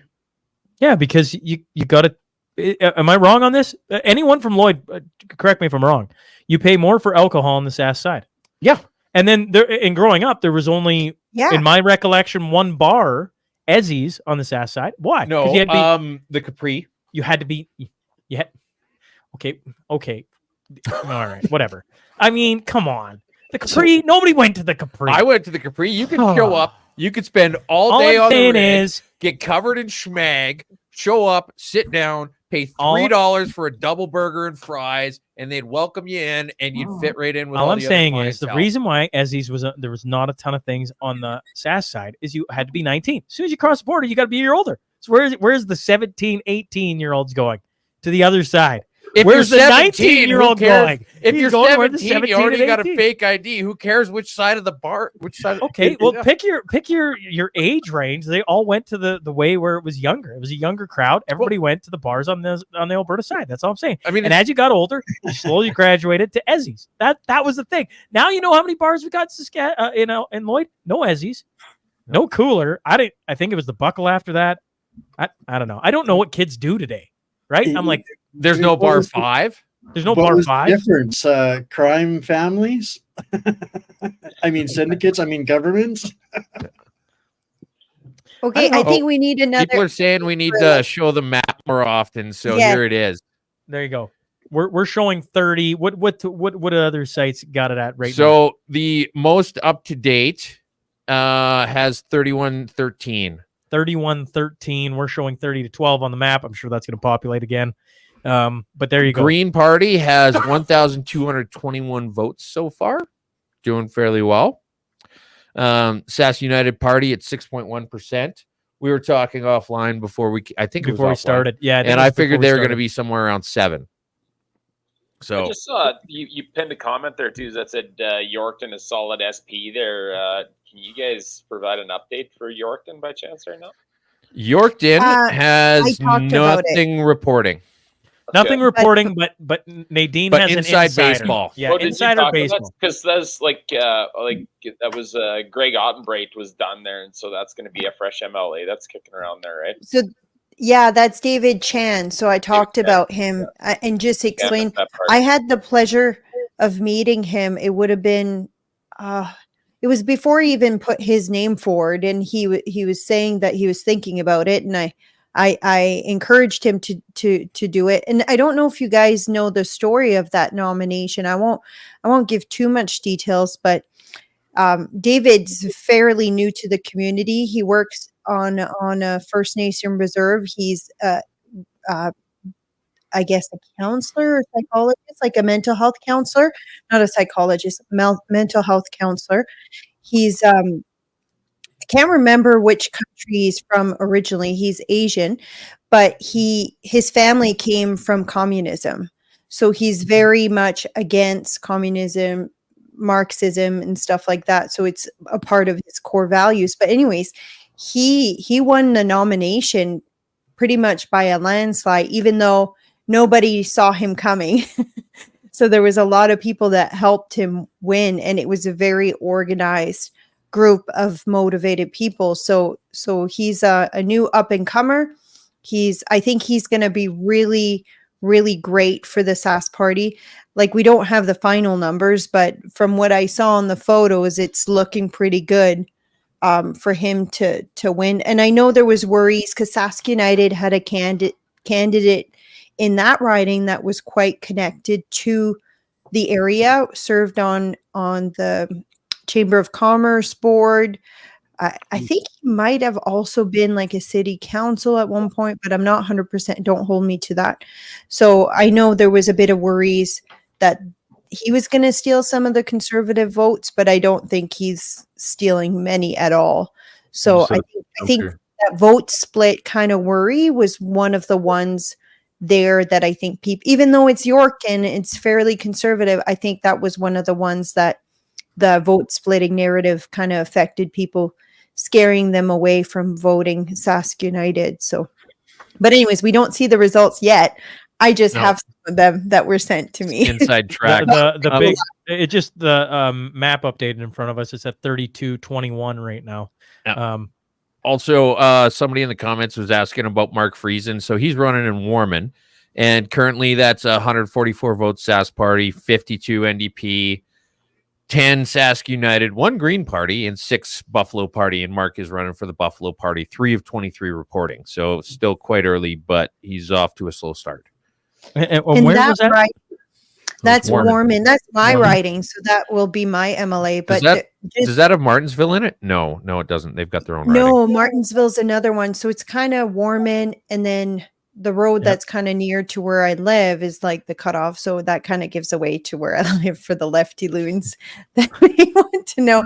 But anyways, it's my riding. But the Sask United had a candidate, Andy Early. So her family's like the Early's like farm supply store. So I was hoping to see a little bit bigger showing for her, but she just came in to the race like not even 2 weeks ago. I mean, if you want to be given a chance to win or get close to winning, you almost need to start like a year ago.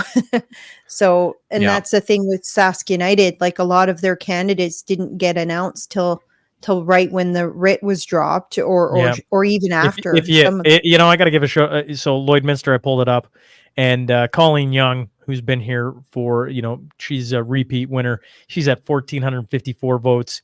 Adam Tremblay from the NDP, 316, and Joshua Bloom, who got announced, honestly, a couple weeks ago, 129. So if anyone was wondering where we're sitting at in, my home riding of Lloydminster. That's where my family all is. There's where it sits right now. It's the problem is for the NDP in the Lloyd riding is that you've got the vote splitting between them and the Greens, where Colleen's got 1,500 votes. I full disclosure, I do have one inside track, and I got to give an endorsement to Michelle Krager, a long time a dear friend, and I know her heart very well. So she's in third place in the Cannington. Yeah, region. Cannington. Yeah, and so the Sask party's kind of walking away with half the votes in so far. So that's my contribution. Well, more than that. There you go. 3,500 Sask Party, and then the United Party and the Buffalo Party are neck and neck in the 200s, and the NDP. You know, when you pull that up on the map, I didn't realize that's where Michelle was from, because she tunes into the Mashup every Friday. Yeah. And I didn't realize that's where she was. That's the southeast spot, or as far southeast as you can get in Saskatchewan. I mean, and I didn't realize that's where it was. So by the way, Michelle, I want to just point out real quick how accurate this map is. Lots of people don't realize it, but the east border of Saskatchewan isn't a straight line. It gets jagged and it starts hopscotching over and over and over. And when you look at our map, it actually captures that. So you're trying to give Brett a little bit of a tip of the hat after we got harassed about our BC map that had an entire place missing. Is what you're saying? No, it didn't have an entire place missing. It just drew the border out. It did like this round blob that captured all the islands on the west coast, and so it looked like there was just a giant land Let's bridge. be clear. For 4 hours, the BC folk made fun of us. That's exactly what happened. But that was the map. Like, I know. I'm just saying that's what happened. Yeah. But So, I mean, it wasn't our map. That was the elections BC map. I know, twos. But when you get Albertans and Saskatchewan folk doing BC live election coverage, they had to poke Bunch of racists. Yeah, they had to poke fun of something. They had to poke fun of something. So I want to do a few comments on a few of the seats, if that's okay. So Jim, I'm glad to see Jim has won for. So I live near Langham. So Jim Ryder was a new. Here I'm going back. The one that's just next to Martinsville. So Rosetown Delisle. So it used to be Randy Weeks, but he kind of went insane. I think he actually endorsed the NDP, which would have been a good fit for him, considering he I always felt he used to be my MLA before the new division that kind of pushed him out. Rosetown Delisle used to have Langham in it? Well, Rosetown Delisle is a new riding, but that kind of area, which includes Langham now, Rosetown Delisle includes Langham now. So that used to be Randy Weeks' area, and it had a bigger, but now it's kind of been moved. But anyways, Jim Ryder, there's something actually funny about this. I thought it was encapsulated the NDP. So Jim had a big sign in Langham, a big, I think 8x8 sign. And then in the middle of the night, some NDP people came and put little orange signs around him. They couldn't even do it in the daylight. They had to hide their shame for doing it, but they put orange signs all around his big sign. I've been wanting to take a picture, but I'm like, you can try to become the Sask party and become the government, but it'll never happen. But anyway, I'm glad he's winning. Yeah, just north of there, Roster and Shellbrook, which is the riding where I grew up. So there you go. I'll narrow it down a little bit. Best Rink Burgers in Saskatchewan are in my hometown, and that is Scott Mose. And believe it or not, he's winning. Yeah, well, there you go. 3,100, second place NDP at 1,300, and Cody Lockhart of the Sask United 573. I'm surprised the NDP has so many. They're leading in quite a bit. I'm surprised as well. Barber, in your neck of the woods there, Barber, did you see a presence of NDP door knockers? No, I live out on the farm north of Swift Current, about 25 miles. I haven't seen a politician here. You know, our community where I live outside of is Stewart Valley, Saskatchewan, and we lost our school to a fire here about 2 years ago now.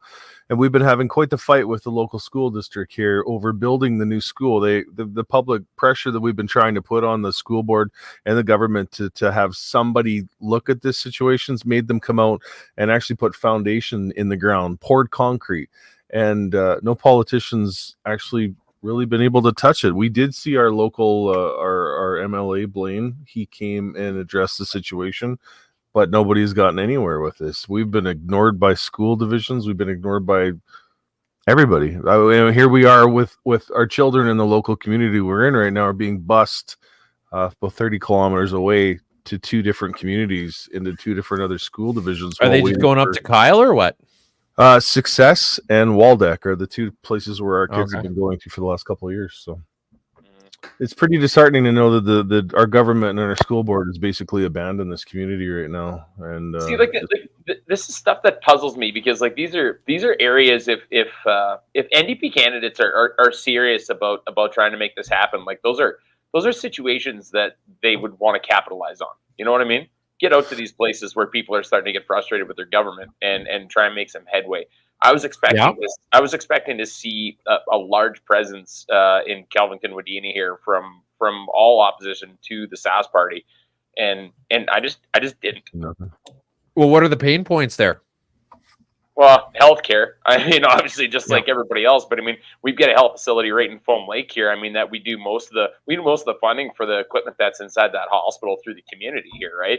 And and my previous MLA, well, you would just always get a nothing burger answer from him, right? But we definitely have room to improve. We definitely have room to improve. Well, congratulations. You can just hook up a record player and I can listen to that forever. No. And if you've got room to improve, why don't you start? Yeah, absolutely, right? So I don't know. The riding we're in right now, the Lumsden Morris riding, I don't believe Stewart Valley should actually be a part of. We're so far to the west of Lumsden Morris in our area. We should basically be I don't like the candidate in Swift Current, to be honest with you, for the SAS party, but we should almost be a part of that riding instead of being, Lumsden, for crying out loud. It's a long distance. Yeah, that's basically that whole stretch of highway. It is, yeah.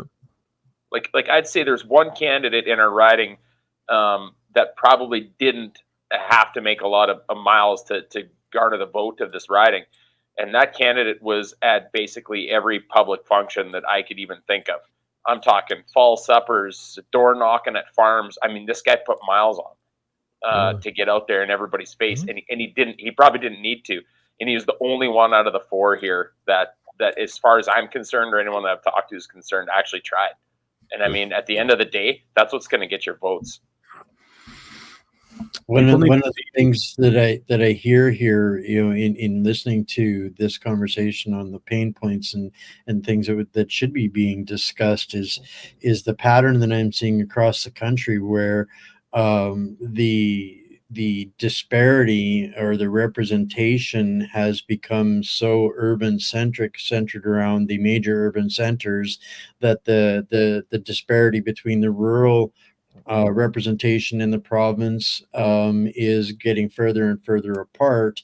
And unless you're in the major urban centers, that's where they seem to be, taking the directives from. That's where it seems to be winning and taking, the seats of power and controlling that. And it's getting further and further out of reach as the rural centers get depleted. People are, moving into the urban centers, and those are heavily influenced and manipulated when you add in the 42% increase in public service sector employees that are all employed by the government in the urban centers primarily, and then the union influence. This pretty much is shouldn't be anything but expected. I hate to say it, and I can only see this gap growing wider. So the fact that if you can maintain at least at this point, a party that you can remotely work with or influence is going to be far better than getting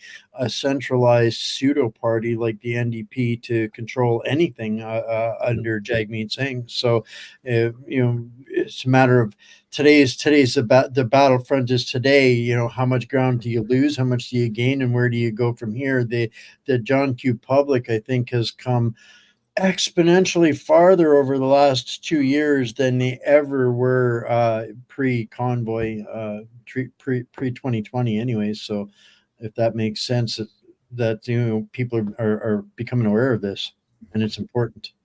When it comes to, sorry, Parker. Go ahead.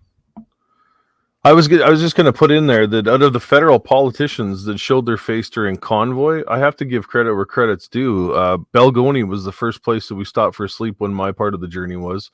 And for one of the first people that I met was Andrew Scheer. Came walking across the parking lot at the Flying J truck stop in Balgoni to shake my hand and say he supports us. So that's never been recognized. Nobody's ever been able to say that. Like, a lot of the politicians hid during that time, but Andrew was there. And I don't think he's ever gotten recognition for that. Speaking of feds, Tooz, I'm going to put this one on you. I don't know if you would have seen it or not, but Catherine McKenna came out and endorsed the NDP. Carla Beck of NDP there, taking a shot across the bow at Scott Moe. And I'm sure everyone here is aware of the history, but Scott Moe was Minister of Environment at the time when the carbon tax was introduced, and they were actually in a room meeting in Ottawa when Trudeau went public with the carbon tax, and McKinnon just wheeled a TV in where everybody was there, and they had to watch Trudeau announce this. They were supposed to be there for negotiations, and it never happened. What are your thoughts on that tweet from McKenna? Well, I mean, it's interesting because she's largely irrelevant, right? And so, she's jumping in a little bit here and there. I didn't see her tweet anything about the BC election, but I didn't go back and double check afterwards either. But, her, and granted, she hasn't had comments on any of her Twitter posts in years, probably. Yeah. But, she endorses them and talking about how good the NDP are going to be for the environment. And I was touching on this before. She's absolutely right. The best thing for the environment would be for the NDP to win, because everybody would move the fuck away and Saskatchewan would just go back to nature. So, yeah, in one sense, she's absolutely right. The other interesting thing about the NDP party, I don't know if you caught this when we were talking about it before, but they're listed on the ballots as New Democratic Party Sask section. Yeah, absolutely. So I thought the interesting thing, back to McKenna for a second, was she referenced the carbon tax in that tweet. And was she aware that the NDP supported the pause on the carbon tax in Saskatchewan? Was I the only one that caught that, or what? I don't know. Yeah, you're absolutely right. The NDP, if you go into their platforms, they are, well, I mean, apparently to their credit, it's getting them some votes, but they are now against the federal carbon tax as well. No party that supports the federal carbon tax will survive a Saskatchewan election. No. Full stop. Yep, you're absolutely right. But this, just on that point, right? Does she not realize what the NDP? Well, no, she's not a smart person. But this is she's never been a smart person. She talked about puffins and penguins. I mean, there was it's brilliant though, because Jagmeet actually is ultimately, the end of the day, the controller of the NDP party. So if he wants to separate himself from the Liberals and survive, then he's going to have to flip-flop or agree to the carbon tax, or say no. It's okay for Saskatchewan to say no if he wants to gain ground in the West. So Jagmeet has got some tough decisions to make when it comes federally, and the winds of political change are right now when any of them are actually even paying attention. So I think there's a lot more eyes on how they respond here in the West than people might realize. Well, the NDP federally controlling the local provincial parties, or the branches of their parties, I guess would be more correct according to Elections Saskatchewan, doesn't get nearly enough coverage. And it's funny because when it gets pointed out, it's a conspiracy theory, and everything else. Right? I'm an Alberta boy, right? Yeah. One of the reasons I like having, me and Tooz, when we're putting together these live streams, it's like, well, you could have, I got all the time in the world for Chris Sims, right? But does she live in Saskatchewan? Oh, right. You know, and you go on and on and on and on. You could have all these wonderful people come on and comment about Saskatchewan, but if they actually don't live there, it's kind of, you know, you can miss little nuances in what's actually going on. That's why on this show, you know, Wayne, you're a little bit of the exception to the rule. You got kicked out of you got kicked out of Saskatchewan, but so did I. So but I mean, but one of the reasons, you know, because we were talking with Clyde Do Something at the end and the amazing Zoltan at the end of our BC live election coverage, and they were saying how much fun they had, and I said, oh yeah, we got the next one coming up, and the next logical thing probably would have been like, hey, do you want to join in? But I said immediately, I'm like, but you're not invited. Yeah, that's pretty much what I said. I mean, no offense, I'm just like, we want people who live in the province, because to sit there and act like you can comment on what's going on in somebody else's province, let alone somebody's country, et cetera, et cetera. You're being a hypocrite, but continue. Yeah, well, I don't comment that much. I let all of these wonderful people do the commenting, and I'm surprised Nadine hasn't cut me off yet. Said, hey, can we go back to the map? But regardless, that's the thought process on trying to have people from a province. Going back to the map, how come I never got to throw down my prediction before we got too far here? Because we got sidetracked, QDM. Yes. What would you like for your prediction? It's on Kristen Ratworth's feed on Twitter, so it's timestamp. But I was 32 Saskatchewan Party, 28 NDP, and I had one listed for SUP. Wow. That's not looking like it's going to happen. No, it isn't. There you go. Right now, 33 Sask Party, 24 NDP. You know, just to bring everybody up to speed, because I want to make sure that I'm not here. Let's just see. And the places that haven't reported yet, you've got one in Saskatoon and two in Regina. And do you want me to tell you what color they're going to be?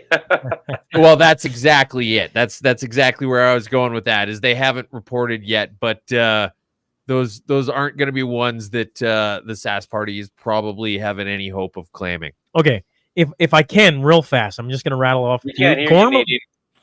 Gormley was the still can't hear you, Nadine. Gormley was the first to make a prediction. He said 38-23. How's that looking? Not great. Like that the South PA one might flip. But other than that, I think it's pretty locked in the way it is. 33. So yeah, there's right now we got 4 to be determined. So you're saying 33-28? Where's the fourth one? I only see 3. Oh, it's just itty bitty. Okay, so 34-27. So who's closest to that? Is anyone close to that? Two's had 32-29. That was a low prediction. Closest without going over. I win by Price is Right rules. And 36-25. That was Gage, Taxpayers Federation. Lee Hardy, 38-23. Hey, I just want to throw out there that chat with Lee was really good. He had some ideas, some good answers. Oh, well, one of the Lee's a sharp, sharp. You know, like you never know who's watching you on social media. I sometimes use Snapchat as one of my personal throw out whatever I can, and then I've realized that Lee actually follows me on Snapchat. Well, hey, you know what I do with my Snapchat, Barber? I call it the Dirty McDick. That's where I just say whatever I want. I've had to hold that down a little bit. I was watching some of my videos a little while ago, and I went, "Holy potty mouth, Chris!" I want to say it, but I can't. Saskatoon, you can do it. I believe in you. Wow, I'm definitely capable of it. Do you guys hear me? Yeah, we can hear you. Yeah, okay. We're just ignoring you now, Nadine. That's so Silver Spring, which is the relatively new community on the east side of town. Well, actually, no. It looks like there's a couple there. It looks like Sutherland, maybe, as well. Okay, Willow Grove and Silver Spring. That's where most of the university kids stay when they move into town to go to university. So you're probably going to see a fairly large rural vote over there. Milwaukee didn't work out so well there, Nadine. That's not looking so good. No, I know. But Willow Grove is within one vote, and Silver Spring is 618 to 537. So That's tight. 4 of 10 and that's 3 tight. of 12. So still lots of votes to count. You know who worked really hard in Saskatoon was Ken Cheveldayoff, because I went the GM of the Winnipeg Jets.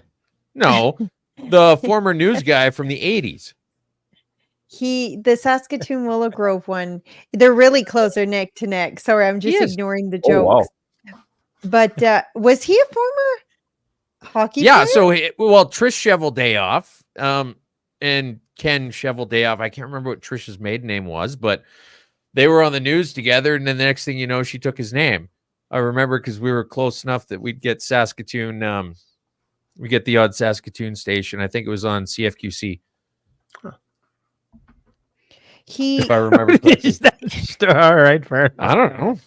You know, you're getting into like hour 5 of a roundtable where people just shut off for a couple seconds. You're like staring off into the abyss. Yeah, nobody's listening. But we even got STV every once in a while. And if anybody is an avid fan of The Great Spelling Bee, you would have seen me on a couple episodes. You were on an episode of The Great Spelling Bee? Yeah, with Stan Kupacek. You betcha. Okay. So back to the election. So another good one to, because I'm thinking if I was watching this, I would want to know what's happening. Another good one to the thousands and thousands of people watching this. Do you want more shenanigans or do you want the map? Just comment. I don't know. I feel like you guys probably want to hear about Stan Kupacek and The Great Spelling Bee. We beat Martinsville once, and yeah. Trisha is his wife. Ken's brother is general manager of the Jets. There you go. Pull up that comment. There it is. There you go. I think I got that right. Trisha's his wife. Ken's brother is a general. All right. I just threw that out there being a smartass. Who knew it was the same family? Worked hard because I think they were really worried. Sorry. 222. You were my neighbor. Maybe. I don't know. Maybe. The NDP are doing a lot better than I expected. Just about half of the votes for, they're 50% behind the SAS party, but still, that's a fairly big number for Swift Current. Well, in terms of the popular, I got Swift Current either, to be honest. Yeah. In terms of the popular vote, they are way behind though. You got almost 120,000 for SAS party, and just over 71,000 for the NDP. Total votes. Swift Current's been called, so that's good. Yes. It looks like Moose Jaw is going SAS party. Yeah, it's kind of. Which is interesting. They I don't think it is. If Moose Jaw goes SAS party, like, to be honest, it's pretty much over. You know what I mean? Like, I don't think we're going to see any big upsets in Saskatoon or Regina here at all. Moose Jaw North, you've got 2,000 votes for SAS party and just over 1,000 for NDP. Yeah, that's kind of a call. And that's 5 of 11. Closer. Megan Patterson. It's so funny. They have the same last name. Megan has 617 and Melissa has 475 with 4 out of 12 polls in. That's going to be close. What's Kenora Pelle doing? That's already called, I think. Is it called? It's a blowout. It's a SAS party blowout. Yeah, okay. So Sean Wilson won that nomination, and this was his first time running. By a landslide. Didn't he have like a whole bunch of people show up for the nomination too? Like they had like 1,000 people. It was a good turnout, but Sean's quite a prominent guy in that neck of the woods there. That's actually been in construction and a lot of different things. I think we're going to see a few SAS party MLAs. There's a big MLA turnover there as far as I'm concerned this year, and I think that's probably going to be a healthy thing for that party to get some new voices in there. Jamie Martins in Martinsville is one of them. Quick, Dick. When you say he had 1,000, or maybe both you and Nadine, he had 1,000 people show up to what? Can you explain that for me? For the nomination. Do you know what that is, Sean? What I think so. Right? Like you're talking like the SAS party nomination, like that vote, right? Yeah, your listeners might not know what that means. This is why we're doing town halls throughout the whole province. A lot of people will complain, oh, we don't like our elected officials. Well, you can actually challenge them in the nomination. What that means is before there's an election, a candidate who's either currently elected will say, I'm interested in running again, or they will step down. So I think in Saskatchewan, Sask Party had 21 saying they weren't running again. But there were some that were challenged that said, I'm going to run again. And then someone ran against them. So anybody can put their name forward and run against them. So Randy Weeks is a classic case of someone ran again, even though he wanted to stay, and Randy lost. And I think Jim Ryder was the one that won. So a nomination election is an election that happens usually about a year before, sometimes a little bit closer to an election, where the people who own party membership gets to vote who the candidate is going to be. Now, if you have, let's say, 500 people in your community that will vote for you, you can likely change your MLA. That's how little people show up. In the US, though, it's very different. They call it the primaries. 44% of the population show up. In Canada, we have less than 1%. It's 0.01 that show up. Like, so if you remember, Shaun, when I did that Harrison is looking Weeks video on the whole Weeks Harrison thing there, or whatever, and when Scott Moe made his sour grapes comment there, he was saying it was sour grapes because he had actually Weeks had actually lost his nomination with the Sask Party.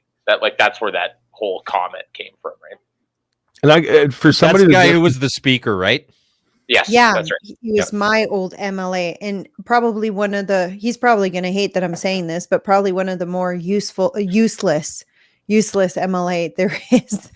But if anybody's ever had the chance to go listen to Nadine speak when she does the town halls with Unified Grassroots, I encourage everybody to go listen to what she has to say. We drove over to Leader and we listened to Nadine speak. It makes a lot of sense about getting involved with your local party, and it's so easy to change things if you're involved. People don't even understand, like, and that's why Take Back I'm going to compare it a bit to Take Back Alberta, but it's not even close to the same. We complain. I'm glad you followed up with that. Well, it's not completely the same because you don't hear us talk about it very much. But what it is when COVID happened, a lot of the people, the freedom type people, the people kind of upset about it, pulled back. And then it left the party with like nobody like us, unfortunately. And then so when things were being moved, pressure was being put, it was being put in one direction. And mind you, like I said, Sask United was very effective in the sense that it did influence the Sask Party to go a bit more right because they were afraid of losing their voter base, which I think it was an accurate fear at the time. You can see by the by-election versus now. But the problem we're having, if Sask United, if the general public is not ready to elect a new party, which obviously tonight they are not, whether we face that reality or not, we looked into, okay, well, how do we make sure the party doesn't go full left and follow a lot of the kind of more left extreme policy, because the left has gone so insane now. It's just kind of pressuring us to go a little bit more left, even if we're right leaning. So we looked into, well, how do we influence change? And there's certain places in our democratic process that are very easy. One of them is nomination election. And unfortunately, we got this real information really late as an organization. Had I known this during COVID, we would have done this from the get-go, but we didn't know about it until we sat down and looked at the election laws, at the Sask Party policies, the constitution. We're like, well, okay, well, how do we make sure it doesn't go sideways? Or if COVID came back, how do we make sure what happened doesn't happen again? And we realized there are places where you don't need a lot of people to get involved, and nomination elections are it. We got involved with a few of them, and our people with our values won every single one of them. And now they're going to be Sask party MLAs because it's in ridings that's more likely to be Sask party. So we could have just put all our eggs in the basket of Sask United, but then you would have no one with our values in government. So it was a huge success. And then you talk about like the AGM in Alberta. You guys mentioned that there's how many people? 6,000 people going to that Something AGM. like that, I think. Close to 6,000. Yeah. Yeah, and look at what happened even last AGM. You had thousands and thousands of people more than ever showed up, and they had a wish list of what they wanted accomplished.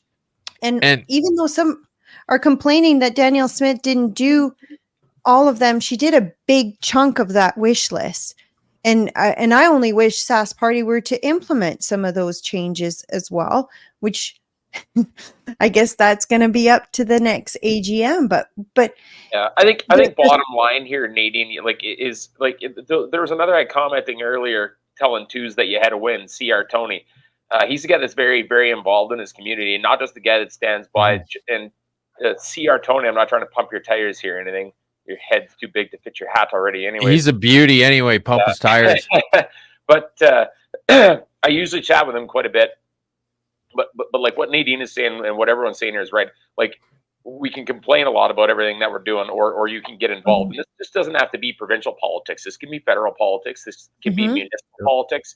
This can be right down to getting on a board that's in your small town. If you want change, you need to be able to make yourself available and make the time to go help change happen. Otherwise, and Shaun, you and I have had this conversation at length. I think even on your podcast we need to make time to do this kind of stuff, because if we just sit idly by and just let these things continue to happen, saying we're too busy, and I'm one of the most guilty guys of it, I'm too busy with my head under the combine fixing it. Before you know it, you have somebody that had all the time in the world that took the time to go and get themselves into a spot that's just going to steamroll you while your head is underneath the combine with policies that are just going to negatively affect you, right? So why don't you just quit breaking your combine? Because it's a you bastard tractor company one, and they don't know how to. Honestly, just do an extra pass with the rock picker. Okay, here I want to point something out here real quick. Maybe someone can explain this to me like I'm 5. So here at the very top, you've got total votes counted 254,000, mail-in ballots counted 0%, 0, mail ballots issued 32,476, pending count 20,417. Where's the other 12,000? What am I reading? See, I don't get that, but just with looking at it, there's a chance that would have been the number that they actually received, possibly by the. Okay, yep, that would make sense. But don't quote me on that. I'm just guessing right now, right? That would make sense. Yep. And I'm sure everybody mailed them, and Canada Post never would have fucked something up. So 3427 right now. So is that confirmed? How many are confirmed? Can we call the election yet? Has anyone called the election yet? Is a better question. Well, the dark green. It's whether we call it or not. The dark green means it's a solid Sask party. The light green means it could flip. Dark orange means it's solid NDP. Do you not see the different colors? You don't. I see a different map. Well, why don't you go off our map, because it's the best map? Stop it, Nadine. Stop going to other maps, okay? Well, I'll send it to your guy. This one has more. PA Carlton. No, we're using our map, Nadine. It's the best map. It's the only map. Get out of here with your fake news. Okay, but like PA's tight, and only basically half of them, 5 of 10 and 8 of 14. How tight is PA? 1725 to 1391 and 1324 to 1295. Oh wow! Like they're neck and neck. This is totally one of those your vote matters situations, right?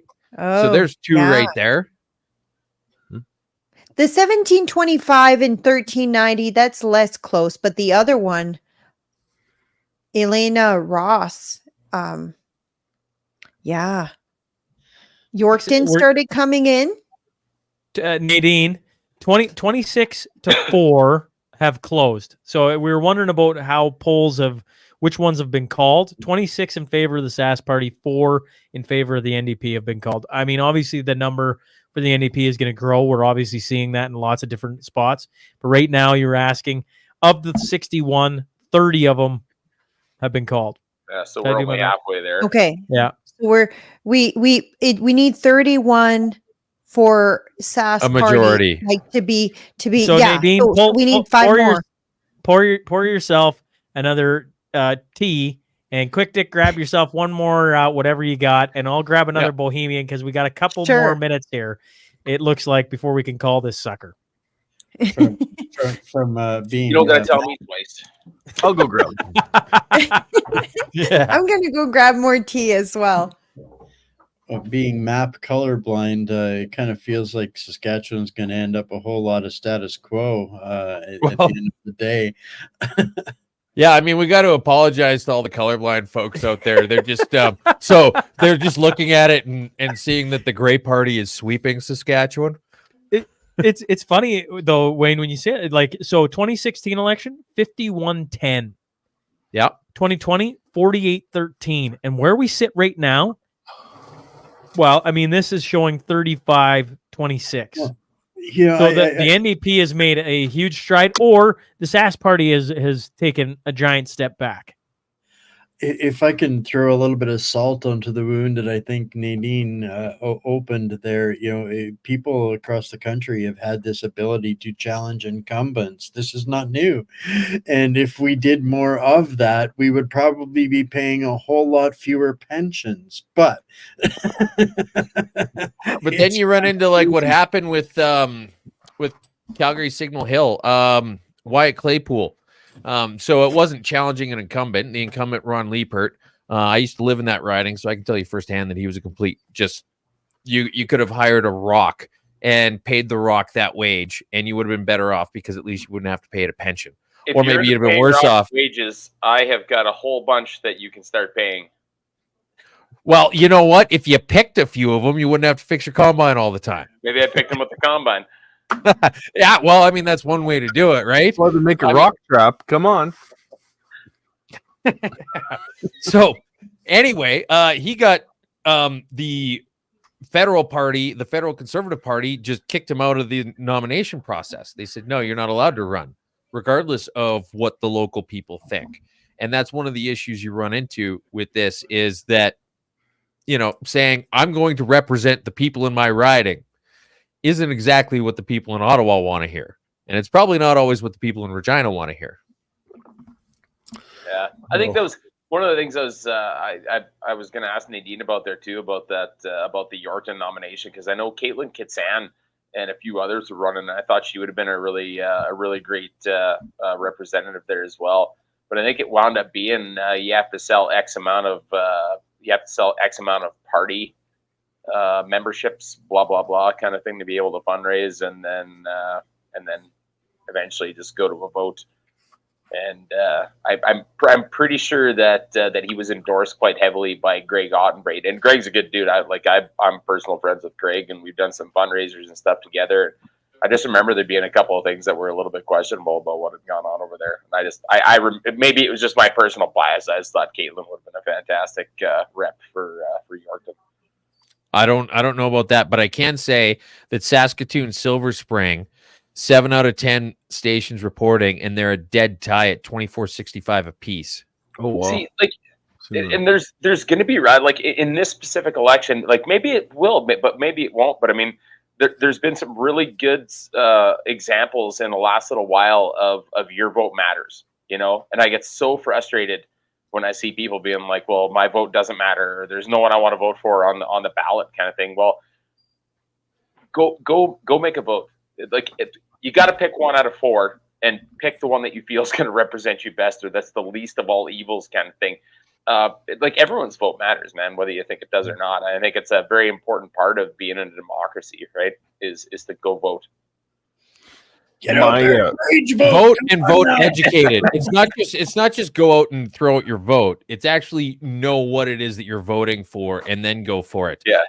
Other interesting thing, Regina Lakeview, which is Carla Beck's riding, only 1 of 10 reporting so far. but she's up 679 to 351. Now, Malay, not the good Malay from Argentina, but the other Malay from Regina, Tina. He won by a nose in the last election, and he. Oh, you're talking Miley? Yeah. Yeah. Okay. Yeah, he won by a nose in the last provincial election, but the two leaders before him lost their seats. So the NDP is actually starting to pull ahead further in terms of even letting their leaders win the elections. So, hey, you know what? I'm going to say I think Carla did a great job of running this election. I think when you look back in the history of the NDP for the last couple of elections in Saskatchewan, I think Carla Beck did a great job of running this campaign. I've said this before. I don't think she's the best public speaker. I saw her live at a couple of events, but when you get one-on-one with her in a crowd, she's very personable and talks to you with empathy and will she can emote with you, kind of thing. And I think that's that's something that Scott Moe doesn't have. Scott Moe seems like a chubby robot. He said, "Have you whatever? I don't get." Have you seen the SNL skit with Will Ferrell when he's like the guy talking about they have no control of their voice whatsoever? I feel like that's what Scott Moe kind of is most of the time. You know what I mean? It's true. When he speaks, it's very monotone. It's like forced. Yeah. It's not authentic. Yeah. I just want to point out, Zach Schmidt had mentioned, talking about voting. He said that, basically your spoiled ballot. I'm exercising my right to vote, but I don't support any of these parties. It doesn't get nearly enough recognition, and it really ought to. And so if you go through here, the rejected ballots on the right-hand side are people who showed up and checked every single box on the ballot, which is their way of saying, I'm here to vote. I want to have my vote counted, but not towards any of the parties. And it's a damn shame that there's only a handful in each one. And I feel like if more people knew about this, your voter turnout would be higher, because it wouldn't just be like, oh yeah, there isn't a party that doesn't represent me, I'm going to stay home. They would say, I'm exercising my right to vote. And I bet you there's some interesting people in that category right there. Oh, probably. That know to check all the and that's going to get a rejected ballot and actually show up. I didn't know that. Yeah, there very well might be. But like, just to finish off what I was saying there, I've watched Saskatchewan elections. I was home for the last couple. This is by far the best campaign that the NDP has ran. By far. They stepped up their social media game. Their messaging was better.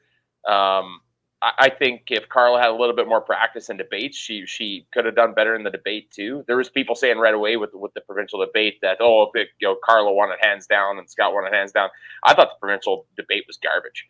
I don't think they debated each other very much at all. But it was a snooze fest. Yeah, but all together, no matter how this ends, good job to the NDP for stepping up their game, because they absolutely did in this campaign. I don't think it's did they or did the Sask party just start shitting the bed? No, they upped their game. Their marketing and their communications and videos were phenomenal. Yep. It was like high quality. I don't know if you guys saw the video of Carla Beck where she's like in a baseball outfit. The batting cage video. I looked at it and I liked it. And I was like, that's phenomenal. Did I just like an NDP video? Yes, I did, So I had the same. Oh, go ahead. Well, this is what I was talking about with hiring Quick Dick and Twos. And this is what I mean, is they should look at what's working and not go try and buy who Quick Dick is, just in the sense of like, you're explaining what I mean in a way better way, I might add, is that like, look, they're doing things that even people who don't agree with them are like, damn, that was good though. That was good, right? Like, I mean, think about that. I don't know. I haven't heard a positive remark all night long about the Sask party's game on that side, or any of the other ones on that side of the coin, or any other. Only the NDP. How is that possible? So because they don't put money into it. They don't prioritize it. Well, the just- they get lazy, and so this is I guess really what is the best case scenario for Saskatchewan people of Saskatchewan is if the NDP up to their game to force the Saskatchewan party to do a damn sight better if they want to remain in control. That's the best case scenario for That's exactly where I was headed with that point, Wayne. But absolutely, bang on. Yeah. And not just that, during the election, they failed at doing this when they were in government. They've implemented quite a lot of things in government that nobody knows about because the media is not sharing it. Like the raises for doctors. How many of you knew that doctors got a huge raise in Saskatchewan? Like my husband, who's a doctor, is making so much more than what he used to be. And some of the doctors, it's almost doubled their rate. But who knew that? Well, And Nadine's buying everybody the chai tea tonight. Well, he's not one of the ones that it's doubled, but some of them it has. But nobody knows about it because they don't have a communications team.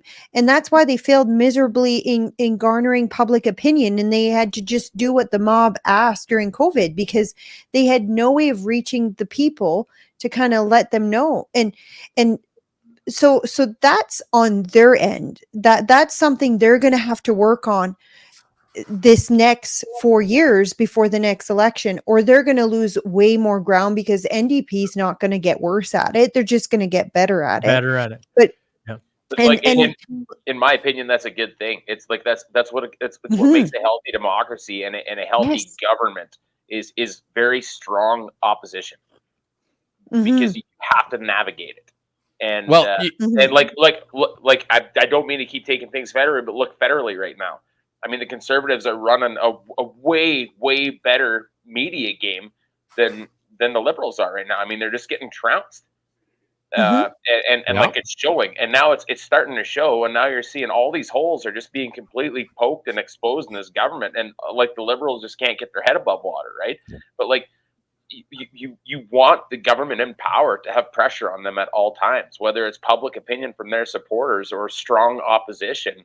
In ledge, right? That's what makes healthy democracy, and it's what makes healthy policies come out of a government. I think the SAS party, and we're seeing it in the election here tonight, like it's a party that's getting kind of tired. Like the Bradwall gas that's been on this party for a long time, that tank's starting to run out. You know what I mean? There's a lot of voters that have probably come into the province in the last little while that don't really know who Bradwall is or was or what the SAS party used to be, and they just get a snapshot of what it is right now. And I personally believe that this is not the SAS party that Bradwall created to rid us of the NDP last time. And if they don't get this car up on a set of jacks and do some fine tuning under the hood, it's going to have to go to the junkyard. You know. So, what do you guys think would be the changes that they would implement after looking at what's basically going to be a very close race, assuming they win the SAS party? What do you think they would do in terms of changes, either optimistically or cynically looking at it? I think a leadership review would be first. Yeah, I think that'll be the biggest one. And I fully predict that happening in the next year. The question's going to be who's going to be stepping up and be the next Brad Wall, because that's what they're going to need if we want the NDP to stop gaining momentum. Yep. So that that's where I just keep praying someone great will step up, like a Daniel Smith, that we can kind of get behind. Or maybe even somebody better. Is there anyone that you guys are one of those. Oh, one of those.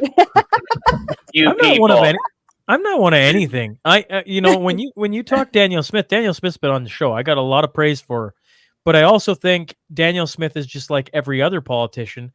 That you're constantly being, Daniel Smith, Sheila Gunn Reid from Rebel News said it best to me. She's being constantly pulled left by all the world.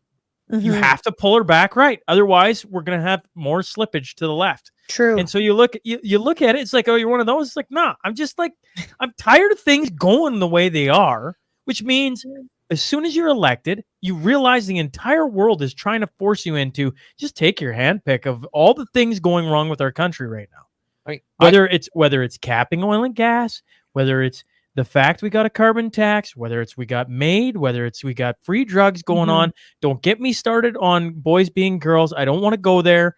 And the list just goes on and on. And so to me, one of the things that we sit on this side is I got a lot of time for Danielle Smith. Probably too much time, and I get harassed about that. So By me? Yes, I do. But at the same time, how many people are sitting here doing shows like this that are trying to pull things just a smidge bit right? I get called far right all the time. Are you kidding me? It's the most ridiculous thing in the world, and yet that's what happens. And you get labeled. And sorry, Nadine hit a pressure point on me. Is it like okay. You're one of those. It's like, no, I'm just a guy that wants to see things slide just slightly to the right. Can we pull things back to common sense? I'm the most politically neutral person I know. And I just want her to quit spending money on everything all the time. What did you just say?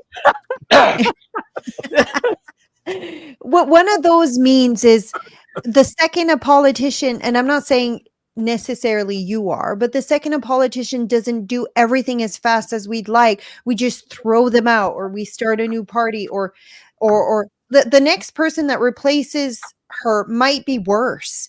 And from looking at her from Saskatchewan, she's implemented so many of the things I could only dream of happening in Saskatchewan. And I'm like, please don't get rid of her. Let her keep going. She's pushing through. She's going in the right direction. Maybe not as fast as we would like, but she is pushing ahead where no one else is in Canada. If they could turn things around on a dime when their political future's on the line, how about they can turn things around on a dime when it makes sense? Or at least on a quarter or a toonie. Can we hold on to this just for a second? I think this is really interesting. But Brett was just saying, which two flipped? Here, let's pull it up. We're up to 34-27 now. I just want, I'm trying to gauge everybody on the live stream's reaction. Here's the map. The South PA one flipped. All right. I'm doing Nadine's job now. Nadine, I need you here. Regardless, I'm teasing. You guys were going after my girl. So 34-27 is where it sits right now. Only if she's 5'3". Oh my God. Okay. So nobody heard the first time. Actually, you raise an interesting point, Nadine. All I would say is the pace. So, okay, you go, it's not happening as fast as people want. I don't know. It's not happening at all. So I'd love to hear what Wayne has to say there. He really wants to jump in there. Sure. I really do, because we live in this society of instant gratification right now, where the instant you think about something or say it, there's a fulfillment opportunity just slides across your phone right here, right now. And when Danielle Smith replaced that gremlin before her, it was done on a dime, and we all threw our support behind her in Alberta to make that happen unequivocally. And they get our support when they get into office, but then once they're in office, then they don't get any support either. Then they get expectation from the people, get it done. And in order to do that, they're clawing uphill to try and take us back to the right, but we just expect them to get it done. Now they got the opportunity, now just get it done. And we kind of go back to our, we've done our 5 minutes every 4 years of responsibility. Now we can go, I voted for them, but now she's not getting it done. Well, where are these people after the election to make sure that she has the support, rather than just a vitriol to get it done? And this happens across the board, But so it's because there's no recall legislation, or at least none with teeth. Well, there's just Manitoban recall legislation. We as the public take a bit of accountability too, because it's not moving as fast as we want. This is a really important point that I just kind of realized today. The Overton window. I don't know if you guys know what that means. So you have politicians that will only work within the Overton window. And I don't know if I'm pronouncing it correctly. You have the left and the right, and you have the extremes where that'll never happen. Maybe we should start doing it. This is reasonable. And there's a window in there. Now, politicians, it's very rare that they can move that window, but you and me and people who have public voices can. Our job is to sway public opinion in the right direction. Now, where we fail in Canada is we don't have a lot of conservative voices to do that. You have think tanks, which are really good for doing that, but you don't have a whole bunch of conservative voices. You have you guys, SNP 222s, you have Quick Dick McDick, but when you think we have Jordan Peterson, when you think about how many conservative voices do we have swaying public opinion in Canada, it's not like it is in the US. So if we want the politicians to do what it is we're asking, we need the public to also start pushing towards swaying that Overton window into the right direction. And a classic case of that would be the wheat board. I always bring it back to that because it was a classic lesson I learned from my father-in-law. And sorry, Quick Dick McDick, I don't know which side of the fence you were on that, but I'm pro. Just waiting to hear where you're going with this. So my father-in-law was one of the 13 farmers jailed over the wheat board. So they really felt strongly that they should be able to sell their grain to whoever they wanted to. And when they first did this, the public opinion wasn't in their backyard. Like, in fact, everyone wanted the wheat board. And then they worked diligently. They created a news organization. They created all these groups that did a bunch of town halls to say how good this was. They also did like a display of public, not disobedience, but whatever. They went across the border. Civil disobedience. They went across the border, so brought a pail of wheat or whatever it was, maybe oats, I don't know.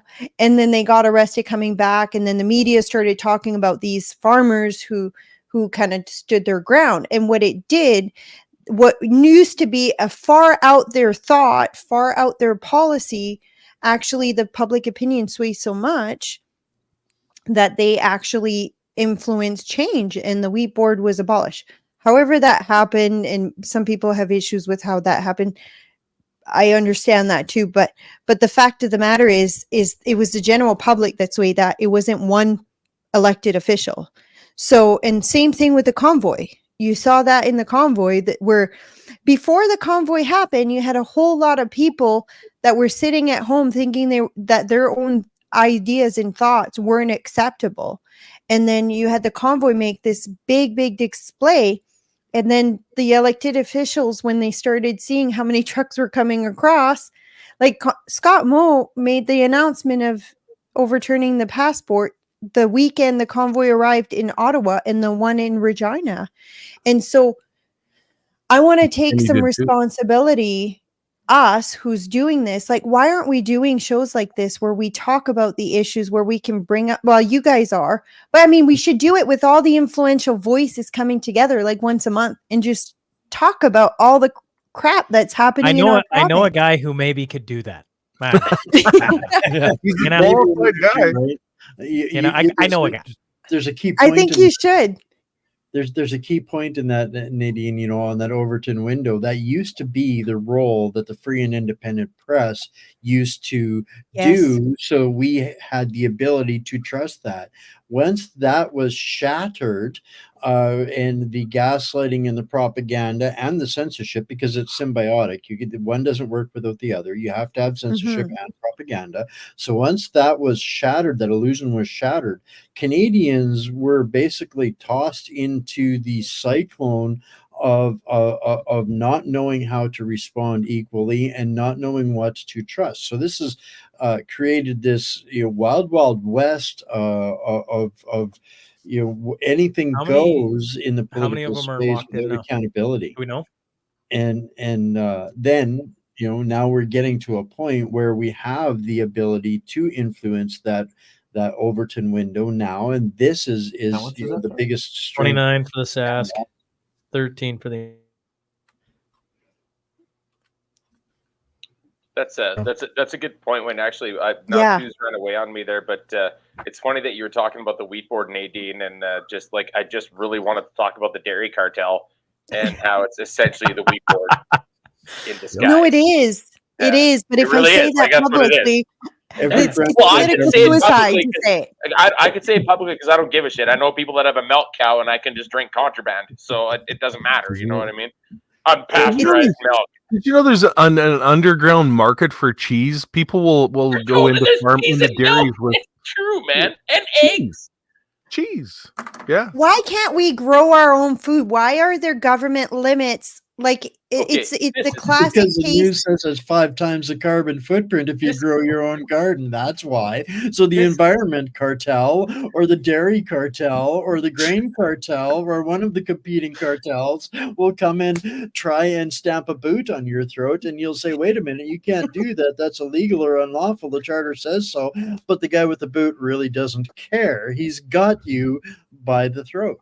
This is a really good opportunity for me to talk about a meeting that I had with one of the candidates, here in our riding for the Green Party. And there was a lot of policies that existed within the Green Party platform that I surprisingly agreed with. And one of them was food co-ops and trying to get stuff back local again. And obviously and this goes back a ways, Shaun, when we were on when talking with Chase Barber, and we were talking about the Green Party not having a party whip and how they actually had the ability to vote with the riding's best intentions and not with their party kind of thing. There's a whole bunch within that platform that I was like, this is all fantastic ideas, but like there was a lot within that platform that I completely disagree with too. You know what I mean? And just one outweighed the other, right? The local food would be a huge one, or decentralizing things a bit, but yeah, that don't get me talking about the me and Twos on the BC live election may have been sponsored by a dairy farm, and we may have drank milk live on television. And I just want to say my full support for the dairy cartel. Please do not put a bag over my head. You chicken shit. I don't want to go out that way. I'll go out a million different ways via Trudeau, but the dairy cartel. No, I'm kidding. Scott Moe, isn't it Scott Moe or someone like big in election won because the dairy association, whatever you call it, the dairy cartel backed them up? It wouldn't be Scott Moe. It would not be Saskatchewan. No. I don't think they're that big. No, I think it was Andrew Scheer when he won the nomination. You know that could be possible. That was Maxime Bernier's fight when he left the Conservative Party. Oh, the dairy cartel. That's where I heard it. I would just like to point out he's going to come back on screen. We've been going for 5 hours, and that man has put back more Red Bulls and everything else in his system. And he finally took his first pee, I think. Is your pee supposed to be bright green? I mean, I'm like, I don't even know what to say. I'm just like, hey, Barber, what do you think? With a bladder like that, he might be able to be a trucker someday. He could be a trucker, yeah. Well, I mean, I've had a class 1 for 20 years. Okay, let's get back to the results. What are we seeing? Well, it's 34-27. That's where it sits. And the last number we had was 29 confirmed Sask, 13 NDP. That's confirmed that they've whatever. What's the word I'm looking for here, folks? So they got it locked up. The South Party, and we just about have this one locked up. Yeah. We got three more, and you can call it the Sask Party. 3 more of how many? Cue the water lines breaking in the building in the room upstairs. 2 out of 19. They got to win like 3 more out of 19 seats. So I think it's 19. Can we officially call it 2 more out of 19 seats? Yeah. I don't know. Prince Albert's really close. But we're looking at it. We're going like, at what point do we just say they're going to get 2 more seats? Yeah, 2 more seats, not 3 more. That's 31. Like they're going to get 2 more, right? They're going to get 2 more because if you look at the ones that aren't confirmed, it's not a Tuma. Well, if you look at the ones that aren't confirmed yet, they're pretty leading by 2 of them at least are leading by more than 400 with like more than half the polls close. Like Jamie Martin's, we can call hers pretty much. Which riding is that? Sorry. That's Martinsville. So she's a new candidate. Yeah. Well, that's closer to think 15-25, 11-38. I mean, and 6 of 10 reporting. So you're just over halfway. Like statistically, it could happen, but it's not super likely. Okay, but look at then the other one, Saskatchewan Rivers, that one's almost 800, so that one's even more. So I could see that one. I mean, Saskatchewan Rivers is a blowout, though. Saskatchewan Rivers, you got 2,400 for the Saskatchewan Party and 1,200 for the NDP. Yeah, but that one's not green. It's not green yet. You can it's put not a pin in that one. You can. It's just the bureaucrats are falling behind, like every election counting. That one, we'll put a pin in that one. So are we saying we can call this at that? We don't know the final tally. Is that where we're going? Also, or are we waiting? Here's the other thing, though, is that 0 mail ballots have been counted, and they're pending a count of 20,000, which is roughly 2% of the total votes, a little bit less. So, it could, because the other thing, QDM, you were pushing back on it, but I do think that when it comes to advance votes and mail-in ballots, they do tend to go against the incumbent a little bit more. Yeah, I think when you look specifically at Saskatchewan, I think a lot of the times, let's be clear, mail-in ballots are typically going to be seniors, disabled people that aren't able to get to polling stations, whatnot, kind of thing, right? That's one thing you see it notoriously in Saskatchewan here. A lot of people jump on and be like, well, if we just had STC kicking around here still, then we could take the bus to get to where we're going. You know what I mean? Well, that was one of the NDP platforms from 2020 was that they were going to bring back the STC. Yeah. So I mean, I don't think that it shocks me much when mail-in ballots are counted that they normally go leaning towards the Socialist Party kind of thing, because these are probably marginalized people that are looking for more social assistance. There's nothing against the people that are handicapped or if they're in a remote area or if they're elderly or whatever. I mean, it's not a shocker to me, right? Mm-hmm. And in this situation, it wouldn't be a shocker to me as well, considering the demographics that exist in Saskatchewan. Am I wrong in saying something like that, Chris, Nadine? Before we go any further, 30 confirmed for the SAS Party. Okay. Well, there you go. I'm sorry. I was just entertaining myself for 2 seconds. I was just scrolling through some people that were very, very hard on the one side of things, waiting for a defeated speech from Scott Moby, and now a lot of them are posting, being like, "Well, just take solace in knowing this is going to be his last win, anyways." You know what I mean? So you can see the pivot is kind of starting already, right? They've kicked over all the pieces and now they're shitting on the board. I'll save that discussion for X tomorrow when I'm fighting with the left. But I just, no matter what, and I put a tweet out when I was loading just before I came in here and got in here. I put it on all my social media platforms, and I haven't tried to influence anyone in any way in this election for any party. I just wanted to try and encourage people to go vote. That's it. That's all I wanted people to do. And no matter what, no matter who takes the win tonight, who gets sent back, and whoever it is, to anyone that has had the notion to put in the effort to go and try and make their community better, thank you. No matter what party you're running for or for what reason it was, you wanted even to the Greens, even the Greens, absolutely, especially the Greens. You wanted to try and make a difference in your community. And I say especially the Greens, because running for the Green Party in Saskatchewan has got to probably one of the hardest parties to run for in this province.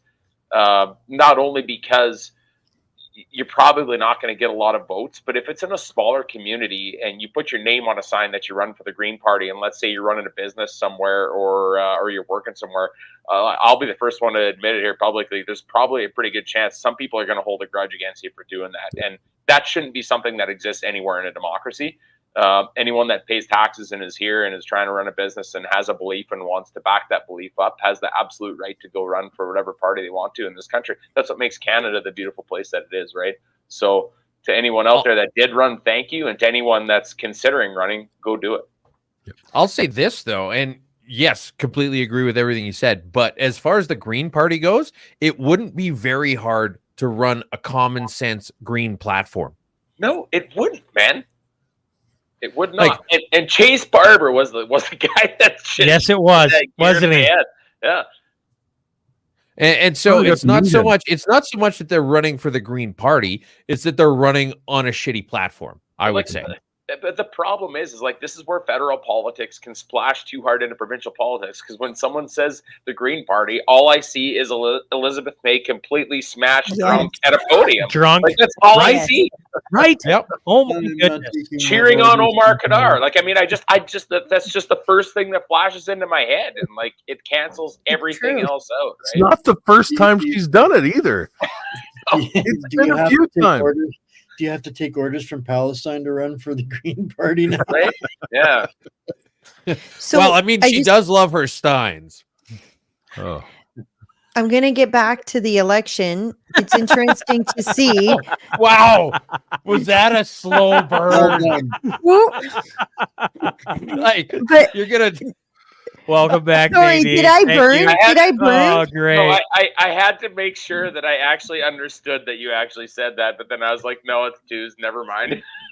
It's perfect. It's perfect. Did I burn? Sorry, I wasn't really paying 100% attention. I just no. If I'm It's honest. all good. It's just it took Shaun like 10 seconds to get the joke was all. It's taken, you know what? It's taken 5 hours, and I'm finally glad that Twos is eating it on the chin a bit. It's great. So Great. Paul Merriman is not pulling ahead. So it's not a for sure thing. It's pretty close still. So he Paul may Merriman's lose. not his pulling ahead seat. right now. No, he's not. What riding? And the Saskatoon. Oh no, wait. It's in Saskatoon, Silver Spring. So NDP's at 2857 and Paul Merriman's at 2789. 8 out of 10. And then the other one, Bronwyn Air. I don't know if I'm saying that right. I think it's Air. Right. Yeah. Yeah. And so Darcy with the NDP is at 2472 and she's at 1773. So wow. That's not looking good for her at all. And she's been quite a prominent MLA for a really long time. She was the Minister of Education. She's the Justice Minister now. Right now, I believe, yeah. And I kind of always thought that if like Scott Moe stepped down, she might be one of the ones that would put her name forward, but I don't know. I would disagree with that. Yeah. Oh yeah, you don't think? Who do you think would run? Ken See, I Cheveldayoff. think Ken maybe? Cheveldayoff, right off the top of my head. Do you think anybody might try and jump down from federal? No. Like Kevin Waugh, for Ooh. example, maybe? No, I don't think I so. can't see it. You get paid less and you get crapped on even more. Why would they? I'm just trying to think. Double pension. That's what what you know. I was about thinking about this Dustin? earlier. Who would be the next possible leader? And I Mhm. didn't put my finger on it either. Yeah, I'm hoping that someone will come out of nowhere. But yeah, Dustin just stepped down, but I think he would have been better. He would have been a little bit more like a Brad Wall. When I think about someone running, I kind of want to see someone like Brad Wall. That would be Minister of Seniors right now at a Swift Current. You should know him, Barber. What's his name? Everett Henley. Everett Henley. That's okay. That's who I think. It's like that. Like he reminds me of a young like a Brad Wall kind of guy. I've just seen But a different he was side of that. awful during COVID. He was horrible through COVID. Is everybody I saying would that not. Alicia And we have- Ottenbright commented, a- rumor has it Andrew Scheer.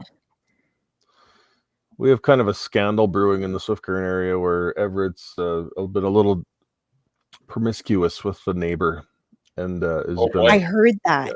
Yes, That's very so scandalous. lost a lot of support in the local community. It's, But it's not just a It's not just a rumor. I think it's pretty much. You No, can't Is it- not yeah, just a rumor, then be like, I think it's, because that technically, if you're like, I think it is, then that's still a fucking Okay. rumor. It's news I now. got My it. sources tell me it's not a rumor. no, it's not a rumor. I got it firsthand from his Phrasing. Are we Unfortunately. gossiping now? I shouldn't. Yeah, we're Christians are not supposed to. Yeah, gossip. we're off the rails. I a think little there was bit a here. lot. There was a lot. We're during 5 COVID. hours in. Okay. What are you gonna do? I'm going to go out on a limb and say that Andrew Scheer would be a horrible choice for the Sask party if he tries to run the way he did when he was leader of the Conservatives. If he tries to act the way he was after he stepped down, you see these like momentary glimpses of you're like, where the hell was that guy? Yes. Instead of just being like watered down mayonnaise, he's actually snappy and has some good, interesting things to say. If that guy shows up, he could be good for the Sask party. If it's the former leader of the federal Conservatives, they may as well just hand the next election to the NDP. Watered down mayonnaise? Yeah. Does it mix? I didn't even know it mixed. Right. It doesn't. Would vinegar be a better solution? Are we still at 30, Brett? Yep. I'm looking at the clock and I'm just like, find some way to shut twos up. I don't know. I just, at this point, we're sitting at 30. It's like, at what point do we just call this sucker? You know, When it hits I called it 31, half an hour that's what ago. we call it. I guess so. You know, it's funny. The first time I ever had Quick Dick McDick on, we sat here and did exactly this. And it was Didn't about record it. midnight, and I never hit record. And me and him were both half in the bag and feeling great. We just met, been a great conversation. And I went, crap, I didn't press record. So I texted him, not knowing Quick at the time, and I told him, and he's like, Rick, I've got a half in the bag, but screw it. Fire it back up, we'll go again. And I'm like, it's like 12:30 in the morning. I'm like, no, we're not firing this back up again. I'm like, let's give it a week and we'll start all over again. So episode 0 is lost to the abyss. But it was probably a great conversation. You have a tendency of doing that a lot, don't you, Sean? Me? I don't We've think- done that a couple times too. It was like, shit, I should hit record before we go too far. I think Stop I it, Chris. You have a telling lot of secrets. that. You Telling do have a secrets. lot of say those that comments. myself. Yeah. I'm with you. I got your back on that, Chris. Sean's. That's. I think that's Sean's subliminal catchphrase. Shit! I should have hit record. So wait a You have a second, lot are of we- conversations like that. That's every it. Cut the time- live stream. Cut it right now. Every time I talk to Tarek Alnaga, we go for a beer every once in a while, or we're I just love shooting the that guy. shit. And yeah, 20 minutes, 30 minutes in, I'm like, we should just be sitting down and recording this. And we never do. My husband very and cute. Tarek have a bromance. Yes, Oh, well, yes. your husband's a really interesting guy to talk to as well. Did Christine Tell lose her seat? I think, well, it's not a for sure. what but riding? it looks like it. That is Regina, Regina. Wascana. Wascana Plains? It's um, 41-14 to 37-59. Yeah. And 11 of 11 reporting. Okay. So ETV Regina just called that one. Yeah, it just hasn't turned yet. It should have turned. I didn't see that one coming. That's interesting. Yeah, because she was working hard for that one. Like I know quite a few people that were outdoor knocking with her. It's interesting to see like the prominent ones, like the ministers losing their seats. Oh, well, I mean, you had it's interesting because so Humboldt, you had Donna Harpower, who's the former finance minister, and she's the one who got the $8,000 private plane from Regina to North Battleford. I know a guy that did a video on that. Yeah. And we talked about it on the Mashup about a day before you did the video on that. One up each other. I guess I'll have to start watching it. Burn. Well played. Gonna go cry myself to sleep tonight now. All right, thank you. What a dick. So Elena Ross, that one's really close, and there's only one poll left. Which one are we talking about? Elena Ross or Alana? Am I saying it right? Well, Elena? what riding they do? Oh, sorry, Prince Albert. I assume you guys know who all these people are. Nope. Prince Albert. Prince Albert, Northcote. Yeah, there you go. Northcote. Yeah, 2597 to 2526. That one's down to the wire. And that's going to be one of the ones that's going to get blamed on the United Party because it's 281 votes for Sask United. And if they end up losing that one, they're going to say it was because of vote splitting and not because the Sask Party didn't do enough to entice those voters over to them. But maybe that's just me. Well, that the same thing was said kind of with the federal government, right? When the CPC lost a bunch of seats to PPC vote splitting. No, I'm just Vote kidding. splitting. I'm trying to trigger you guys. But all the it's conservatives, working, like, I think. in the last federal election, the conservatives ran on a carbon tax. They were like Justin Trudeau with no hair. That was Aaron O'Toole. And so look at it and you're like, why would you blame anyone for not voting for that shitty fucking platform they had? Mm-hmm. Like There's nobody. There was nobody. That federal election was what changed my mind on vote splitting, on the vote splitting argument, was that federal election. Because it would have been CPC, and it would have been a CPC minority. Yeah, if you look at the numbers, it would have. You're assuming that everybody who voted PPC would have voted conservative, rather than either A, spoiling their ballots, B, not showing up, or C, saying, I hate the Conservative Party and their shitty platform. I'm going to vote for liberals just to see it all burn down. Can we rewind the clock and just go back to Aaron O'Toole being on stage and him talking and just being like, this is what I got to vote for? This is what I got to vote for? This is BS. Like, I mean, first move the Conservative Party. I've never seen a worse politician. Oh, wait, Kamala's pretty bad. Joe Biden couldn't even walk up or down a flight of stairs. To Aaron O'Toole's credit, I don't think he ever shit his pants. Wow. Aaron O'Toole was the first casualty of Conway. That we're aware of. You know why he was so awful? Because he was a wolf in sheep's clothing, he was, and he fooled us all. That's why he was worse. I don't think he fooled any of us. I think he didn't fool me. He showed up. You're like, all right, that's the guy that's leading us. Okay. You started listening. You're like, what the heck is this? Marty Bowes is saying Global News calling SAS Party voters uneducated. Marty, you got to send me that clip, man. I was just going to say, have we got the clip? You know what? Yeah, get the clip. Global News, really interesting. I wonder. At least it wasn't like Rachel Gilmore this time. I wonder. We actually don't talk about her on this show. We're not allowed to say. There's a fine jar for saying that name, Chris. So now you just yeah. There you go. We haven't talked about her in a long time. She's the one who will not be named. Is she still relevant? Like, is she still? Well, that's exactly it. I have no idea, but the point is if everybody stops talking about her and her shit opinions will eventually disappear and go away and start working at Starbucks. She's teamed up with Dean Blundell, so how can you not mix that matchup right there? Once again, why would we want to talk about either one of those people? Either someone else teamed up with Dean from Alberta that shouldn't have. He looks like that is also true. That was a very poorly thought out decision. Yeah. Did I miss that one? That I'm actually David Parker went on Dean Blundell. Yeah. Oh no! I'm gonna meet up with him. That's a while Phoenix. back now. Who? I'm going to Dean Phoenix Blundell? tomorrow.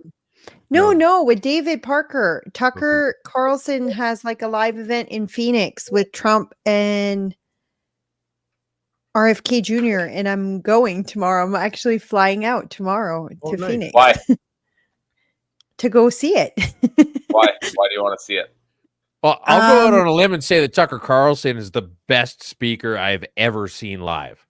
That guy does I wanted to know why, Nadine, why do you want to go to Phoenix to hear Tucker Carlson at a Trump event? Because I've been really getting politically, I'm going to be completely honest with you. I've been getting politically connected to a lot of people in the US, and a lot of them are going to be there. So I'm going to mingle with potentially getting some help in advancing the conservative movement in Canada. So I'm a big fan of RFK too. So, yeah, I'm going. Do you believe that a lot of those policies belong in Canada, especially from RFK? Not necessarily. Not necessarily. Well, I believe some of it. Yeah, I believe that when it comes frying to oil beef towel again. Yeah, I do believe that we've been misled by a lot of things when it comes to our health. And I do believe we're slowly getting poisoned. So, but like by our food, I think we have a lot more chemicals that are allowed in our food that shouldn't be allowed in our food. I think even just for example, the food pyramid, I don't think it's accurate to what we should be eating. I think meats have been demonized, and I don't think meats are bad for us. I think we eat a lot less than what we should. So that and the whole COVID vaccine stuff, I believe we were misled a lot, and the truth's starting to come out, the information's starting to come out. And I think RFK was really big behind exposing some of that. So I know that's probably one of the things you and I don't see eye to eye in, but I think probably not. But there's Mhm. there's some guy did a video just even on like herbicides and pesticides in wheat. You get a chance to watch it. They're pretty informative. Yeah, like I'm not saying all herbicide or all pesticide are bad. I just think and look, my husband is a farmer or grew up on a farm, and he wants to be a farmer, and it was a grain farm. So I'm not against all pesticides. I just think, for example, if we're going to have wheat being grown for food consumption, I don't like the idea of it being sprayed the day before or a couple of days before it's harvested, when you could just wait a week and harvest it later. Now you have a bunch of But like 10 days, 10 to 14 days, if we're using a glyphosate to dry down, Mhm. like into a kernel of wheat, is like essentially that's protected by the outer shell of the plant itself. So you're like killing the undergrowth of it, and then there's like it's a You don't think any of that is getting in our foods? like no, like anything that would be hardly measurable, like not even close. Okay, But then Go ahead. then I'll give you one thing. Why is Saskatchewan the highest rate of MS in all of the world? And there was a study that was done that it wasn't just DNA, because if you moved from outside of Saskatchewan, they did a study where somebody moved, if you were a child in Saskatchewan, you still had the same risk, but if you moved when you were an adult, you didn't. Like there's things that are happening in Saskatchewan that are increasing risk to our health. Now, what I love about RFK, he says we should study these things. And I guess what would those things be? Like, what are they? What are the health risks of some of these policies that are happening? Are they affecting our food supplies? If so, what does it look like? Is it affecting us? Is it changing the rate of fertility? Like, we have to look at all of these things. No, and no, I like think I'm just saying that you said that there's these studies exist that happen in Saskatchewan. Is it glyphosate on wheat that's causing it? Is that what you're saying? I'm not saying that's what it is. I'm saying we should be studying it. And that's what RFK calls for. So he's not saying we should stop all of this. There should be actual studies done, and there hasn't been. Okay. I just saw the clip of Trump being like, I'm going to let this guy go nuts. And it's like, wait, what? Yeah, but I also saw a clip of Trump saying he's going to repeal all the taxes too. And somebody told me at the start of this bloody thing that he's like, yeah, but he didn't say that really. And I'm like, he was just on Joe Rogan. It's going to have tens of millions of views. And he literally said, let's go back to tariffs. Let's go back to 1850. And I'm like, so if we're going to say he's going nuts with RFK, then I'm going to say it too. If Quick Dick could say it, then I'm saying we're going back to no taxes. I tell you what, I'll say this about RFK. I got a lot of appreciation for his lack of trust in government. And oh, yeah, he learned it the hard way. I mean, he's pretty much the only male figure in his family that the CIA hasn't killed. It's very true. I think you have to put Trump in a little bit of context too, because to him going nuts is kind of comparable to a Big Mac being a steak. Right, and he's going all out, right? So don't get me wrong. No, I think there's a lot of good things about the guy. To be perfectly honest, there's just sometimes he just needs to not say some of the things that he says. Making a point, that he's John RFK is not going to be left unattended to go nuts with national health secrets or anything like that. I think that he's going to open a lot of cans for discussion. That's absolutely great. So I think it's interesting to see how the dynamics and I'd be interested to see the same panel coming together post November 5th to see how life is going to go then. Well, I mean, does anybody think that Kamala has a legitimate chance of winning the election? I said legitimate. There's no snowball's hope I in don't- Hades, right? I mean, she's a media construct, and they couldn't construct a big enough lie.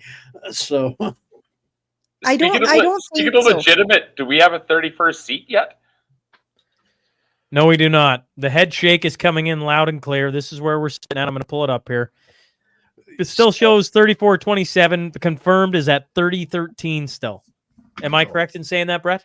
Look at Saskatoon Moose Westview. Saskatoon Westview, for example, is just say it. The NDP is up by 6 votes. 30-19. Whoa, wait a second. I want to clarify that. I said 30-13. The NDP have gained 6, so it is now 30-19. So, for example, so Saskatoon Westview, David Buckingham and April Chief Calf, NDP 2066, Sask Party 2060. That's a close one. 6 votes, and there's still 2 polling stations left to report. So let me ask you this. We're talking about U.S. politics, and we're doing Sask election live coverage. I'm going to pull it back to Saskatchewan for a second, and then we can go back to whatever everybody wants to talk about.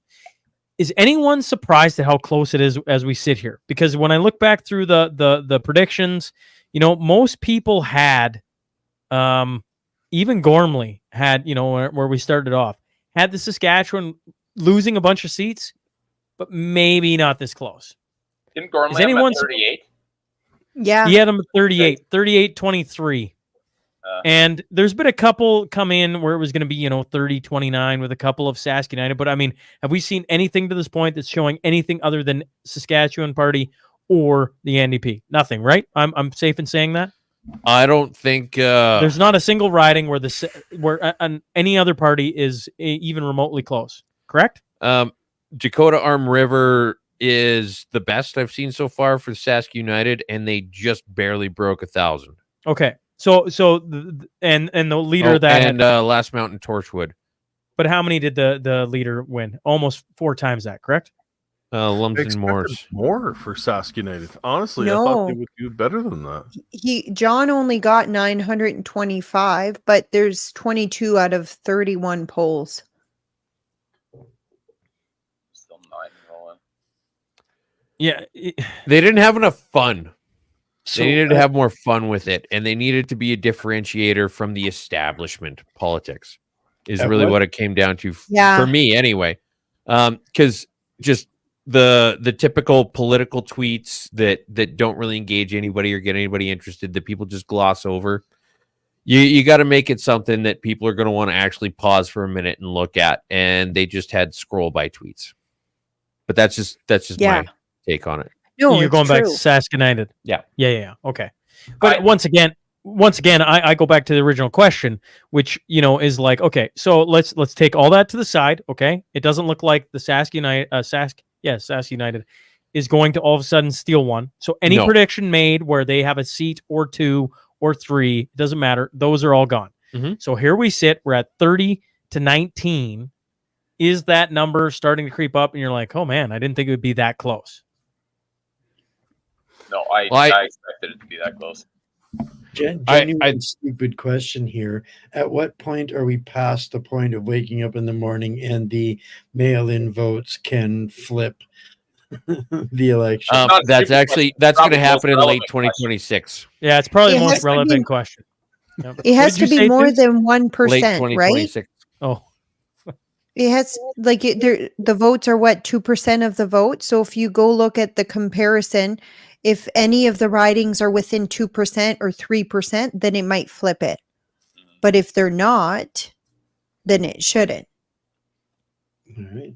Interesting. Because if you're generalizing it, right? If 2 or 3% of the votes are mail-in, like for example, Moose Jaw North, Tim McLeod is at 60%. Yeah. Chantal Fisher is at 38%.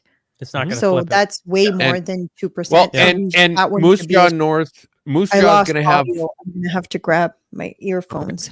Moose Jaw's going to have a lot of mail-in ballots because nobody there has driver's licenses.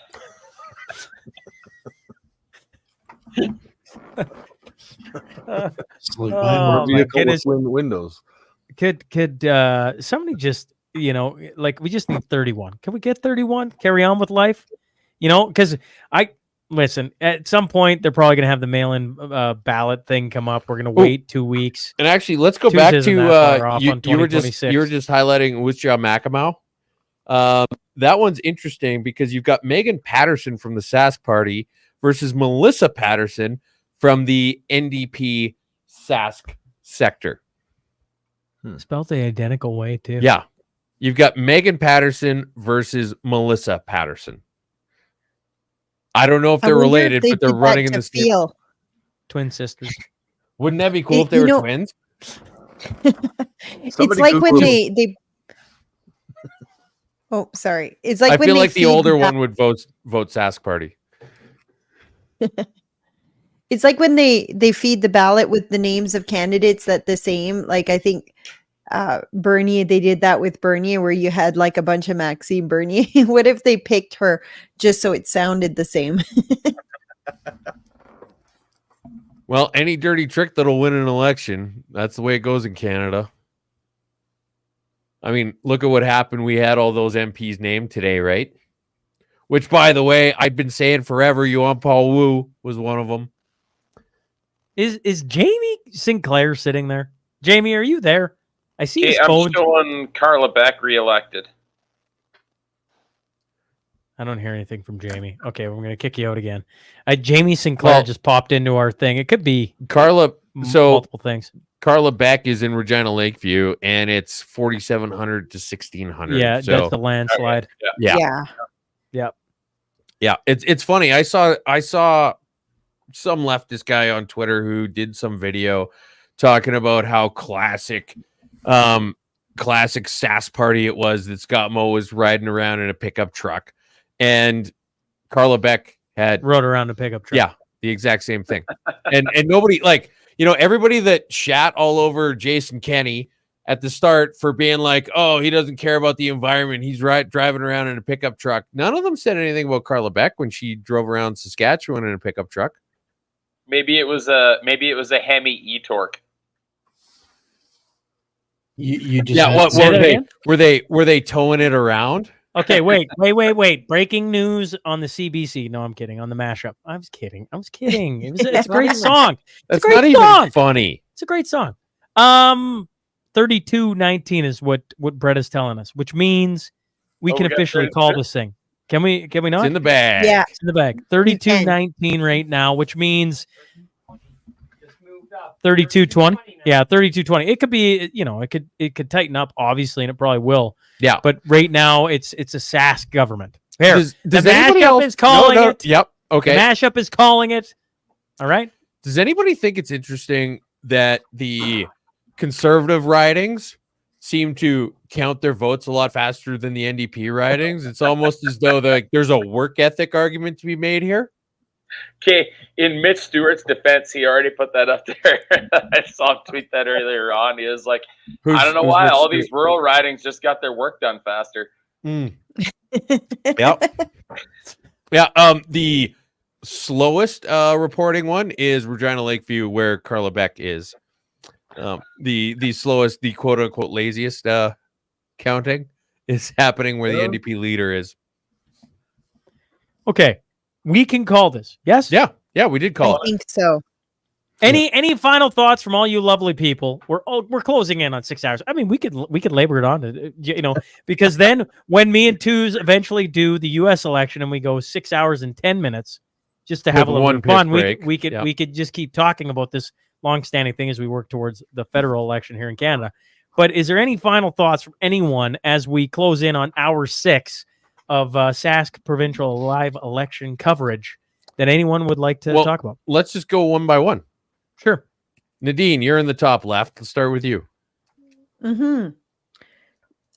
I'm curious as to how many of the new MLAs won. If like how we lost 21 seats or 21 MLAs stepped down and then 21 new people kind of stepped up. I'm wondering how many of those are running or have won the nomination. I know a lot of them were in the city, but was that the Sask Party MLAs kind of jumping ship before? So I'm really glad that the NDP didn't get in power, because I was really afraid they were going to overturn the parental rights legislation. So They would have brought back feeling COVID regulations. You know what? Yeah.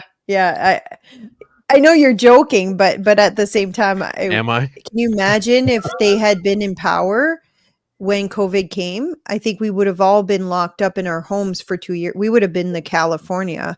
So while I give Scott Moe a hard time, it was much better than an NDP government. So I'm actually going to bed pretty happy with what has happened. I didn't think Sask United would have so little support, but at the same time, when the Sask Party moved on the education stuff, the parental rights stuff, I think a lot of people who had supported Sask United in like the Lumsden's Moors, obviously you saw that tonight, they kind of went back to the Sask Party, whether it's vote splitting fear or what. But I'm just glad the NDP didn't get in. So that's what I'm happy for, and that's what I prayed for. Chris Barber, who's next? Well, I'm thankful for the outcome. I'm a little bit surprised as well when it comes to the Sask United. I honestly thought they would do better. I thought John would get his seat, or Nadine would get her seat. But going forward into this, I would like people to step forward now and find a way to try and unite everybody within the United Party and the Sask Party, and we need maybe a leadership review on Moe, if that's what needs to happen, or accountability has to set in for the last number of years in office. We can move forward and try and fix this, so in 4 years the next election is a lot better outcome than what this was been for a Conservative Party running. I don't think there's going to be a leadership review. I think he's just going to announce that he's stepping down. Like, he's probably already said it privately tonight even. And yeah, in the next however many months, he's going to say, yeah, I'm going to step down. And depending on how the final count goes, he'll probably just sit on the backbench for the remainder of his term. Agreed. Wayne.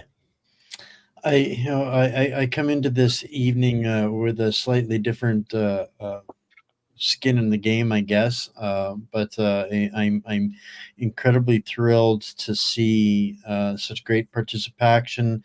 I streamed this out to my community, several thousand watching over there as well. This is the new media doing what needs to be done, and I'm grateful to see it real time. This is how change happens, and there was no easy button, but I think maintaining and not losing ground to socialism is a victory in and itself. I think this turned out to be the best case scenario for the people of Saskatchewan.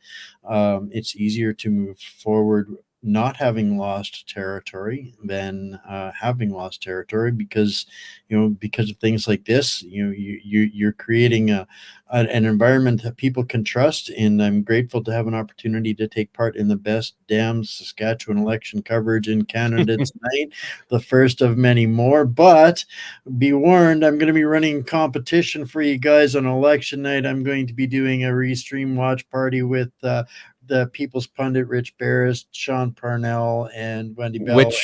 Which the U.S. election, you mean? Yes. Oh, we're totally going to blow you out of the water, but thanks for showing up.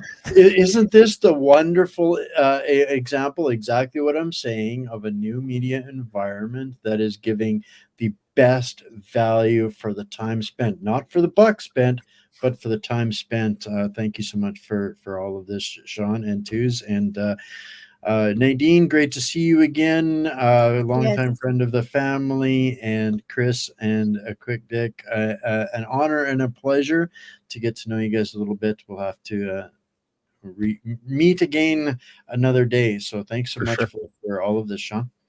Appreciate it. Finally, Mcdick. Just thanks to everybody. It was great to sit down and chat, and actually pretty much all of you guys except for those two monkeys sitting by the SMP sign. This is the first chance I got to be live with you guys, so it was great. And I mean, this is great, but I always really appreciate in-person stuff too. So make sure everybody's in each other's neck of the woods. We get together for a coffee or a beer or whatever the day allows, kind of thing. I hope this is a wake-up call to the SAS party, just with looking at the numbers, kind of thing. And I hope this is. Hope this sparks a little bit of change in there to try and make things work a little better for everybody in the province of Saskatchewan. Because no matter which political party you support or what you do, this is all of our province, and we all need to find a way to be able to get together and make it work. And it's got to work for everybody. Because if this whole this whole province works together collectively, we're a powerhouse that would not be able to be stopped. Keep that in mind. We're all each other's strength. So. Saskatchewan is underrated federally. Thanks, folks, for tuning in. We're gonna let everybody, all of our guests, I guess, we'll kick them out. So thanks to all and to everybody who joined us beforehand for joining us. But we're gonna remove you all and allow me and this. I don't know. I got a couple of choice words. Yes. Yeah. Oh, okay. Yeah. By all means. Well, I just bring it up with management. Was he snoring? Was he just?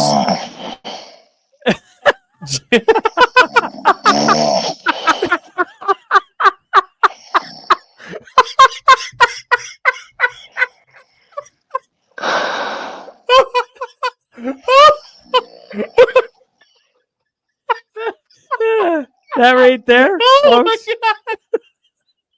My God.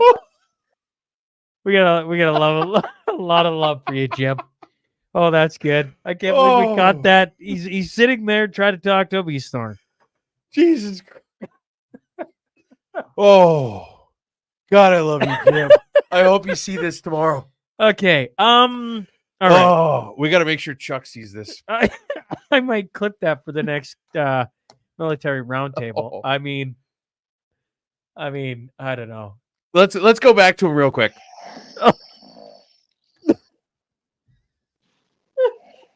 Live on the sea, Jamie Sinclair. Oh, man. Okay, just leave it. No, just leave it. Just leave it. What was the cherry on the top for you, Twos? That's right here.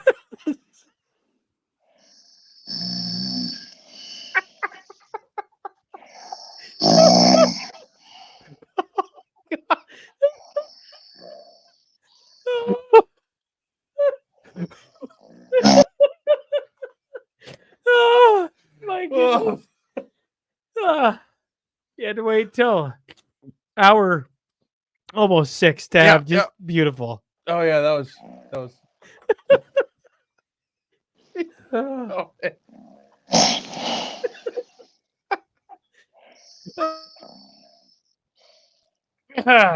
as we close out. Okay, no. Let's just leave this up like all night. We're gonna leave. As we close out. No. Kevin Deacon. Okay. Marty. Okay. Crazy pitch, hear me out. We just leave the live stream running, and the only thing on it is the map and Jamie snoring. And then he'll wake up in the morning, see his phone, and be like, oh, fuck these guys. Let's do it.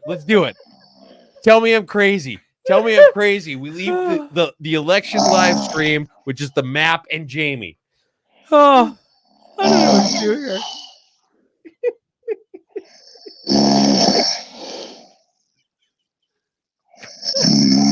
Okay, I have a couple. Okay, I have a couple thoughts before we bring it back in. Okay. One, I just want to say thank you to AMC Electrical, T-Bar 1 Transport. There's no way this is possible. I mean, it is in a sense, but those companies have been huge helps. Oh, I don't know how do you get serious after that? Well, I mean, there was a comment real early on where somebody said that look at the people commenting in sweet dreams, Jamie. Well, I mean, there was somebody, in a very serious sense who was like, yeah, Jamie is just one of those guys who, when he talks, he brings tears to your eyes. And I can't find it in the chat because we've been going for 6 hours of comments, but that just got proved correct right now. All I would say is it's been for the third iteration we had some minor glitches, like the fact my X channel wouldn't publish tonight is I've done how many lives and different things. Have I never had it happen? Certainly not. I've had things happen. That's kind of odd. Not lately though. So to the people on X, not much we can do about that, but certainly there was plenty of time, plenty of places to find it. To T-Bar 1 and AMC Electrical, just thanks for believing in what we do, right? Like, yes. Certainly if you're in the Rocky Mountain area and you're looking for an electrician, AMC Electrical. Or if you're looking to be an electrician, more than likely. Yeah, true enough. AMCelectrical.ca, Drew McKay, we can contact you, get you contacted or hooked up.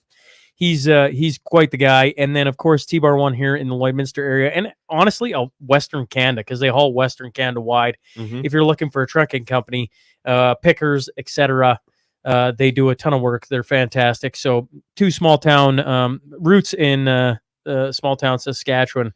Anyways, they've been fantastic. So that's one thought. The next is, we didn't have a lot of, we had this great guest list coming into this one too. Mm-hmm. And certainly we got to play that out. No complaints about our guest list tonight. It was fantastic. I wish Brad Wall would have showed up.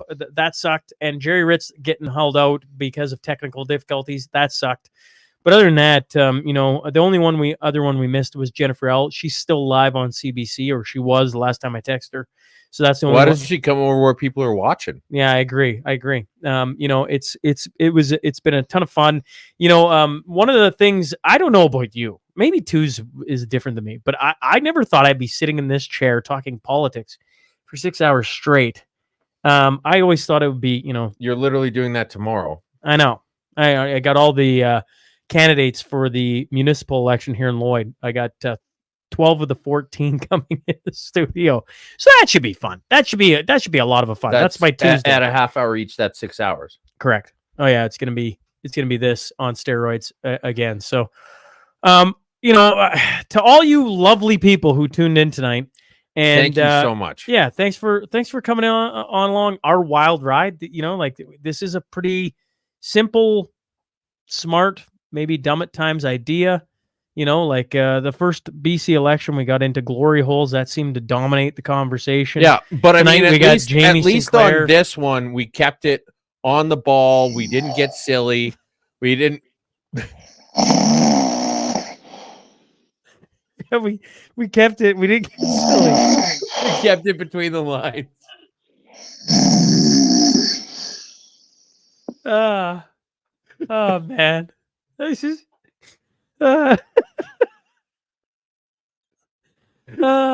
Sask election coverage was no laughing matter, but well, you know what? He probably fell asleep watching CBC.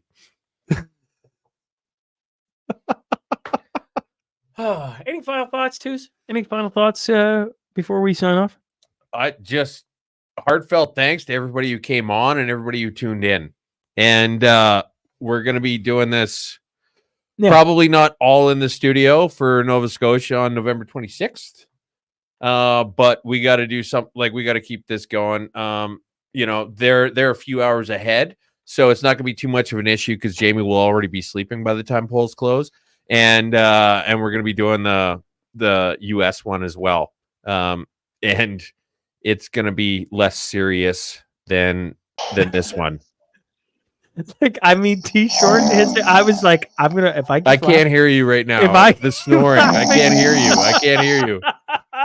If I keep laughing this hard, I'm gonna pee myself. T-Short might have just peed myself a little. Can't even read the comments. Marty. Now my dogs are barking at Jim. Holy shit.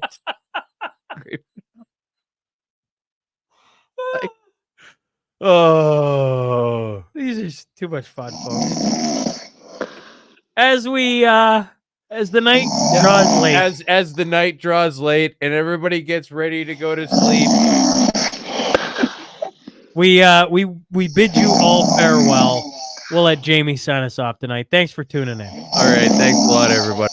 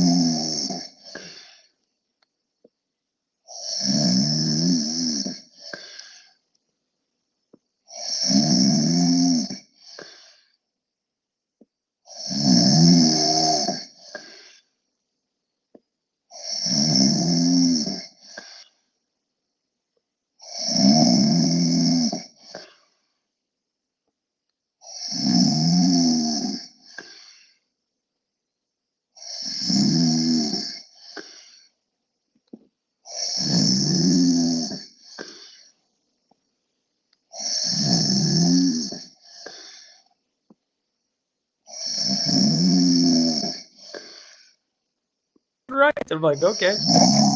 All right, folks. You're bringing So us back. All right. So we're back. All we're right. gonna try and Here we wake go. up here. Whip. Jamie, wake up here. I got something for this. We're gonna 10 seconds. You might want to just plug your ears for a second. Okay. we got the buzzer turned all the way. This is like bonus scenes at the end of one of those movies. You know, credits roll. Better give one more time. Okay. No, there's no waking it tonight, folks. We appreciate you hopping in and being a part of this. Thanks, guys. We'll see you next time.